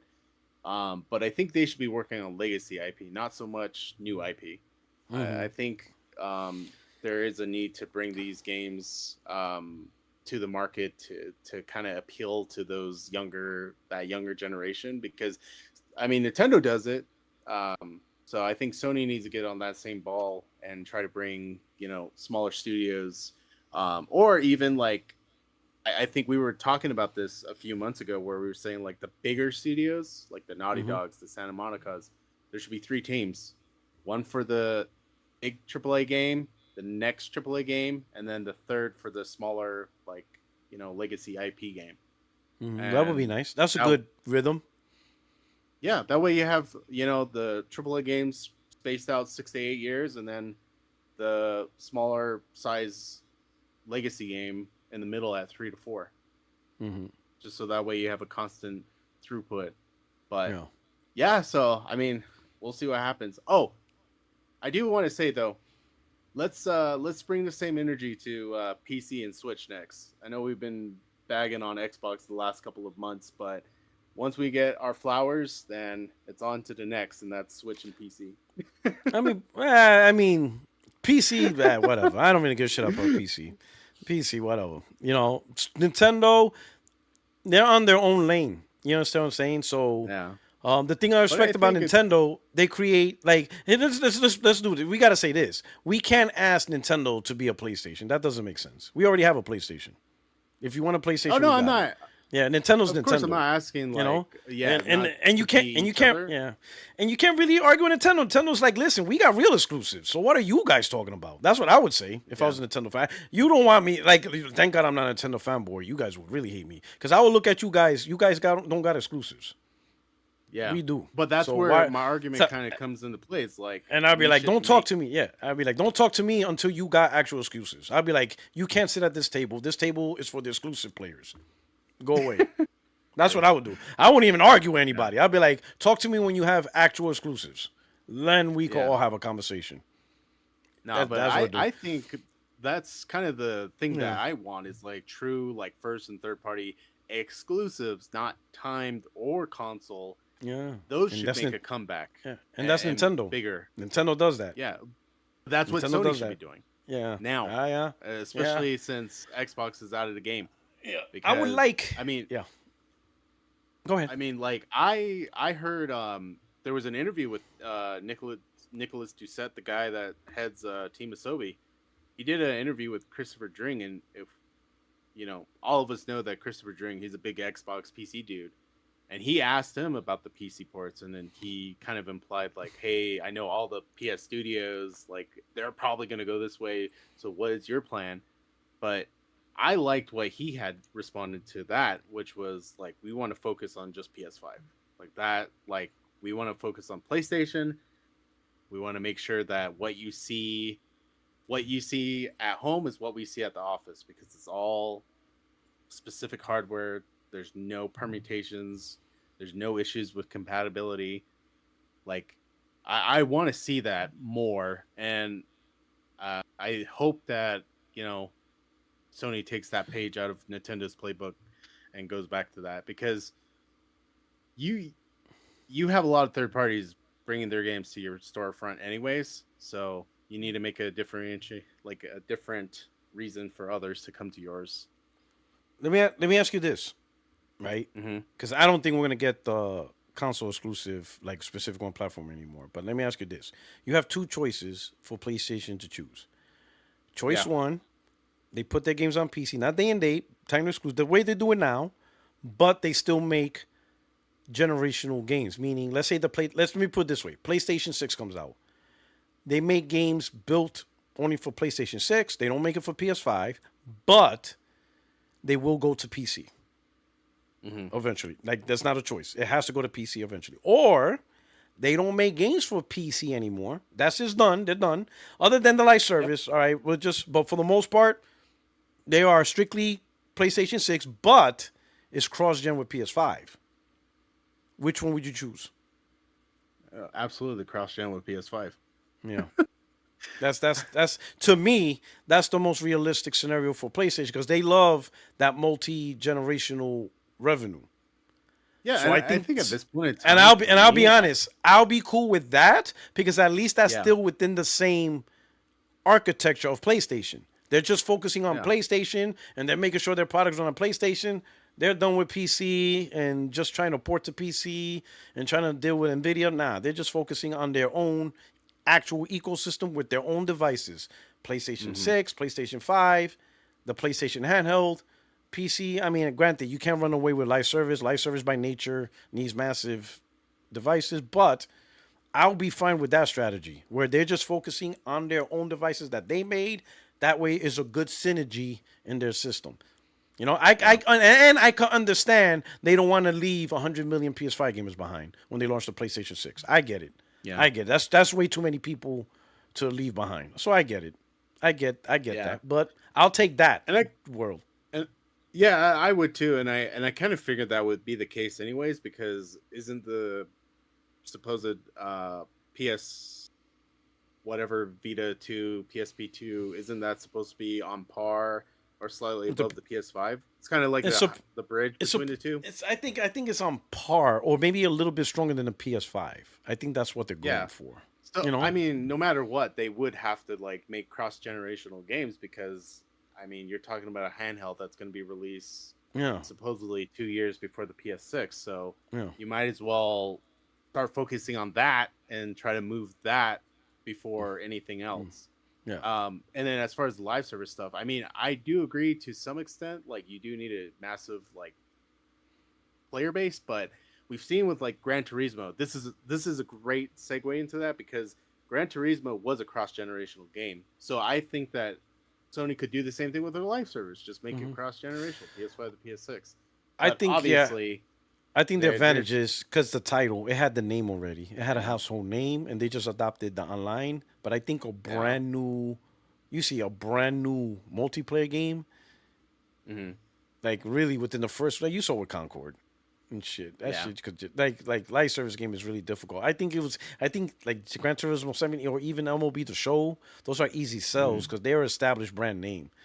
But trying to build a live service game from the ground up, brand new, I think it's like one of those, you need to cast a wide net right from the start to even have a chance. And even those that do, there's live service games that on every platform and they still fail.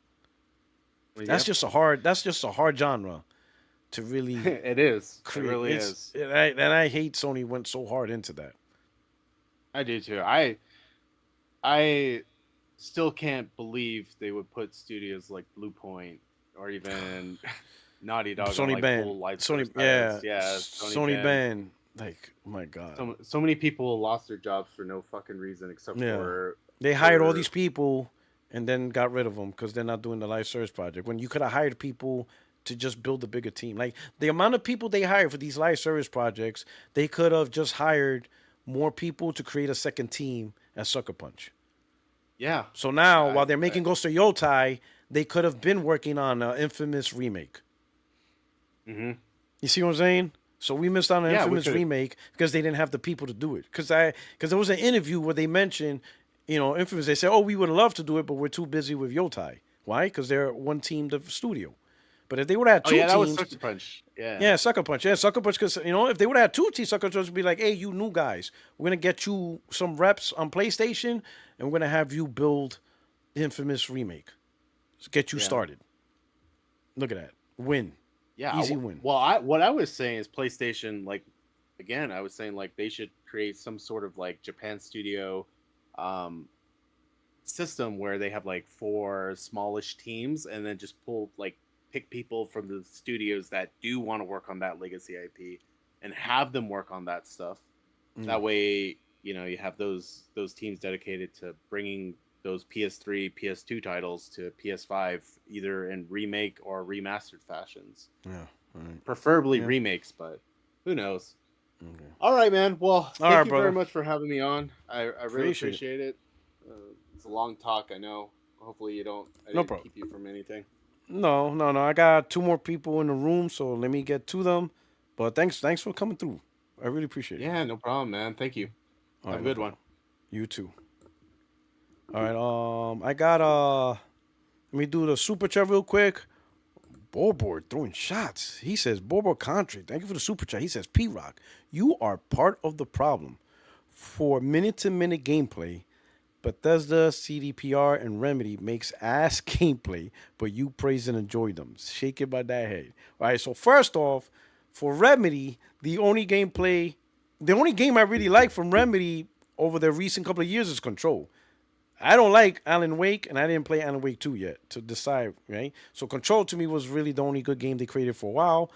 Back in the days with Max Payne, it was fine, but I did not like... In fact, I talk shit about Alan Wake because, like, you're fighting books.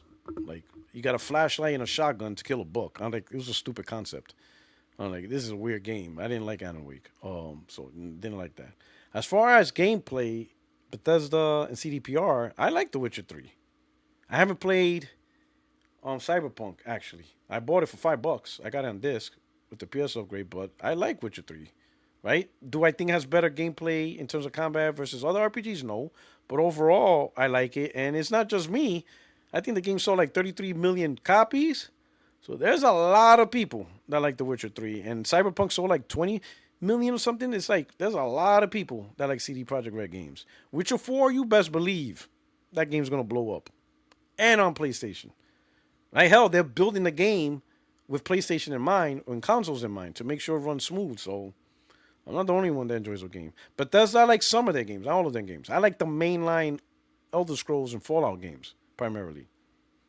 That's really the only thing I like from Bethesda. Doom is okay. I played it, but it's not like a day one for me. I'll play the new Doom eventually, whenever I feel like it. I didn't like Prey. The horror game, I forgot what it was called. They don't even make it no more because they got rid of the studio. I played part 1 and 2. It was all right. So it's not just me, Bobo. What are you blaming me for? You blaming me for a game that sells 20, 30 million? Jeez.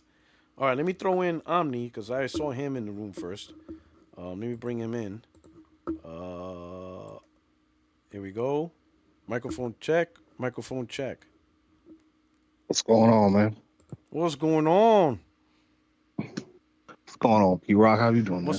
What's up? Chilling, brother. What's going on? What you up to? All right, well, here's where I'm... He's like, all right. I'm like, oh, here we go. All right, what's going on? No drama. Oh. I'm Team Blue and all that. Okay. In fact, I'm probably one of the Sony fans you don't like because I'm too positive. Oh. But nothing's wrong in the house of Sony. No. There are many things Okay. wrong. There are many things Yeah. wrong. I No, just I think know. I y'all feel. go a little too I feel. extra. I feel. That's all. Well, listen. I said the state of play set me back. It resetted me. I needed that state of play. I needed to For see sure. For Sorrows. sure. I needed to see Wolverine. It's good. You know. I You and came. I you and came him from a. were kind of crashing Yeah. out a little bit there for Yeah, a I second. came. And listen, I came from a generation where Sony, let me know what they're doing. So this new Sony, where they keep it close to the chest, like the CIA, I ain't liking this. I ain't liking this shit at all. This CIA bullshit, I ain't liking. Like, You nah. ain't wrong. You know what I'm saying? It's But that state of smarter. play with It Sorrow, it is it is smarter. smarter. It is smarter. But goddamn, you know what it is. You don't hear nothing. Like take for example Wolverine. Like you don't hear shit about Wolverine in forever. And then when you do look at the news, it's Helldivers on Xbox. And like, what the fuck is going on here? Like, who Yeah. are we? Who are Yeah. you talking to? Yeah. Like, you know what I'm saying? So And I then crashed out a bit. I crashed out. little You did know? we know, Yeah. a month, what was it? Yeah. 4 or 6 Oh, weeks later, whatever it yeah. was. They Bang. pulled that state of play. And that's the one part I do like about how they do it now, because the way everything was structured, everything was about E3, that big giant press conference at the middle of the year, and that was fun. Seeing them have the giant sets and remember the Ghost of Tsushima intro they did one Yeah. time, The and the flute. Last of Us 2 thing they did one time. The, Like it was the, it was the beautiful guy production. the guy playing the flute. Yeah. All that stuff. It was cool. But Yeah. if you think about it, if you took the beginning of the year state of play, that's always in January, February, Mhm. the May one, and then the September one, and you made them all one show, it would effectively be the same thing. Yeah. It They would just be an spread it E3. out nowadays. Yeah. It would be an E3 if combined. Yeah. Yeah. But I want to talk to you about your favorite topic, next gen. I want to talk to you about the PS6. Okay. I'm curious why. Like, I understand a bit why you're not. Oh, it's too soon. We haven't gotten all that we can get out of the PS5. But 2 years is a long time. A lot of good games coming up. No guarantee that we won't be feeling differently by the time this comes out. But I'm not even tripping on the time frame. Like, I could also wait. I think it's really cool what they're doing with the handheld and the often not talked about, but like, well, before I even get into it, let me ask you this. Did you watch all of the Moore's Law info about the PS6? He had like No. 2, 3 videos about it. No. Not all of it. Not across all videos. Okay. Well, the main one that I'm referencing is where and he does this a few times, but the main one, he breaks the PS6 into basically 3 versions: a big boy, what we're used to getting, dockable handheld, and then taking that same technology of the dockable handheld, stripping out the screen, giving it a legitimate power source, putting it in a cheap form factor, and that's an even cheaper option than the handheld. So this could be a 3-prong But strategy they're pulling. That what is I that think that's third item really is? Can you what give a happened. little bit description? The strip down. What is that? Is it a box It's basically the that same you attach tech. your TV? Yeah, So it's a console. it's like, yeah, yeah, It's a all of these are console without the consoles. screen. Right. It's the handheld minus the screen. Okay. And the need for everything to be in like low power mode, because you'll have, the plug-in power supply. You put it in a real cheap form factor, as cheap as you possibly can. It doesn't need to be aesthetically pleasing. It's the entry level device to get people through the door, and the This sounds familiar. range that I'm hearing this I already. know, I know, It and that's sounds. that's I exactly why already I heard want to this. talk to you about this. This That's this exactly sounds. why I I don't. want I to talk can't to you put my about this. finger. Can you help me out where we heard this before?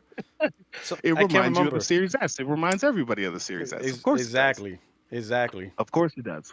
I think this is where the key difference steps in. And I'm not super tech guy, so I'm probably going to get some of these details wrong, but I'm going to explain it to you as best I understand it. Based on Moore's Law's information and the video Mark Cerny did with the AMD guy a couple weeks ago.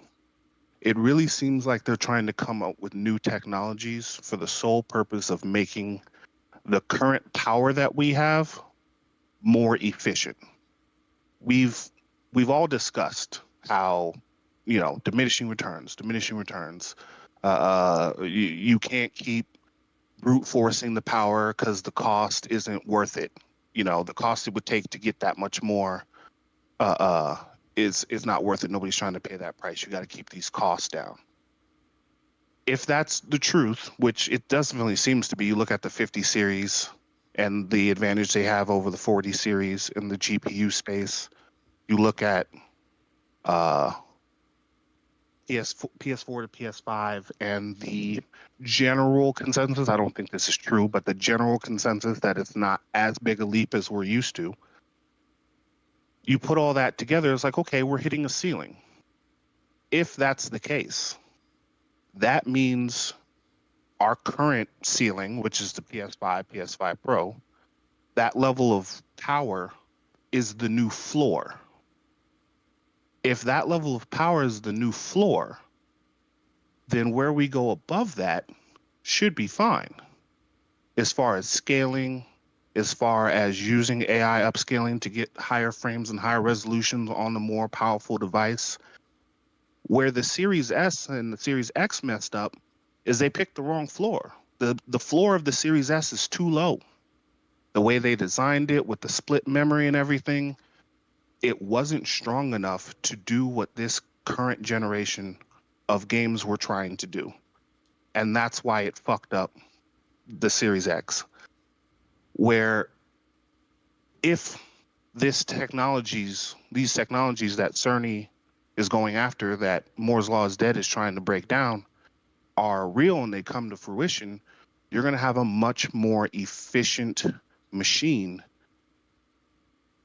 that'll be able to provide you with a base level of next-gen graphics, maybe at slightly lower resolutions, but you're paying $300 for it. Who cares?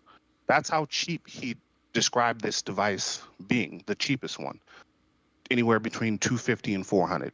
So let's just call it $300 just for the sake of argument. That's a super cheap base entry level for anyone to get to next gen.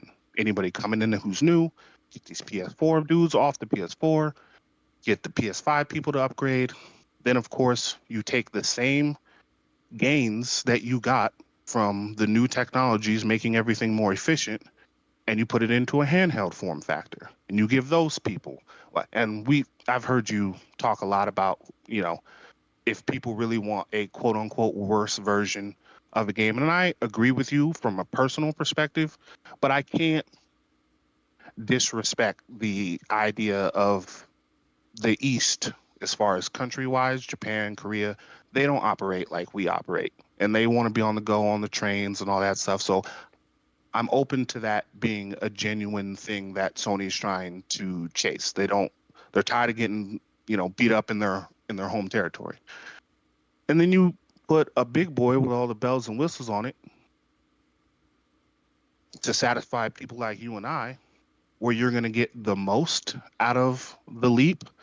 But if you look at the kind of specs between the three devices, the difference is mainly more RAM on the big boy, but still enough for the handheld and the cheap box version, and the clock speeds of the GPU, where the handheld needs to be clocked lower because you're trying to save power. The two home devices, you can boost up the clock of the GPU, get your games to run even better because you don't have to deal with the power constraint. If that's really the only difference, you're going to be able to scale pretty well within those confines rather than having devices that have different power capabilities. Like what the Series S can do and what the Series X can do are not the same. They're not close enough to being the same to make the argument of what they were trying to do this generation. Oh, let's just scale everything. The S will be good enough, cheap option, blah, blah, blah. Didn't work, held them back. You need a higher floor. I think finally, this generation, we've reached a high enough floor to say, okay, from here we can actually scale, and we can take the the efficiencies that we gain from this new technology. They're talking about universal compression, radiance cores for advanced ray tracing, all that stuff. Again, I don't know all the ins and outs of it, but everything they're saying seems to lean towards efficiency, to use that for cost reduction, and efficiency to use that to make it a handheld form factor, and then add a few more bells and whistles, raise the clock speed for the big boy version, and you're scalable up and down. You cover all your bases. You get people off PS4. You can stomp on Xbox and PC handhelds.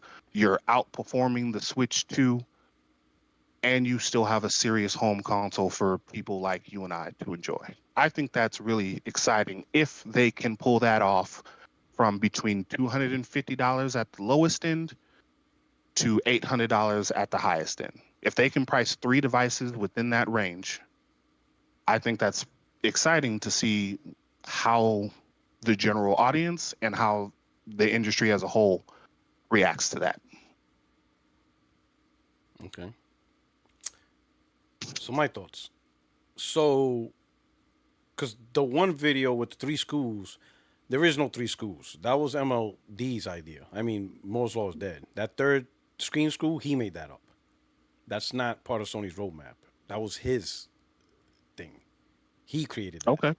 So that doesn't exist. So once Okay. you started mentioning that stuff, I'm like, oh, I remember because that was the one video I saw. Moore's Law invented that idea to push some of the things you're saying. So there is no 3 schools for Sony. Sony's right now, the rumor is an actual console and the handheld. That's it. There is no lower bar method, whatever. But for the sake of conversation, let's go with yours.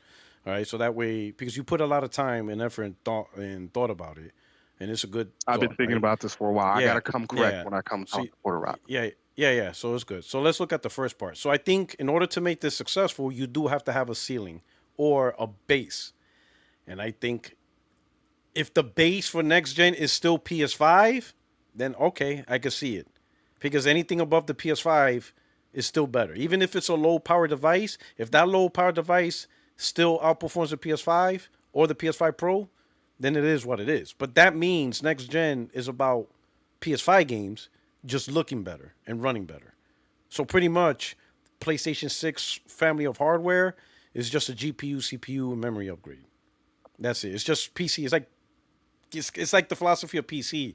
You know, you go from like a 3050, 3060, and now you buy a 4070, 4080.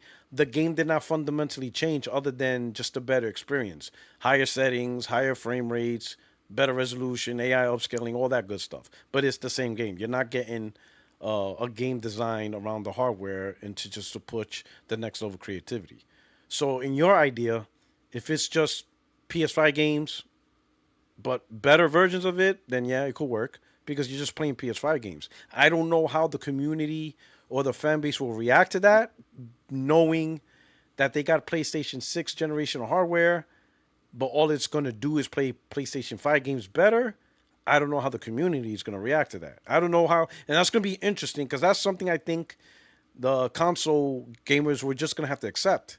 I think cross-gen is going to be the new norm because Sony's not going to abandon over 100 plus million gamers and force them to leave. They're just not going to do that anymore. They saw the benefit of still making games on PS4. Granted, they did stop, right?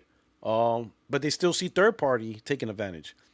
I think PS5 is much better hardware for its gen as compared to PS4. So I think PS5 is going to stick around a lot longer. And I think Sony's going to see the advantage of still making PS5 games and taking advantage of all the people that won't leave PS5 or they won't leave for a while. So I think under that strategy, I could see that. Here's my concern though. You have, let's say, those 3 hardware strategies. Some of it sounds redundant in a way, right? You have the portable hardware that's also could be played as a console for a certain price. Then you got this higher premium console right? But then you also have a much lower premium console, right? And that's like a really hard message. They're gonna be like, all right, what do I do with these three devices? Like, what is the difference between these PlayStation 6 devices? So let's name them. Let's give them a name. Let's call one called the PS6S, which is the very low end PlayStation 6. That's like the handheld, but without the screen. Okay, so you got this little box that you put on a TV. Then you got the PlayStation 6 Portable, which is also plays PlayStation 6 games and all that stuff, and it's portable, and you could connect to the TV. Then you got the PlayStation 6, just the PlayStation 6. This is the big console. Like, how do you Yep. describe to each gamer what each one is, and how do you do I it, and think that what the advantages, like what the advantages is. And I will say this, and this is the caveat: console gamers, while we enjoy power, that's generally not the main thing for console. It never really has been. It's usually the hardcore that's into the power thing, right. but not generally. Power is like there's only so much power you could really talk about a console and attract the audience. So really, power and technology is not the biggest thing for console gaming. It's usually the games. Sure, in the first year, us hardcore talk about power, but it fades so fast, and most people don't even realize the power that they have. So, like, how do you navigate and market this brand line of stuff? You got this little dongle or this little PS6. You got the PS6 portable, and then you got the PS6. But then people be like, "Wait a minute, the PS6 portable can also play on TV. So why don't I get that?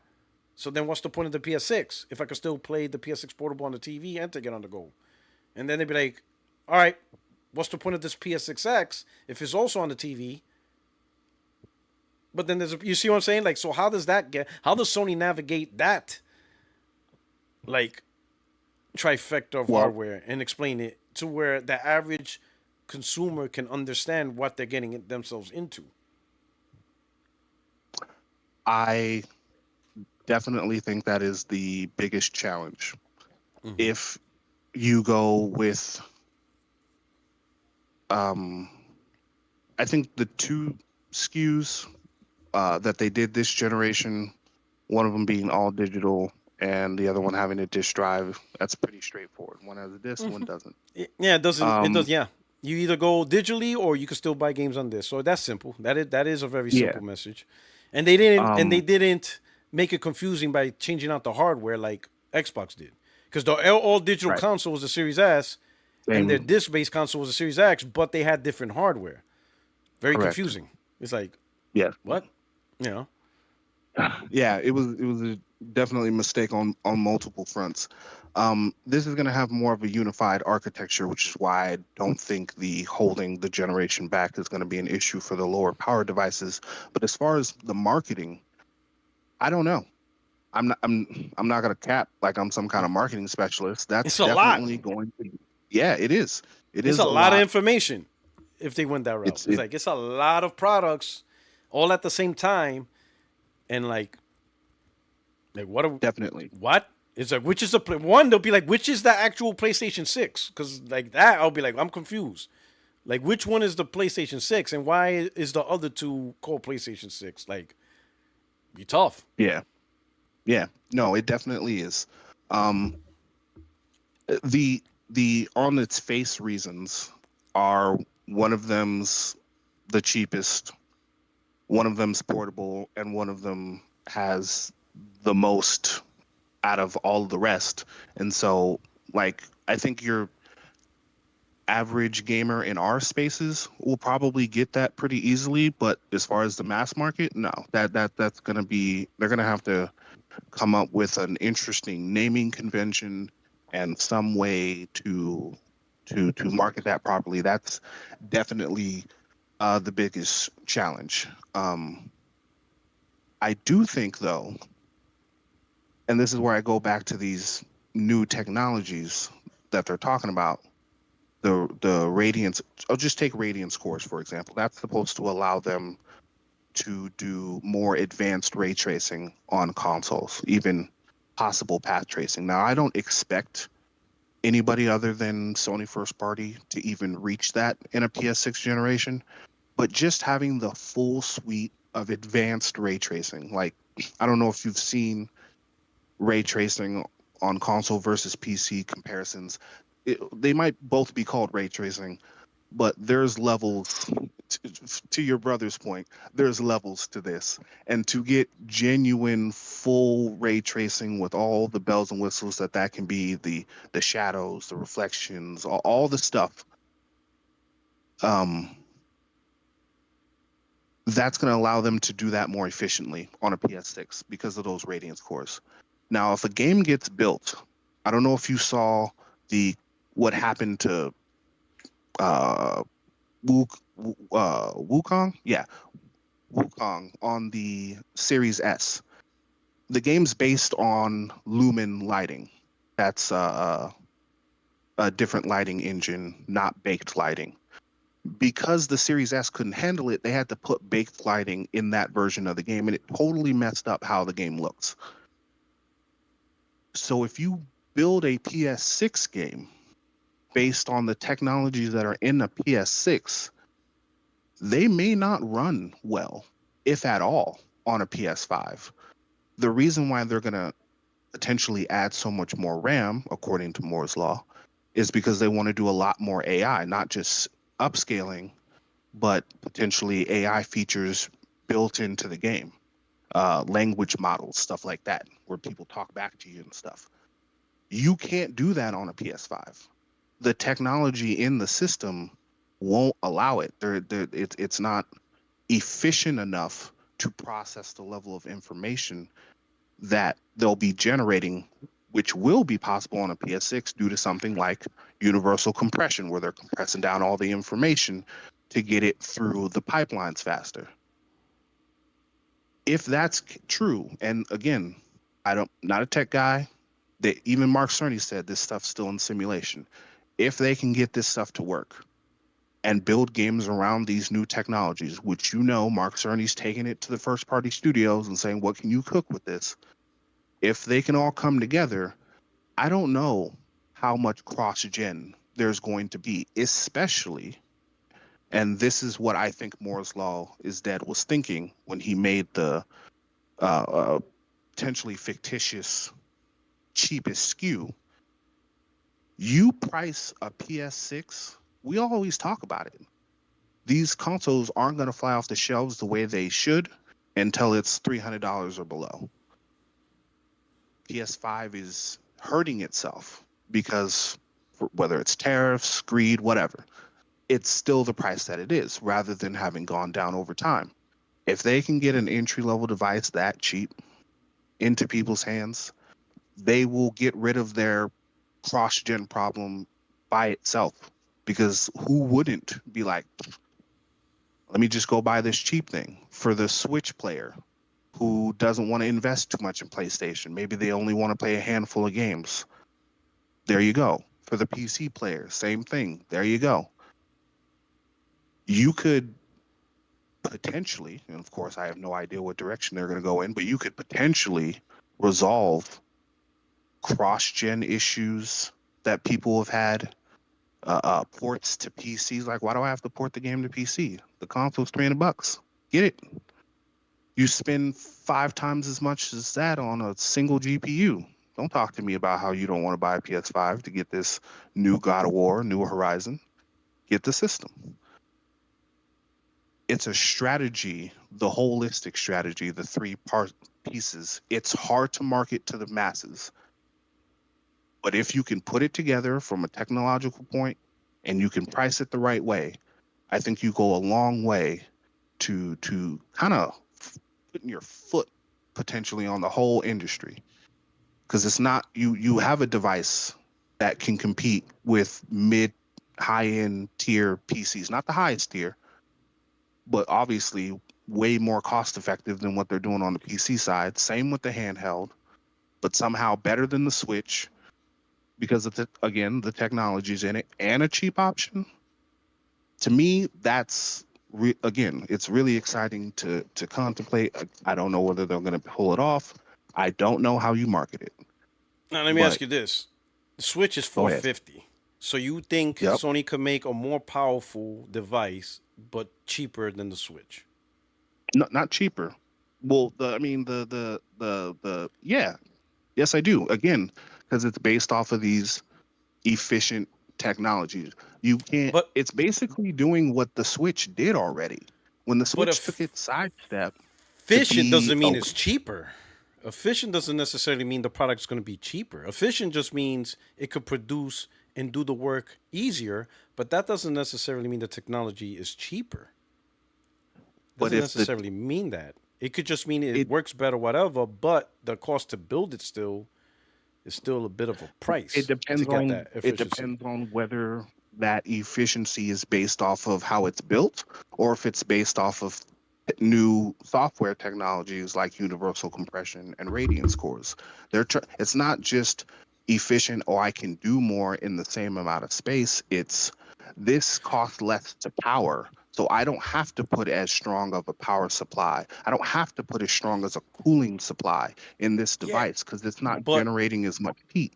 I agree. So, but here's my question: who gets the cost savings first, the customer or the shareholders?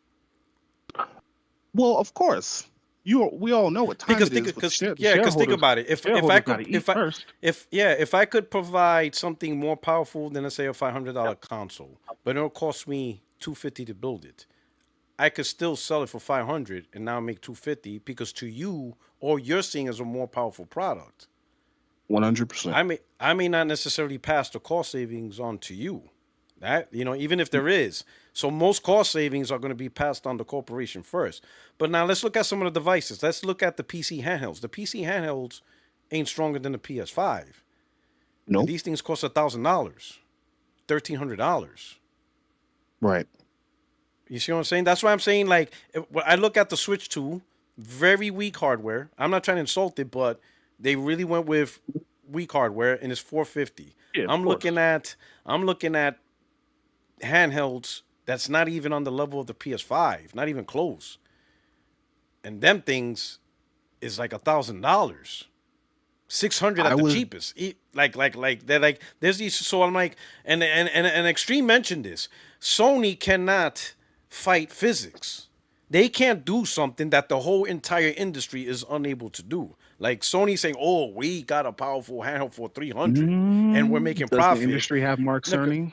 okay, it doesn't really matter. He's good, but he's not doing anything that will completely. If there was a way to release a $350 handheld and make profit, everybody else will be finding a way to do that too. They're like people won't be releasing I don't think the $1,300 handheld's going to be at the that very cheap, by the least. way. But yes, At of the course. yeah, you know what I'm saying? Like if people, I mean, look at the Xbox Series S. It's 400 now, and that Well, thing's a that's a 5-year-old different issue. hardware. No, but what I'm saying is, I don't know the odds of having cheap hardware. That's number one. I don't really see the odds of. I don't see anyone releasing $300 hardware. I don't think that's I possible totally at this point. understand. Yeah, that's first thing, right? I Um, was just as shocked as anybody else when I saw the ranges of the price for these devices that he put mm, up, saying that the cheap one could be from 250 to 400, that the portable dockable handheld. 250. Yeah, that's I'm just Well, telling you what the the man 250 put on one, his page. the 250 one he made up. So just to Right, go right. back, So let's he say made that one doesn't so that's not exist. real. That's not real. Right. We just The talking about it handheld, because you put in thought, but 250, that's not happening. I can tell you that right yeah, now. yeah. You're not gonna see a So the 250 gaming handheld console. he priced anywhere between 450 and 600. So I it don't see would be 450. if they I priced don't, it. I don't I see don't. 450. The way he described it was old school aggressive pricing versus we're trying to not take a loss on this at all. And so So this, that's why he gave that's the logic behind those ranges he was giving. And so I don't so know what they're gonna do. so I could It, tell but you it they're not gonna take a loss on a handheld. I could tell you that right now. And I know people could say, Porter, you don't know. I will give you a clear, obvious reason why there is zero chance their handheld will ever take a loss. And the number one reason is that handheld, they're not going to rely on their handheld to be the market establishing device. You take losses on market establishing device where people will bring it into their home and buy lots of content. So you have trust on this device being the device to get you to 100 million. They're not doing that with the portable because there is no data other than Nintendo. Nintendo is the only handheld device that can get you to 100 million. No other portable device can do that to you. It's just they don't exist. You see the because of Asus, the they just because of no exclusives. And this is the part where I say this is the real challenge of portable devices. You want people to buy your portable device? What games you got? Oh, we got worse running games that you could play better on your console. That's not a good selling point. And simply saying, oh, you could take your games on the go. That's not a good selling point either. Because if it was, all these PC devices would be flying off the shelf. Imagine you could take your entire Steam library. There's 130 million Steam gamers that could take their library, the entire library, on the go.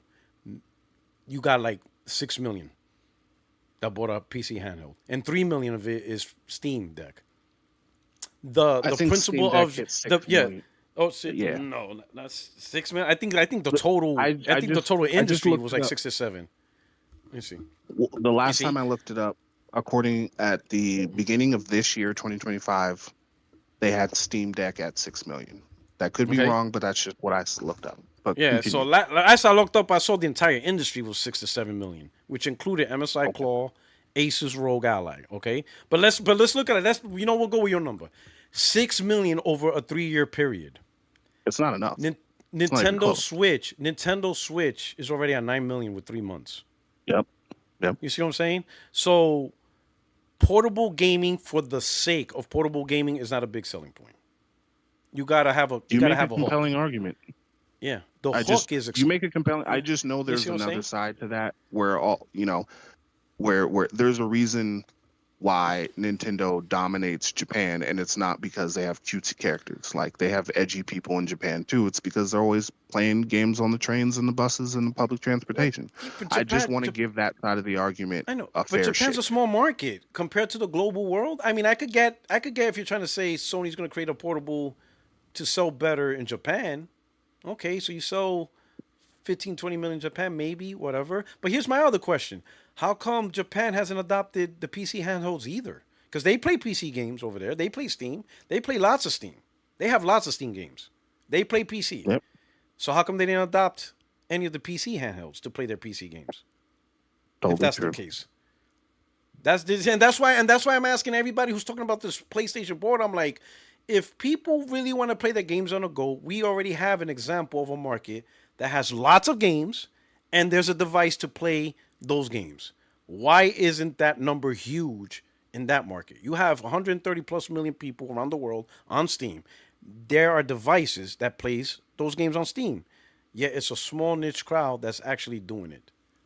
But Nintendo separately, they have a portable device, and that device sells insane amount. They sell 100 million. So why is It's the only Nintendo so different than everybody else? And the answer's simple. And we use this answer all the time as PlayStation gamers. Exclusives. Exclusives, yep. Nintendo, when you play on Switch, you are not playing the worst version of the Nintendo games. You are playing the only version of the Nintendo games. That's why you got a Switch. Because if you don't have a Switch, then you get nothing. You either get the Switch or you get nothing. I think your mic's messing up right now. Is it? Hold on.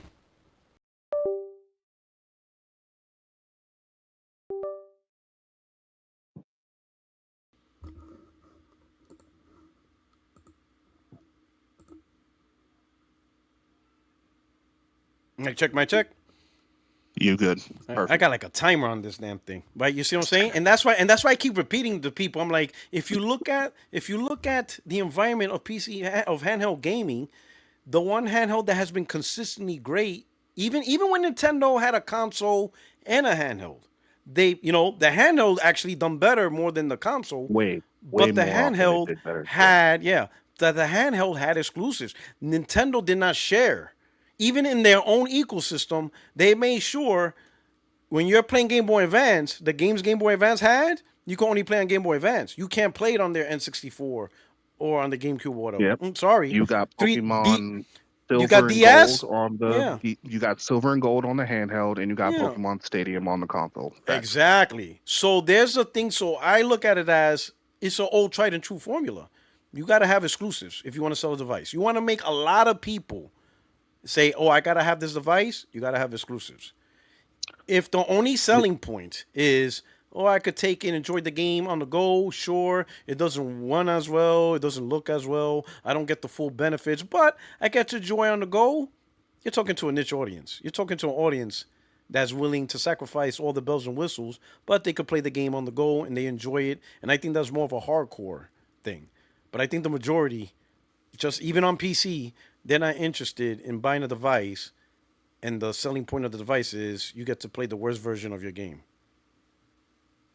because of You portability. make yeah, I you don't make see a that. very compelling argument. The only other caveat I would give you, and it's not hard and factual, it's just Yeah. like it's what the culture says, it's what the streets say. I'm sure you've heard what I'm about to say as well. Mm-hmm. People have been waiting to play their PlayStation games, actual PlayStation games, not PSP whatever and then PS Vita whatever games, but actual PlayStation games. People have been wanting to play those in handheld format for the longest time. I hear it every generation. Oh, I wish they would make a handheld again, and but one that actually lets you play your actual console games. And so again, Mm-hmm. could those people be capping like the people who want old Sony back with the PlayStation Japan and all that? Could they be capping? Of course, but I think there's enough evidence to be to make the device in general, and I wouldn't even be mad if they flipped it to make it more safe for what you're talking about. Make the big boy console the $550 console, the PS6, and make the handheld 650, 700, 750. So at least you're definitely not taking a loss on the handheld. You can maybe even go as far as putting an OLED screen in the handheld, make it more appealing to people because that's a giant thing. No, they don't even have the only people with a semi-affordable OLED is the Steam Deck, and it goes up to 800p. I think it is. It's Mm-hmm. like okay, it's an OLED screen, but it's 800p. People who use it say it looks pretty. Whatever, it is what it is. But you could potentially make a more compelling handheld is feature wise, but still at a compelling price compared to everybody else if you just flipped them and made the dockable handheld more expensive. So now you're less so competing with the Switch handheld to handheld. You're more competing with all the PC handhelds. And you're giving those people who want that portable option a choice, but they're going to pay for it. I don't know.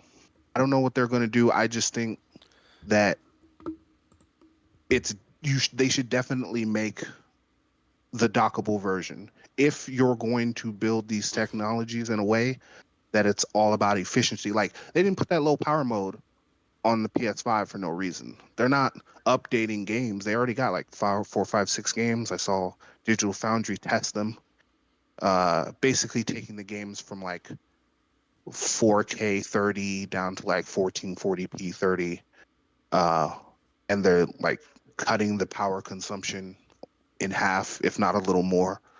That's not there for no reason. So they're Mm-hmm. definitely warming up for this device, and I think there's enough evidence to say that it's worth making. But how you price it and how you market it, and I still believe, even though Moore's Law made a fake device, I still think Sony needs to think about taking those handheld specs, putting it in a cheap box, and making it as cheap as possible. Because that's really how you put pressure on everybody, not to just get off the old gen, but to at least buy a PlayStation and have that store in the household where if a first party game comes out that they don't want to wait for, they don't have to wait. Or maybe PlayStation can just chill with the PC ports because they have such a compelling offer that they don't really need to port it over there. So I'm gonna say this though. Sony's doing the cross gen. That's they're not letting go of that strategy. They're all happy. And again, I mean, look at the PS4 and PS5. PS5 is a clear jump from the PS4. PS4 was not really good hardware. I mean, the CPU is a tablet CPU. It's not even a real Yeah. desktop CPU. So there was a clear jump from PS4 to PS5 in terms of technology, ray tracing, every game at a minimum 60 frames per second options. So there was a huge jump that was actually, you can actually see and be like, oh man, this is definitely a big jump. And people still didn't jump on a bandwagon with PS5. It took a while, right? You still got a lot of people buying the PS5, but there was a lot of people still staying on the PS4. And because of that, Sony stuck with cross-gen for a while. Remember, Gran Turismo 7 was announced as that was the only game, if I remember correctly, that was actually announced PS5 only, but then they changed their mind and went back to PS4. Horizon and God of War wasn't announced as PS5 only games, even though people say it was, but it wasn't, right? But Okay. Sony saw the Okay. benefit of still making a game for the PS4 and, getting that value. And if Sony did it with PS4 hardware, that when you think about it, PS4 hardware and PS5 hardware are definitely kind of different, right? Because it wasn't RDNA and all that stuff. PS5 is going to stick around for a while.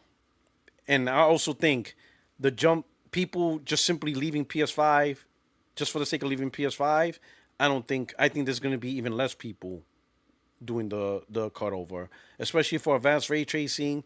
Like if the thing you're bringing is advanced ray tracing and all these advanced effects, I don't think that's going to interest people.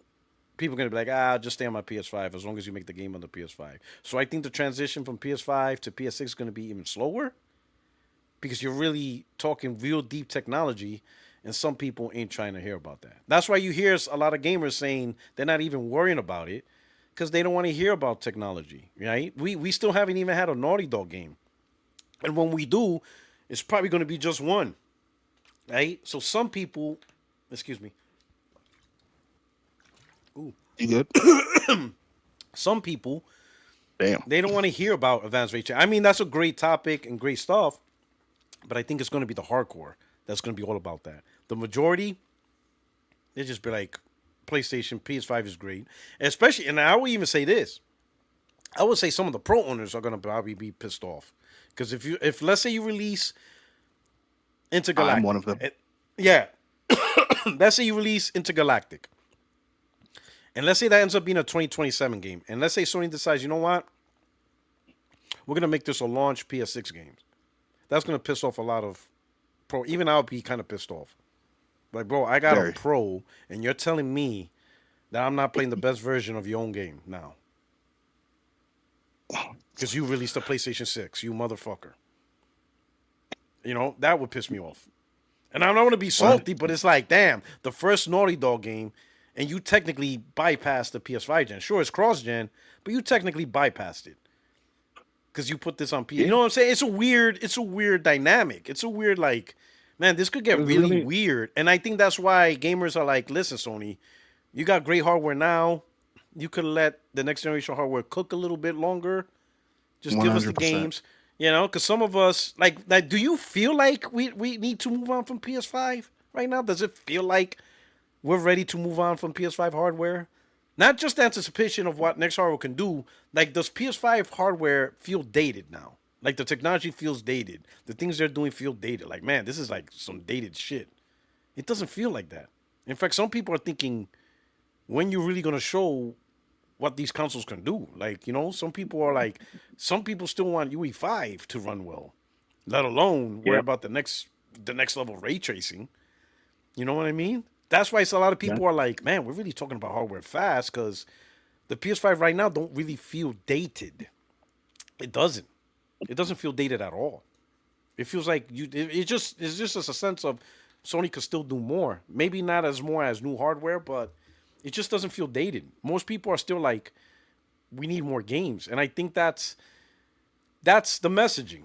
Release more games because that's what I think the majority of the audience wants, right? And even like, you still got PS4 gamers that haven't made the jump, right? Now, I think a couple of months ago, like early in the year, Sony says now the ecosystem is majority of PS5. So they broke the 50% mark. So I think like the 40% of the gamers on PlayStation is still on PS4, right? I want you to think about this. 40% of what? 140 million, 120 million gamers? That is still more than what Xbox has now. Yep.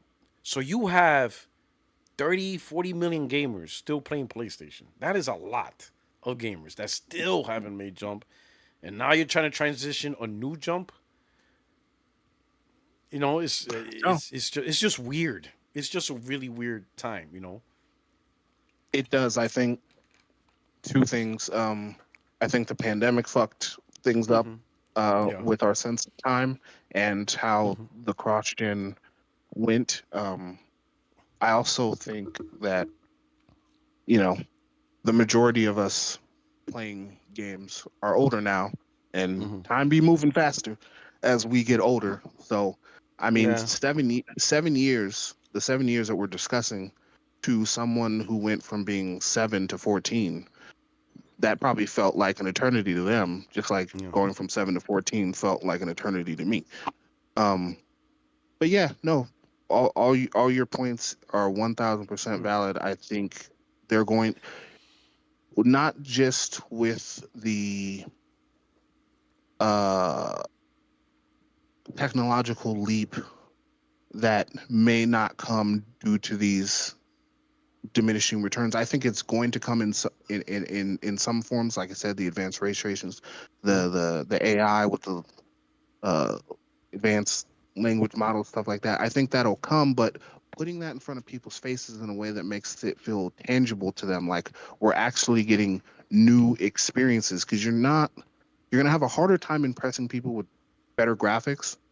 Does ray tracing look better than baked lighting? Yeah. Does path tracing look better than ray tracing? Yeah. If you put all three next to them, can I tell the difference? Yeah. Do most people care? No. Mm-hmm. Um, so it's like everybody's saying, "Oh, games look great all the time nowadays," and that's Yeah. mostly true unless they do it, unless you're an indie game or you're making a weird art style on purpose.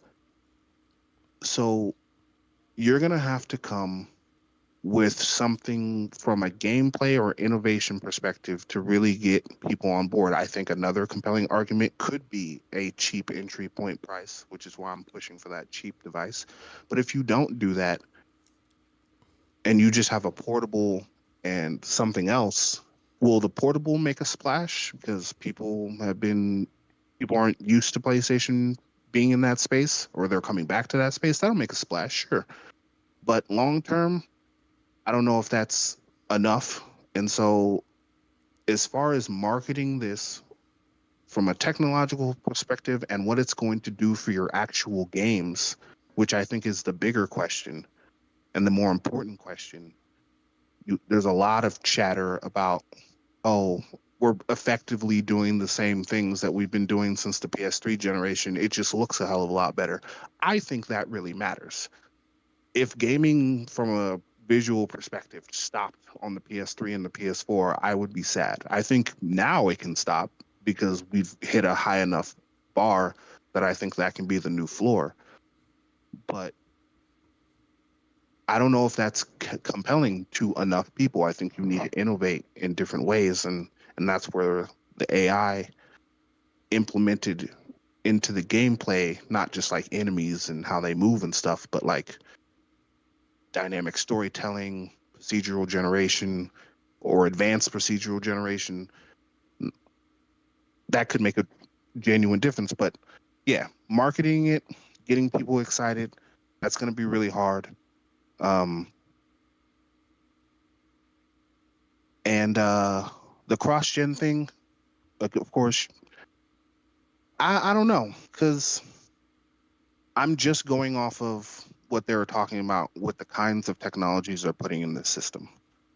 If RDNA 4, which just came out, is 30 to 40 times faster than RDNA 3, which is what's effectively in the PS5. So you've jumped up 40%. That already coming. That's what's coming in the PSSR 2.0 update. RDNA 5, which is supposed to be 40 to 50 times faster than RDNA 4, that's what's the PS6 is supposed to be based off of. If you're moving information at speeds because of that technology, will that be backwards compatible if those things are fundamental to how your game runs? I don't know the answer to that because I'm not educated enough, but I'm not gonna say that's from what the it sounds tech like to stance. me. I'm not gonna say from the tech perspective, but from the business perspective, Sony's all about the multi generational strategy for money. So I could tell you, from a money It'll be at perspective, least 2 years because it's the yeah, always at least two yeah, years. yeah. Always. But I could tell you from the money perspective, they're not going to make a decision that's going to block them away. Let's say 2 years from now, PlayStation 5 could be at 120 million. They're not going to sacrifice 120 million. They're not. They're not. That's why I say now we better get used to cross-gen games. Sony saw the value in making a Well, game, continuing services to 120 million people, and whenever they decide to move, because think about it, when they were making games for PS4 gamers, right? Let's say Horizon Zero Forbidden West, right? They made it for PlayStation 4. It was still money that went into their pocket, when so it really yeah, didn't matter. It didn't matter if they bought the PS5 version or the PS4 version. They still made money from an audience that already exists. And I think they learned and be like, wait a minute, why are we gonna cut out all these gamers that we built and established? Like we just keep supporting them, and then let them transition over time when they're ready. But we'll still keep but let, making money off them while because they're still part of our ecosystem. They're still part of our PlayStation platform. They're just not playing on the PS5. They're just playing on the PS4. 100%. You see what I'm saying? Like right now, We're giving you Black money. Ops 7 is still being made for the PS4. So Goofy, guess what? goofy decision. That's why you're getting Yeah. stomped in by Battlefield. You made a goofy decision. Okay, but the thing is, got Call of Duty still one of the top. In fact, they released most played games, and Call of Duty still at the top Yeah, that's over part of the reason Battlefield. why is because they still release on those old consoles, Yeah, but it is poisoning yeah. their fan We don't base like it. Yeah, and the we vibes don't of like it. that game. You But know, I that's why I wanna said I don't wanna get think PlayStation 6 technology is gonna cause where Sony's like, oh man, looks like we're making PlayStation 6 exclusives. I think what they're gonna do is the PlayStation 5 is the minimum spec, and then whatever they can add bells and whistles to the PlayStation 6 version, they'll do that. You you know, if you play the game well on the I PS5 for wanna get specific. $70, this is what you get, or you could play the game for $70 on the PS6, and this is what you get. You decide what you I want want to to do. Either way, I they want get to their be $70. specific. I want to be specific from a prediction perspective. Mm-hmm. So tell me what you think. You, we both agree that some of those games that Sony releases, and we're just talking about Sony, because the third party, they're going to do what they're going to do. Yeah. Most of that stuff is going to be cross-gen because they're absolutely trying to make all the Mm-hmm. money. But from a specific Sony perspective, some of the games are going to be cross-gen because it is what it is. They started development on PS5 and then they'll add the bells and whistles. But we also know they have to have some PS6 exclusives or Mm-hmm. else nobody's going to go. Mm-hmm. So you got to have some. So my question to you is over the opening launch of the console, let's say the first 3 months for PS5, that would have been November, December, January. I think you got Miles Morales, Demon Souls, and Returnal in that 3 month window as far as strictly on PS5. Well, Miles Morales was on PS4. Okay, my bad. I got that wrong then. So Yeah. two of them were PS5, one of them's PS4. Yeah. And I don't know if we had any second or third party deals. I think, I yeah, I think don't the know. Bethesda Anyway, games, like when they had the third party deals, like Deathloop. yeah, but that was way after the first three Yeah. months. Oh, the That first three was months. Yeah. later in 2020. Yeah, just Did opening Returnal? launch Returnal didn't month. come out the. Did That's Returnal what come out the you're. first 3 months? I Can't think it remember. came out in January of 21, I Okay. believe. All right. January or February. So close to 3 months, if I'm not exactly correct. But I'm talking about how you sell this thing, you got to advertise PS6 games. You can't just advertise cross-gen games. Some of those have to be exclusive to the PS6. So what do you think the opening ratio? How many games do you think they come first party to launch with? And what do you think the split is as far as only on PS6 versus cross-gen? Let me see. So let me look at it. So Returnal released in April. Oh, I'm faded then. So no, Yeah, that so wasn't so it's close to couple. the, So what was the that's my number one? first six Let me months. put it this way: when PlayStation 5 launched, what was the number one selling game? What was the biggest game that they sold? Probably Miles, if I had to Yeah, guess. because it was Miles. And of course, they're gonna do the revisions, and then within a year and a half, they'll break even, and then they'll get it to profitability. Right? That's their status thing. Right? So they'll work on that. But while they're selling the PS6 at a loss, they're going to want to make sure their software is selling a lot.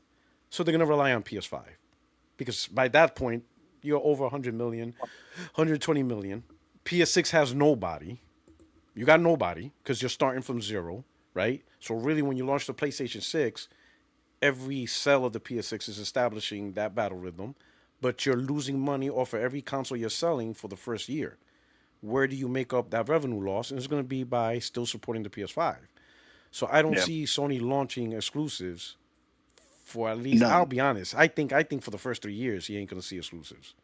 I don't think so. Not I think one PS6 only game maybe a from small Sony first party. title, but even then, like look at Returnal, right? Was Returnal a system seller for PS5? Demon Not Souls really. was, at It least sold for a million. me. I mean, I enjoyed it, but it sold about a 1.5 million.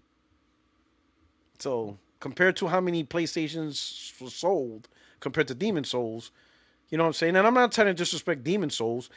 No, of course, There I don't could take be. no Listen, disrespect. I'm not gonna say there's no chance of an exclusive. I'm not gonna say that. Maybe there is a chance. Maybe one new title, because they probably want to experiment with some of the technologies you're inventing. So kind of like Ratchet and Clank, right? Ratchet and Clank was an exclusive in 2021, right? It wasn't on Right. PS4, and I would imagine they did that because of the SSD, and you saw how the world went in and out. That was a They weren't gonna. giant thing for the It was a advertisement of big that leap into. console. Yeah, so they probably like we're not gonna try to mess with this on the PS4 because it's not even it's hard drive, whatever. So you might have that scenario base. Like if there's some new cutting edge AI technology for procedural generation, something that PS5 just can't do, you might see one or two titles, right? But I think the biggest titles, I mean, it's hard to say, but I think there's going to be a lot of cross gen. There's going to be a lot of titles. You might still see some exclusives, especially if it's new technology, kind of like the Ratchet and Clank. Maybe even the Returnal is possible. Um, but I think they're going to heavily rely on PS5 because it offsets console loss. It will offset the loss they take on the PS6, right? Um, by still selling to the PS5 consumer.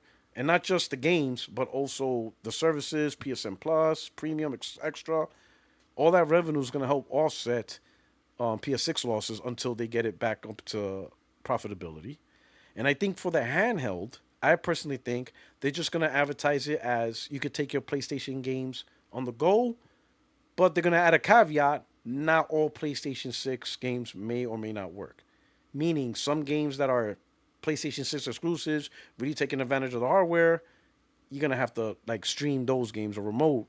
In other words, they're not going to tether the PlayStation 6 portable with the PlayStation 6 so they could prevent that Xbox Series S and X scenario. So it's more like Steam Deck, where Steam Deck has Steam Deck verified games because they know some games on Steam won't work on the Steam Deck because of the hardware. The hardware's not there to run some of the games. It doesn't meet the minimum requirement. But I do think Sony's going to do that, and I think that's a safe bet because it's easy translatable. Because the portable's to portable, you could play your PlayStation games on the go. They're not going to take a loss. They're going to make a profit on it. You know, you get what you get out of I it, right? You got your console, beast hardware, will make your PlayStation 5 games run even better. Maybe a few exclusives to take advantage of whatever new procedural technology they take. But I think they realize and recognize the value of cross-gen, whether we like it or not, and I think they're really going to make that money going. I think they saw what PS4 did, which they probably didn't plan on, but they saw the results, and from a business wise, they're like, wait a minute, man, still supporting PS4, even with third parties, still supporting PS4. We made a lot of money, so not, and that's why in their last briefing they put multi-device strategy. So they're strategizing this multi-device, multi-generational strategy. So it's already in play. PS5 is going to be a big part of PlayStation gaming, even during the PS6 era. That's why I ask you the question: would you like that or PC?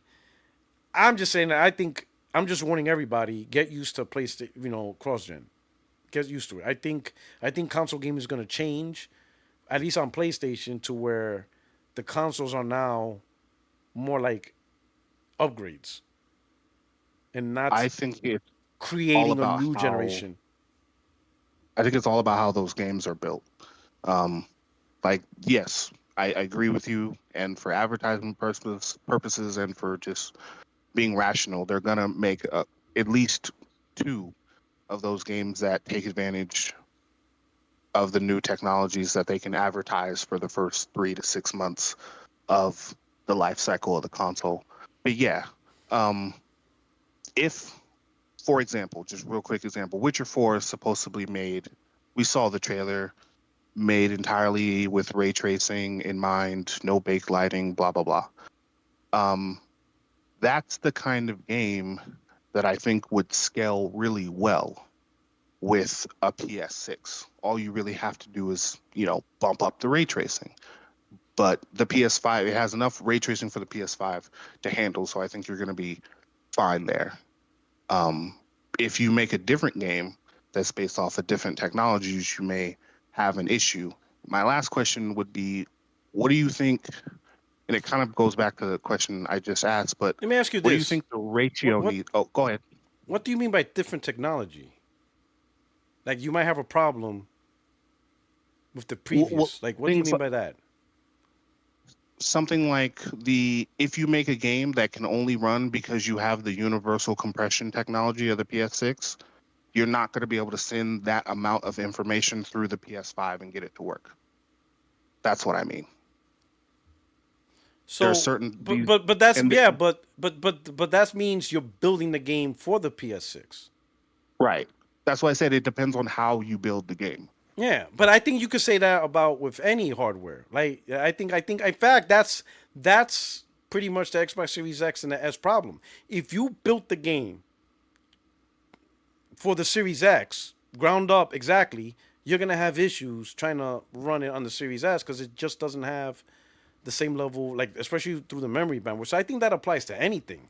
If you have more powerful hardware and you built the game specifically to that specification, then any subset of hardware that's weaker and doesn't have that, yeah, it's going to. That's why I think it's going to be the reverse. They're going to build the game for the PS5 and they're going to work their way up and try to apply the technology. Now, if the game built exclusively for PS6, yeah, it's not going to work on the PS5, regardless of the technology. I think that just goes without saying. Yeah, I wasn't really like Yeah. trying to make some like No, fucking no. I think so. I think that's. No. I just wanted to make yeah. sure I had clarity on what you were saying. But Sure, you're yeah, right. If they, yeah, if they, 100%. whatever technology PS6 has, if they built the game specifically to that technology, then yes, it will not work with the PS5. I think it's just Sony's risk of, all right, we got a PS6, we're selling out a loss, we got 120, 130 million PS5 gamers.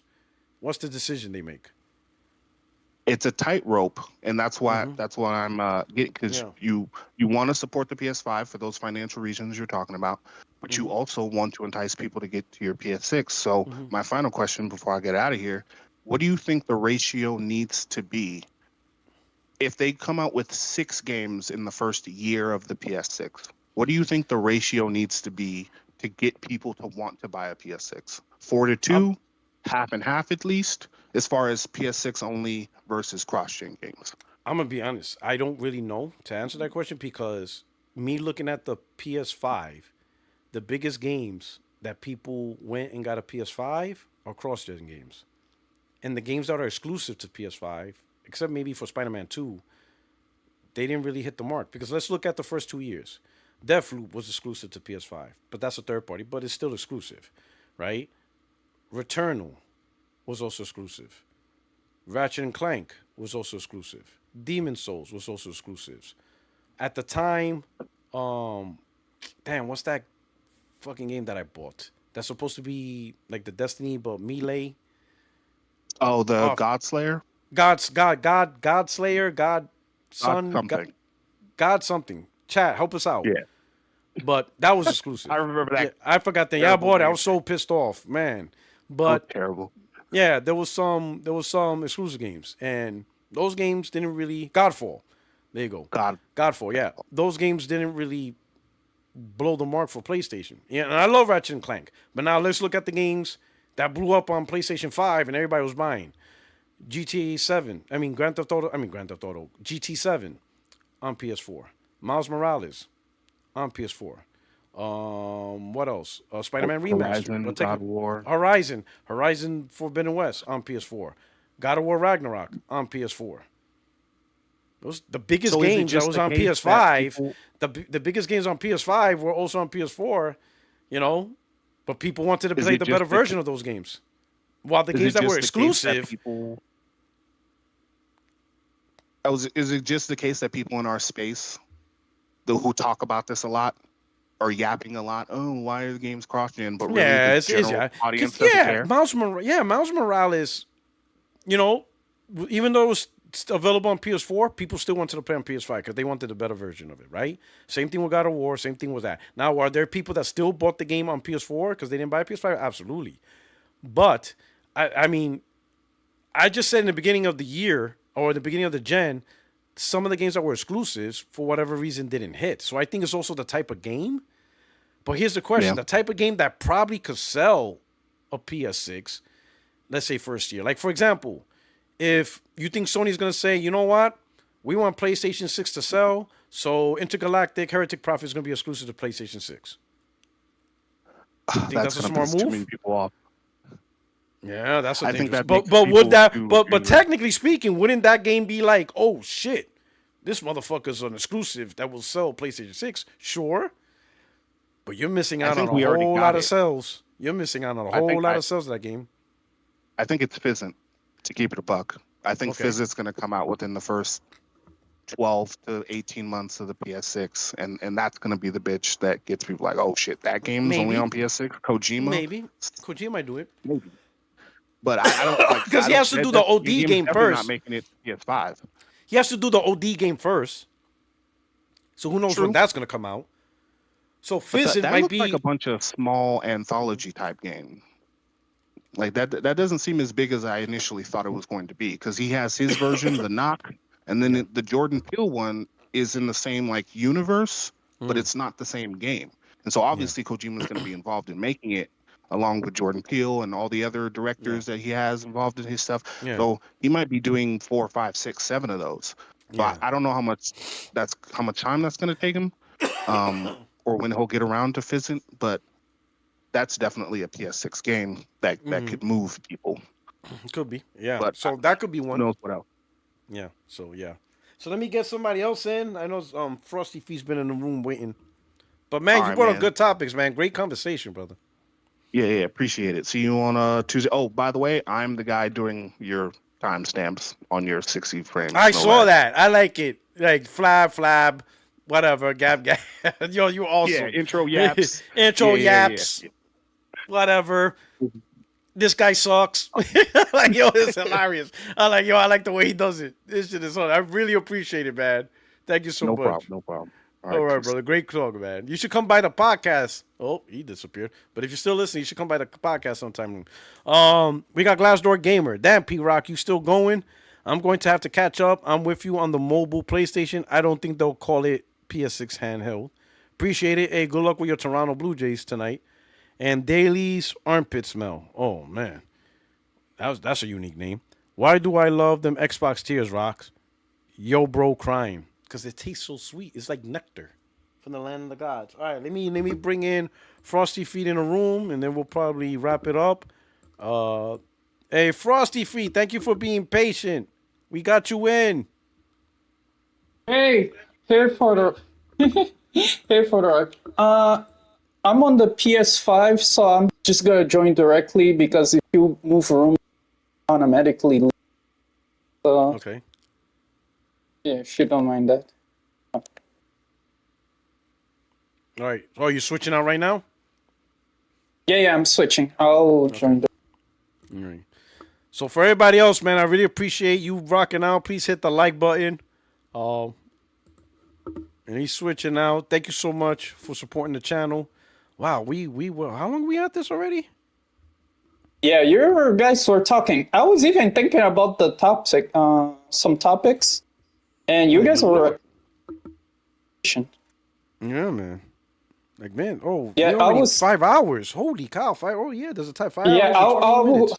yeah. When I saw that, I was like, I'll be quick. I only have like two topics. It's about the future of the console, right? And the other one is about because I was talking to my friend about it, and he was live streaming his PC, right? And he has so many games, and he was just playing like Warzone all day.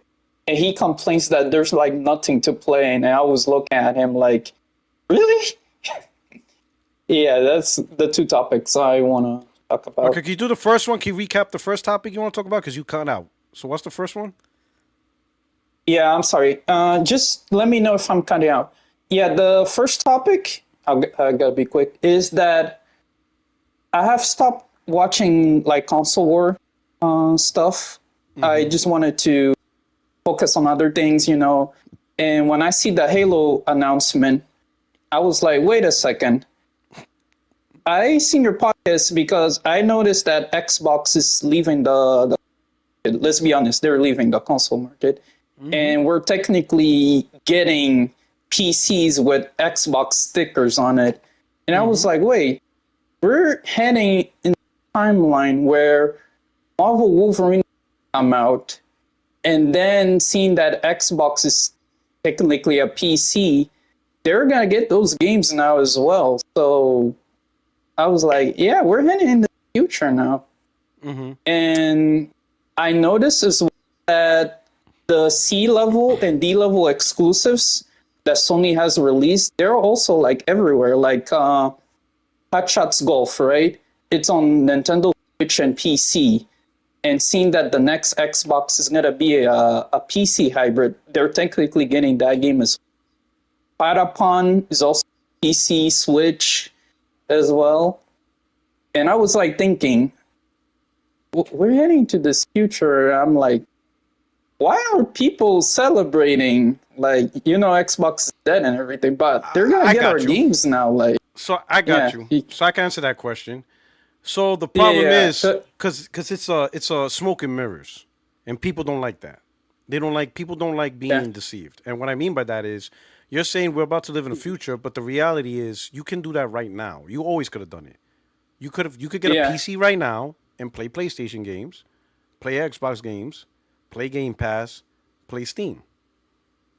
Yeah. The only thing Microsoft is doing is they're taking the thing you can do right now and slap a sticker on it with the word Xbox on it. Yeah. Yeah, that's why I said they're technically PCs with like an Xbox sticker. Yeah. And the reason why and the reason why people are upset, because what they really want from Microsoft, as Xbox, as fans, is an actual console. They want a console. Yeah. They don't want a PC with a sticker that says Xbox. They want an actual Xbox. They want the OG Xbox. They want the 360. They want the Xbox One. They want the Series X. They want a traditional console, not this fake hybrid marketing. This is an Xbox. No, they don't want to deal with Windows 11. They don't want to mess with that, because if they did, they would have done it already. You want to play on Windows 11, you could do that now, and you could play PlayStation games. That's true. Right? That's true. So when people are saying, "Oh yeah, the next episode is going to be PlayStation games," it's pissing some people off, actual real Xbox fans, because they're like, "That's not an Xbox. That's something you can do right they're now." Technically, right now. Technically PC ports. Yeah, they're PC ports of like PlayStation games. It is PC games, right? Yeah, that's true. If you really want a console that plays PlayStation games and Xbox games, we already have that console. You know what that console's called? PlayStation 5. Yeah. That's the that's console true. that actually plays That's PlayStation games and Xbox games day and date. Yes. No trickery, no sleight of hands, no Windows 11. We already have a console that does both. It already exists. You could get it right now. You want a console that plays Xbox games and PlayStation games? PS5. That's it. It's simple. It's easy. True. There's no trickery, no marketing. You don't see Sony be like, "This is a PlayStation." They're not doing no weird stuff like that. Yeah. It's real simple. We all know that, right? But some people are calling out the fake marketing and the bullshit, right? And me personally, I think the fake marketing, I think Microsoft just needs to be honest, right? And stop with this fake marketing and just rip the Band-Aid off and tell the people, listen. Yeah, just say it's PC. That's PC. Just say it. We're transitioning into Windows 11 gaming, and through Windows 11 gaming, we're looking into providing you PCs, laptops, handhelds, and even attempting to try to bring a console-like environment, whatever. But at least tell people, but this is PC gaming. Yeah, tell the truth. That's what we're doing. Yeah. The console that you know of, we moved on from that. we're about the PC Yeah, gaming, and we're gonna do our best to bring the best PC yes. gaming experience to your household. That's it. Just be. Yeah, I agree. That's it. Just say what it is. The other thing I have is that what's the word I was thinking is that Sony put Helldivers on Xbox, right? Yeah. And seeing that Microsoft is always saying we're not competing anymore, do you see, like, for example, Ghost of Yotei Legends, right? That's pretty much a multiplayer game. And seeing what Sony is becoming now, I'm pretty sure there's gonna have like microtransactions in that Ghost of Yotei Legends game mode. Do you see them putting on Xbox, seeing that their live service strategy is pretty much putting games everywhere? To be honest, like, if Microsoft doesn't even have a future in consoles, why would Sony even waste time dealing with a brand that's they're floundering? porting. Like it's just that's it's just the Sony's PC weird. port, though. Yeah, Sony. Yeah, So, it is the but PC the thing, port. but the thing is, Sony makes PC games. They see this is also another reason why people are also, talking, finally talking, really talking about Microsoft, because they're trying to make the next Xbox seem like it's an Xbox. It's just a PC, so it doesn't really matter. Yeah. If you make a game on PC, it's going to work on any PC that's Windows 11. It doesn't matter what you call the device. You could call the device an Alienware PC, you could call it the HP Omen, or you could call it the Xbox. It's still a Windows 11 PC. So if Sony makes a game on PC, it's going to work on PC. It is what it is. That's what it is. So now some people are like, it works on Xbox. It's Windows 11, so it's going to work on that. So if you want to get into PC gaming and play PlayStation games on Windows 11, then that's what they're going to do and stuff like that, right? But ultimately, really, the decision is, if you're a console gamer, do you want to play on PC? That's PC, really the big that's decision. a good question. Yeah, If you're a that's console gamer, good question. do you want to get into? Yeah, do you want to get into PC gaming? Some people are saying yes, they'll move on. Some people are saying no, I want a console, and if that means I have to get a PlayStation or a Nintendo to enjoy console gaming, then so be it. That's really what we're gonna see next gen. What console gamers actually leave console gaming? They want. Yeah. That's what we're gonna see. Because what I don't think noticed, it's gonna be a lot. I don't think it's gonna be a lot. Yeah, what I noticed is kind of funny, Puertorock. I'm like the only one left on my friend group that is on console. All of them moved to PC. Even my girlfriend, she's a PC gamer now. Mm-hmm. She haven't touched her PS5 in months. She just plays Valorant now and some anime games. Granted, when she was on PS5, she only played like anime games. She really doesn't care about exclusives. Yeah, she moved to like PC pretty smoothly. Okay. Now we just play like cross-play games now most of the time. Even with we share accounts. She has my PS5. You live in Africa, right? South Africa. Yeah, in Africa. So PlayStation is still hard to come by, though, right? It's a very challenging product to get. Mm-hmm. No, PC is getting. I noticed here that PC is finally catching up as well. Well, no, but I'm saying it's PlayStation. Not like I'm saying PlayStation is a challenging product to get in that area, right? Because you said you had to buy yours. Majority of people they order their PlayStations. Like they order from the US, Europe, Asia. Yeah. So my Nintendo Switch is from Japan. It's not actually for US. But so PC gaming is a little bit easier there, right? PC gaming accessibility in PC gaming, Steam. Yeah, it's much PC easier. gaming PC gaming is becoming popular here because of the piracy, because games here are like really expensive.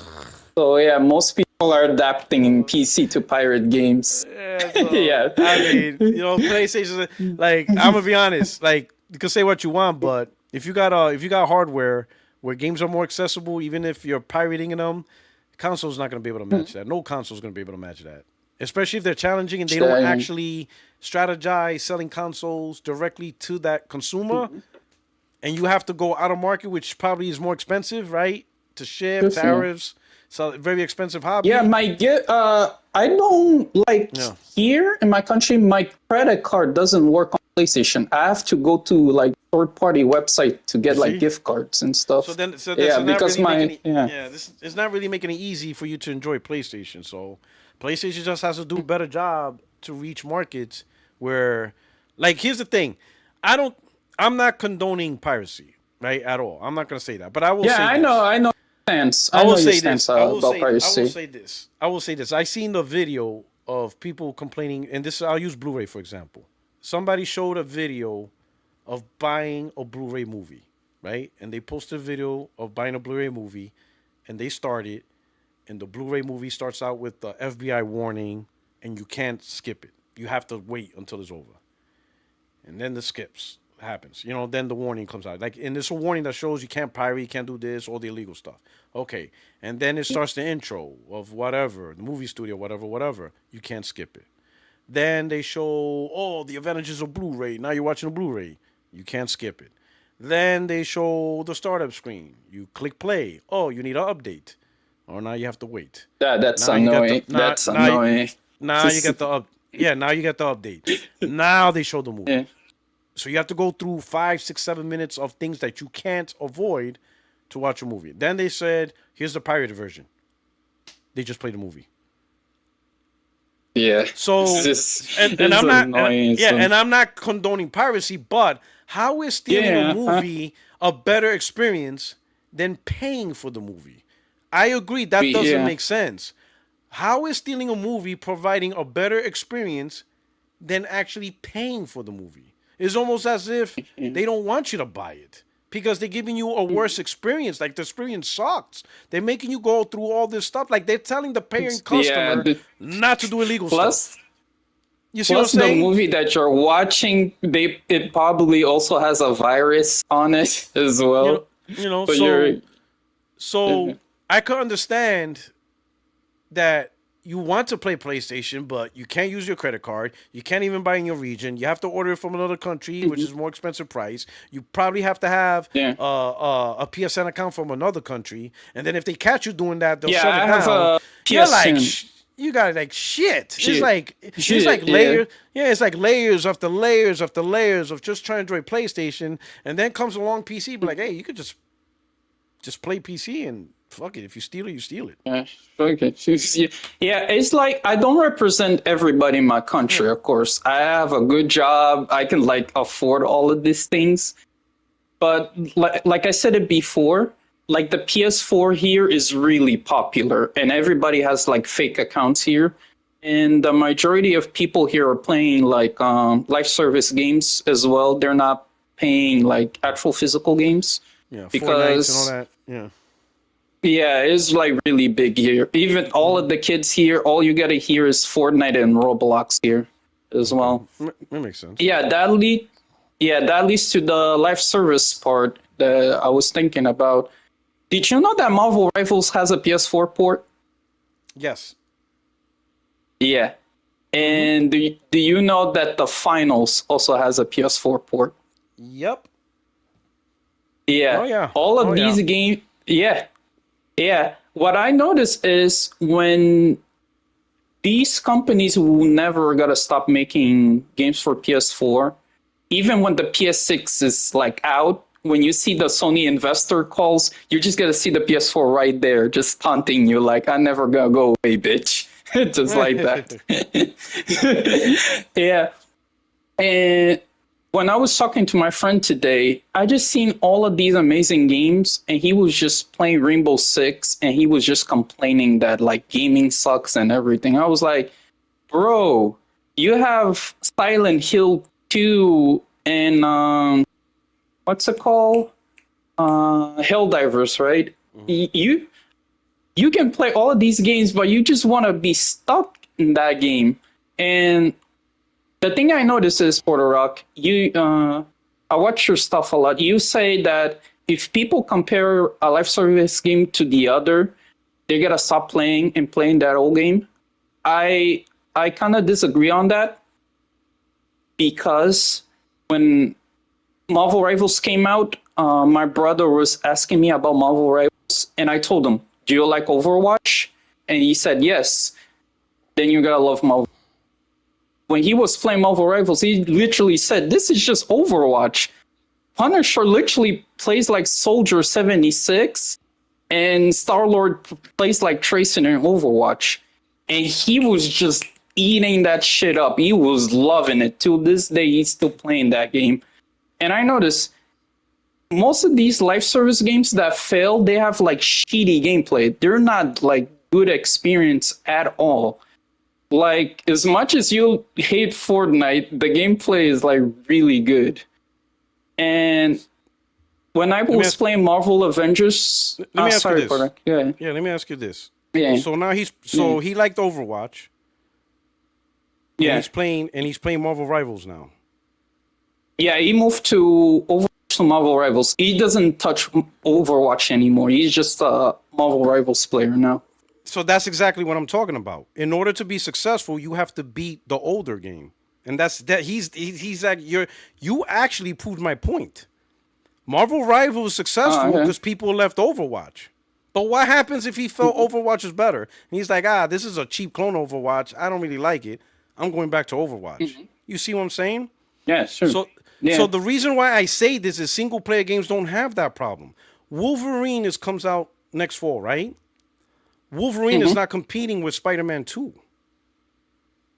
No one's beating Spider-Man because people already beat Spider-Man 2. So we want the next game. And this is what I'm saying, the challenge of a live service game. You have to beat somebody.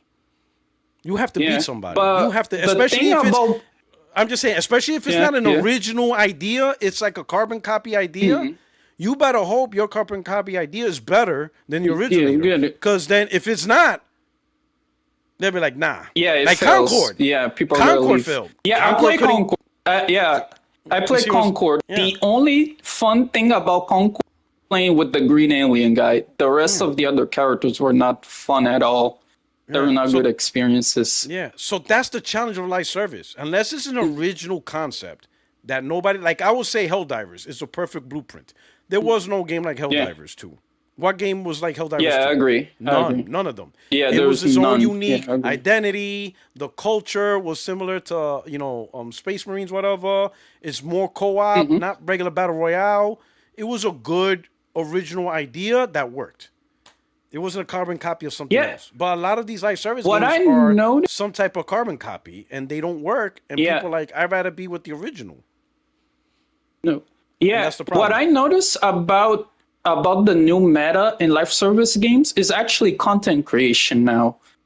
It's like the reason that Fortnite is getting like new players like every year or every month is that you can make your own experience in Fortnite now. Like, there's the Battle Royale, but you can make your own game. Like, if you're really into Unreal Engine, like heavily hardcore, you can literally recreate the entire Last of Us gameplay on Fortnite if you want to.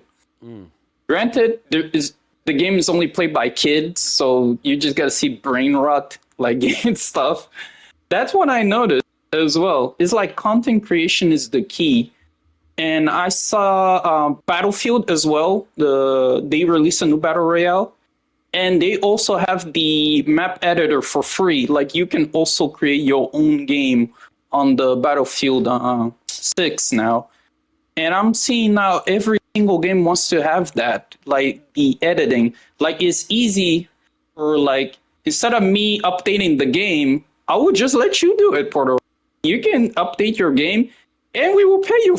Yeah, there's people getting paid for, like, creating stuff in Fortnite, and I don't know if Battlefield 6 is gonna do that as well. They gotta pay people to do maps.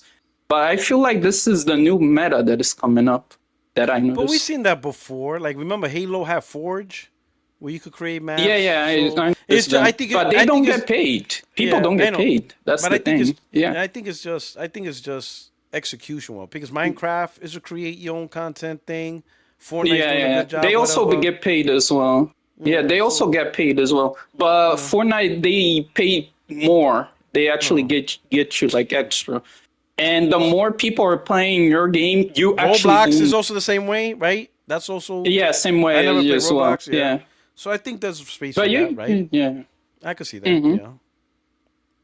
Yeah, Helldivers, I see that is struggling as well because they haven't updated the game for like they're updating, but it's not like I have no motivation to play Helldivers because their updates is just balancing and buffs and nerfs. While Fortnite just released a new update, I think And Fortnite I think they're also making a new also game too. ruined. They're also the Yeah, developers yeah, also they're making a new game. So New game. that's Yeah, I don't go hard on Helldivers because they're a small team.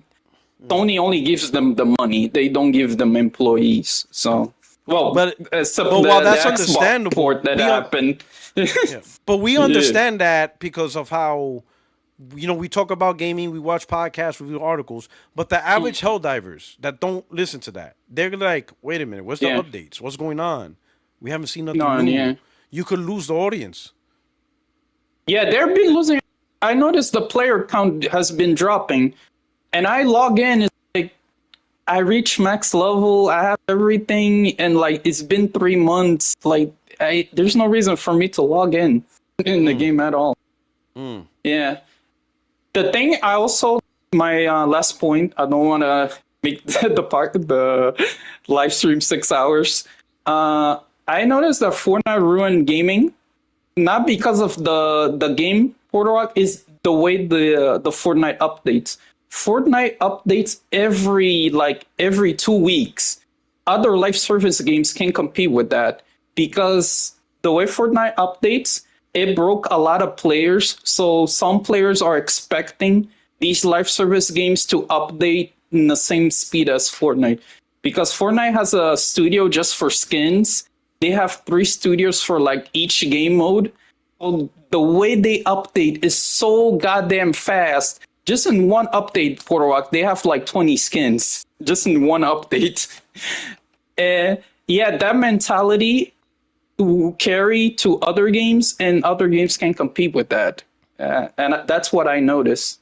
It's just our brain is like it's like TikTok. It's like TikTok. We want the content fast. We don't care. It's like give me content fast. That's what I noticed as well about live service. But that's really a live service problem. So if you're in the business of live service, if people feel Fortnite's the standard, hey, that you decided to get into that world. That's why I said live service is a hard thing because you're competing with already well established live service games, right? Like why would you play a new live service game and wait 3 months for content when Fortnite does it like you said weekly?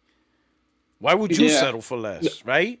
And that's why I say these single-player games, they're pretty much a safer bet because single-player games don't compete with anybody, even the live service games, because let's say like when Wolverine comes out, there's going to be people on PlayStation who like playing Fortnite, but they're going to put a pause on Fortnite, enjoy some Wolverine, and then when they're done with Wolverine, they go back to Fortnite.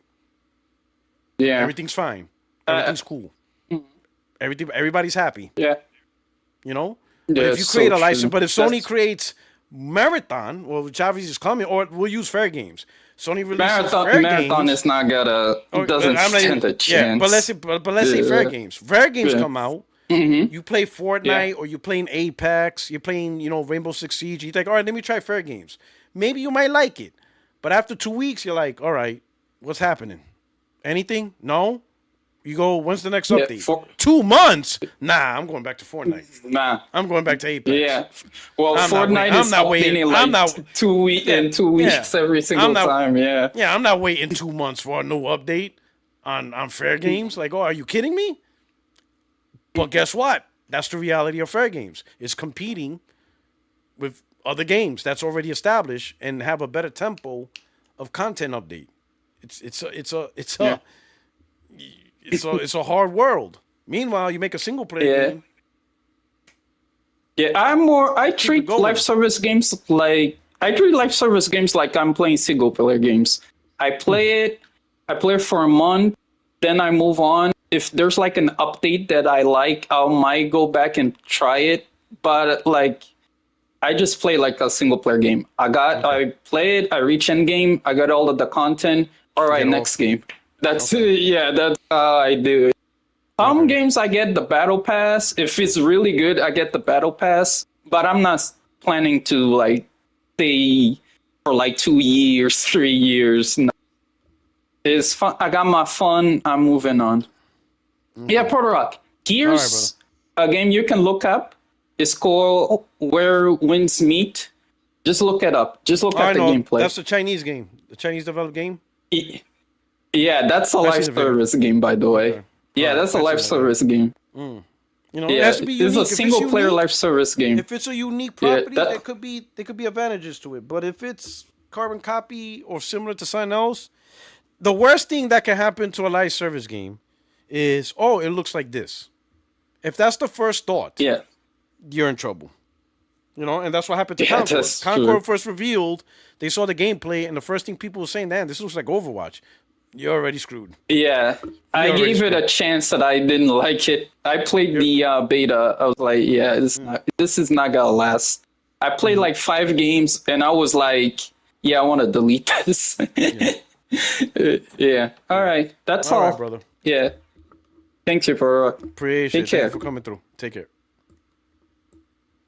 All right. So we're gonna wrap this up. It's already it is at the 6 hour mark. Oh, 5 hours and 54 minutes, right? It was a marathon. Like, holy cow, the topics went by fast. But you know, I think most of it is because of the community engagement.